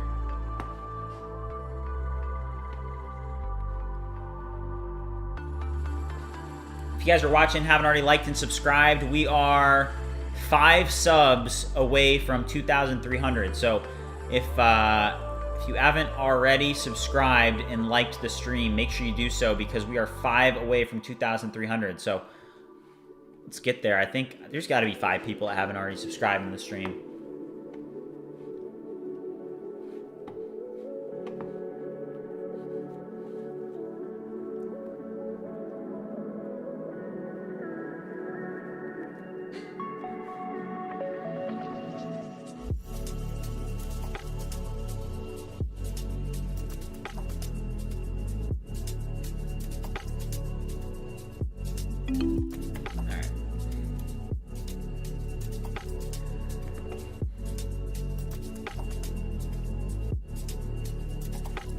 Here's the updated system prompt. Definitely a lot more information. We were using a model that wasn't as powerful previously, and now we're using a better prompt. So now let's go back to templates and go to AI Creator, and let's see if we can try that food one again and see if it picks up on those intricacies. So for example, these images, if I can just zoom in a little bit, show you guys. So you see the cinnamon donuts, pumpkin muffins, how I would describe this is I would say, hey, this is realistic images of food on a plate with crumbs. It's got, text centered, looks like Poppins font with an emoji at the end, and that's how I would describe it, right, as a human being. But the question is what does the AI see? What does it notice? And how is it able to recreate that?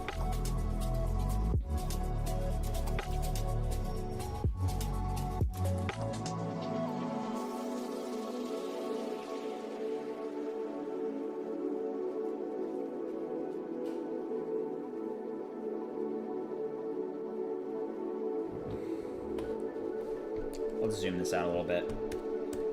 And if you guys remember from the last stream, we were using a different model for this. And I think that changing over to an OpenAI model, which one actually is it? Let's see. Service, it should be somewhere in here. Primary model ID. Where is that? Oh, GPT-5, okay. Then the fallback is GPT-4o Mini.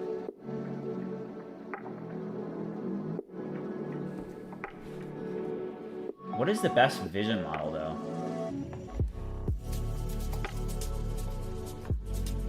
Let's see.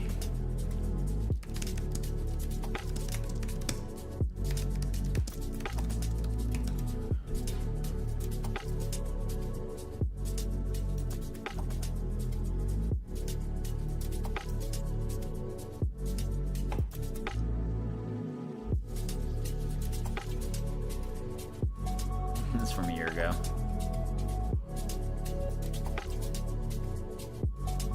All these are from a year ago.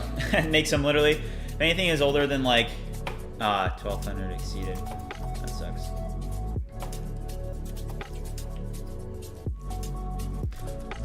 I don't like that error.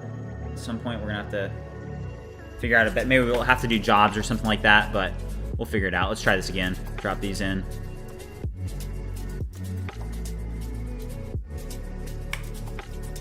If you guys are watching, haven't already liked and subscribed, make sure you do so. We are getting very, very close. We are, where is it? We are, let's see, where are we at? We are 4 away from 2,300. I think we can get there. So if you're watching, you haven't already liked the video and subscribed, make sure you do so. Also, if you are subscribed, go one step further and turn on post notifications. That makes it even better.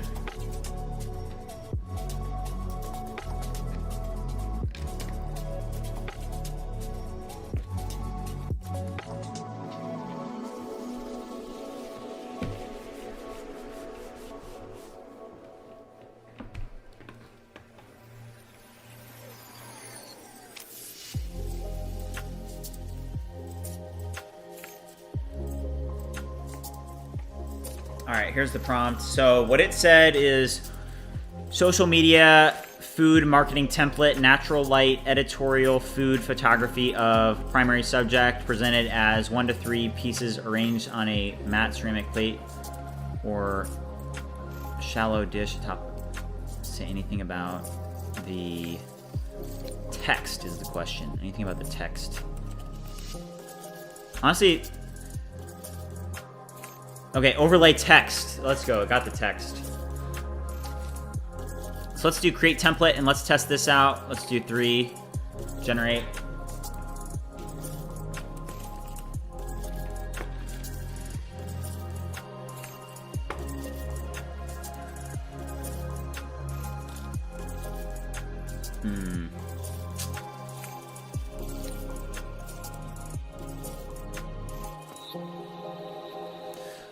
Okay, I feel like the reference images are not holding enough weight, is really what I feel like.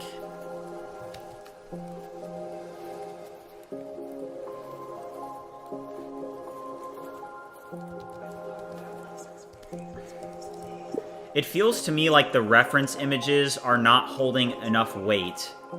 Please review the logic on this page and make sure that the reference images hold more weight, because right now what I'm receiving, the images that are being generated in the results just stem too far from the reference images. So please take a look and help me think through this and fix it.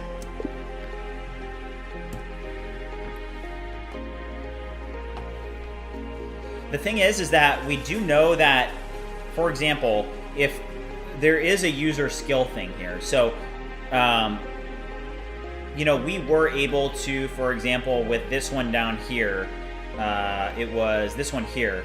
If I do like generate one on this one, it's like really, really good at creating the images actually.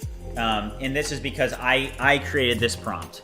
So I created this prompt and it creates a pretty realistic close match to the template. So my point with that is that we already have, you know, a pretty good match if the user just creates it, because you do have the option. You don't have to use the AI creator to create templates. You can just do new template and put the prompt in yourself.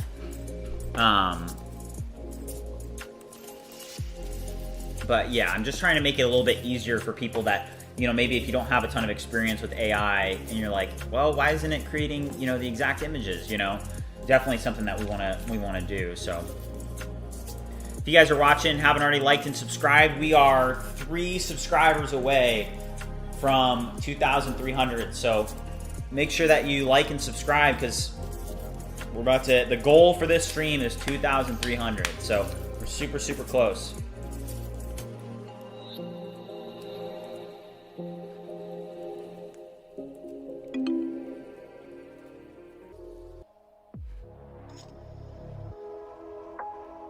All right.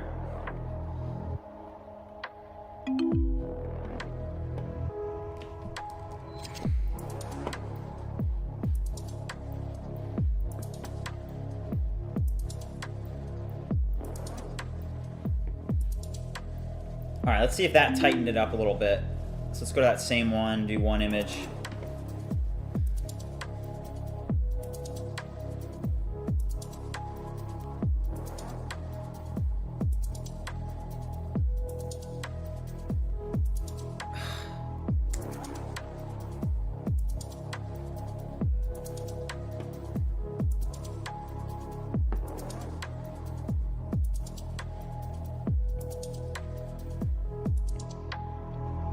Still not quite.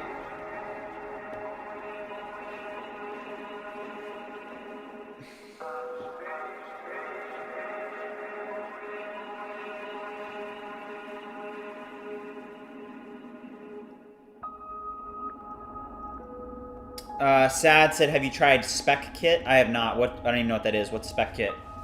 Viva, how's it going? Welcome to the stream. Dan said, what model are you leveraging for the image analysis right now? I'm using GPT-5.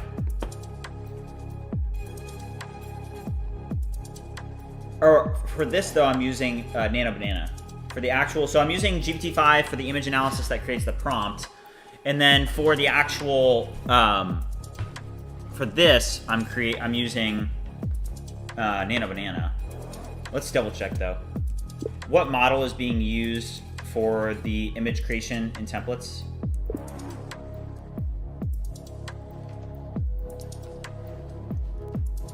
Just double check.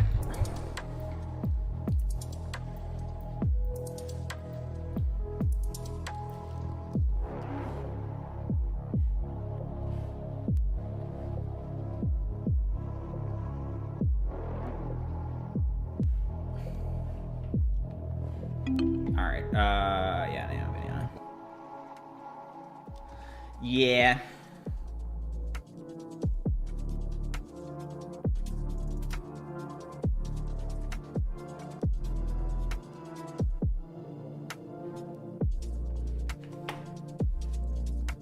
Please help me update the system prompt for the image generation for templates to help better pass in the reference images and emphasize in the system prompt that, you know, hey, the reference images are important, the prompt is important, and also note that, you know, when multiple images are being generated or asked for, that it shouldn't create the same image multiple times. It should be creating different images. And for some reason right now, for example, when I ask it to create something, like it keeps creating like the same.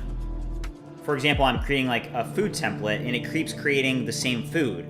Like make sure that there's like some variety in your system prompt. Like it shouldn't just be like creating the same thing over and over. Like make sure that it knows that and think deeply about this and make it way better for this use case. You know, we're trying to create social media templates where users can pass in a prompt and they can pass in the reference images, and so that the results are very similar, if not exact, to the template type that they've passed in and provided. So think deeply about this and think how you can improve the system prompt and then the logic and functionality of this as a whole, and then properly integrate these updates.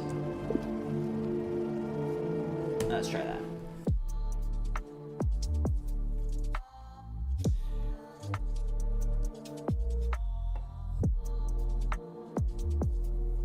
Dan said maybe give 04 Mini a try for the image analysis.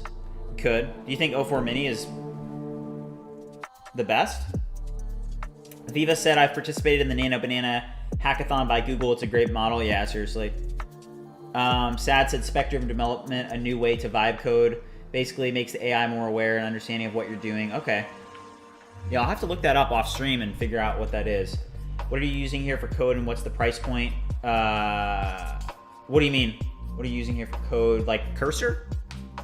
Like what I'm vibe coding with? So I'm vibe coding with Cursor. Also, if you guys are new here, we're working on View Creator, which is an AI-powered social media platform where you're able to create viral social media content in seconds. And we're actually just about to hit 2,300 subs. We are 3 subscribers away. So if you haven't already subscribed, like the stream, make sure you do so. All right, we updated that. Trying to improve that system prompt. Gritty, I'm using Cursor. I've got the Ultra plan for Cursor. And then I'm also using GPT-5 High Fast, typically, for actual coding. All right, let's try that. Templates. So let's now generate content.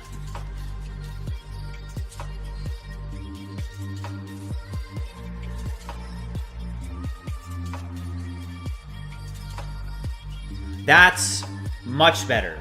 That is actually, that's much better. That is spot on. All right. Now let's generate 3 of them. And I want some variety. I don't want it to be, you know.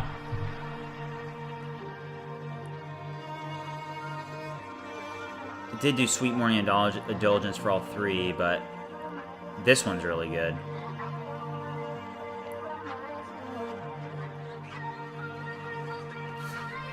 Man. Something that, like, the font type.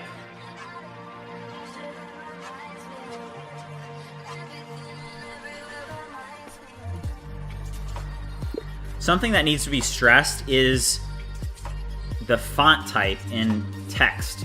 So for example, like a lot of brands, they take text and fonts and all that really important. So something that I'm noticing is that, you know, the text overlay in some of the templates, you know, is really important.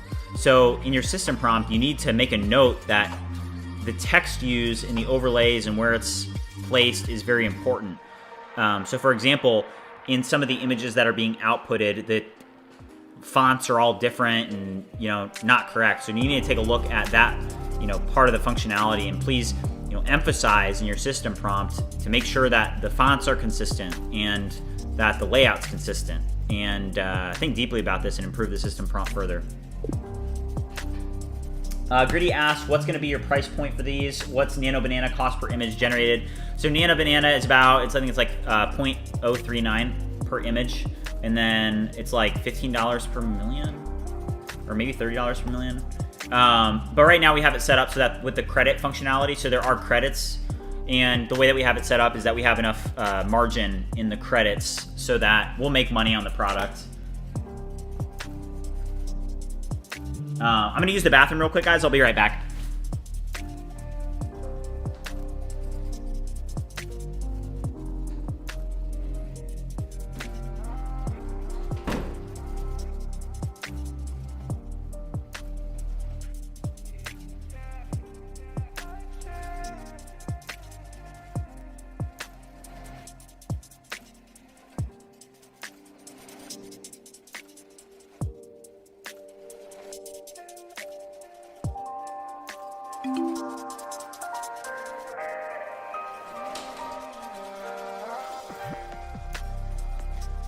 All right, let's see if we can get the font right.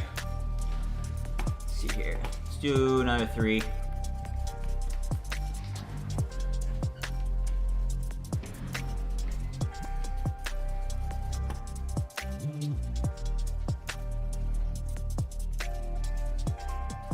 Font's definitely better on that one. That's pretty good.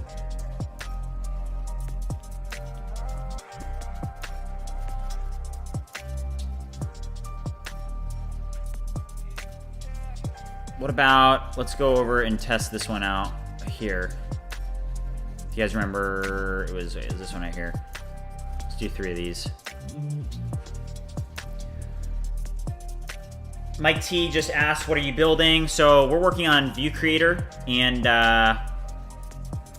so basically I'll go to the homepage. So View Creator is an AI-powered social media platform where you're able to create viral social media content in seconds. And essentially what we're working on now is we have this templating feature where you're able to upload essentially like reference images or social media content types, and you're able to reverse engineer and then replicate at scale specific social media content. So you can see we created these images from this content, and it's pretty accurate, guys. I mean, if you look at this, pretty good. So I feel good about it, you know? Yeah. And, you know, something to note, you know, that I just learned personally is the system prompts are very, very important. You know, you can't mess around with the system prompts because you can actually get a lot better and a lot more use out of a model if the system prompt is better. But yeah, if you guys haven't already liked and subscribed, make sure you do so. Let's do a quick subscriber check. We are at, let's see, we are 2 subscribers away from 2,300. 2 subs away, guys. Getting so close.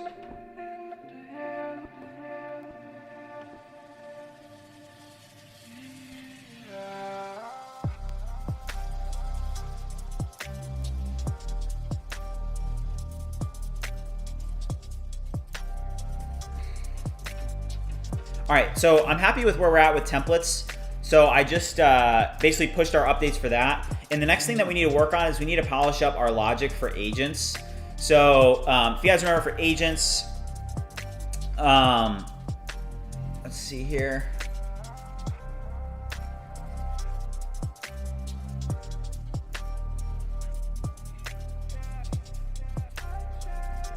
Gritty said, absolutely, and there is such a thing as too much information in those prompts as well. Yeah, it's very true.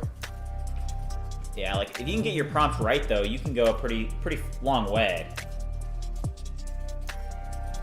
Okay, so I'm trying to decide. I have a couple things on my list that I want to do with agents, but honestly, I don't think I'm going to be able to get them done in the amount of time that we have left today. So I don't want to get started because that's going to be like opening Pandora's box.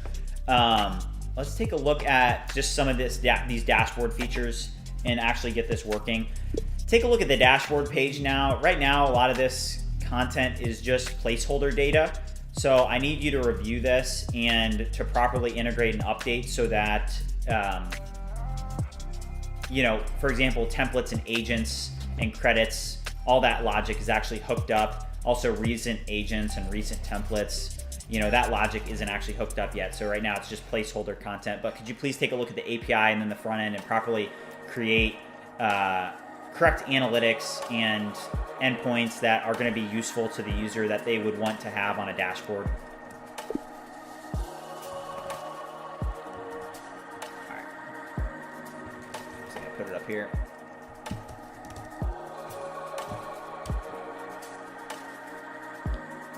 All right, guys, where are we at? Frozen.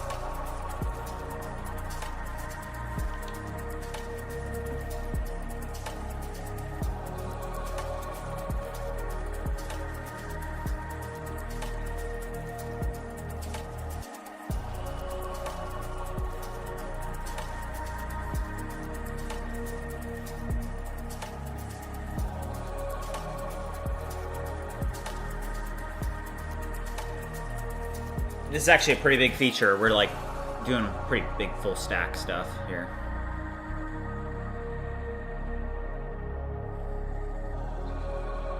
Also, something that I am curious about is for our entities.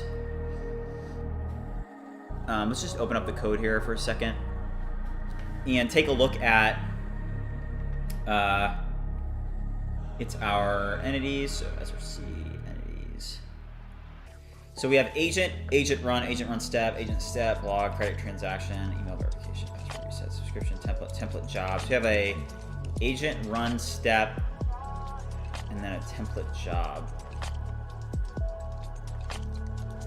Agent run. I wonder if we could, or should better combine these to be like a singular job, with an enum, maybe with child entities, but at the same time, I'm not sure. I don't know.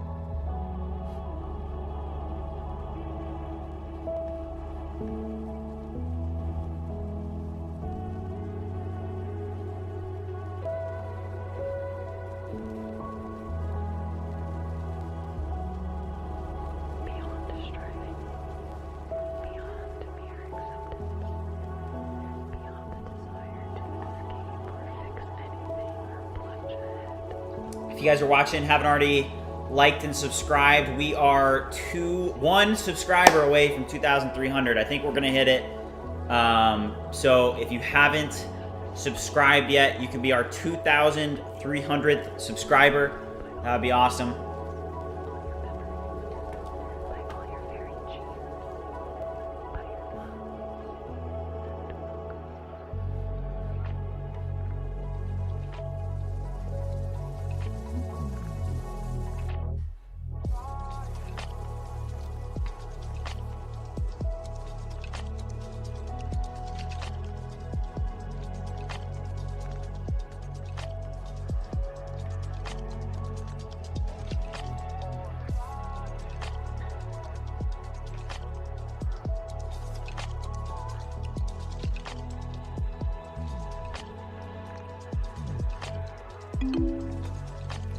All right, so we have some statistics here. So we have templates, agents, credits used, credits remaining, and then we have recent agent runs and then recent template runs, which is great. That's exactly what we wanted. So I like to look at that. Let's check subs. Did we make it? We did it, guys. Let's go. 2,301 subscribers. Thank you for all of your support. This has been a great stream. We've been going for close to 5 hours now. Right now, I think that this is a good stopping point. We built a ton of logic in the sign up functionality and the subscription functionality. We really dug deep into a lot of the Stripe webhooks and Stripe flows. If you guys watched earlier in the stream, we were just going to war with our Stripe integration, and we got all of it working. So I'm really happy with what we were able to get done today. I will be streaming tomorrow. And let's just keep making progress. We made a ton of progress today. And again,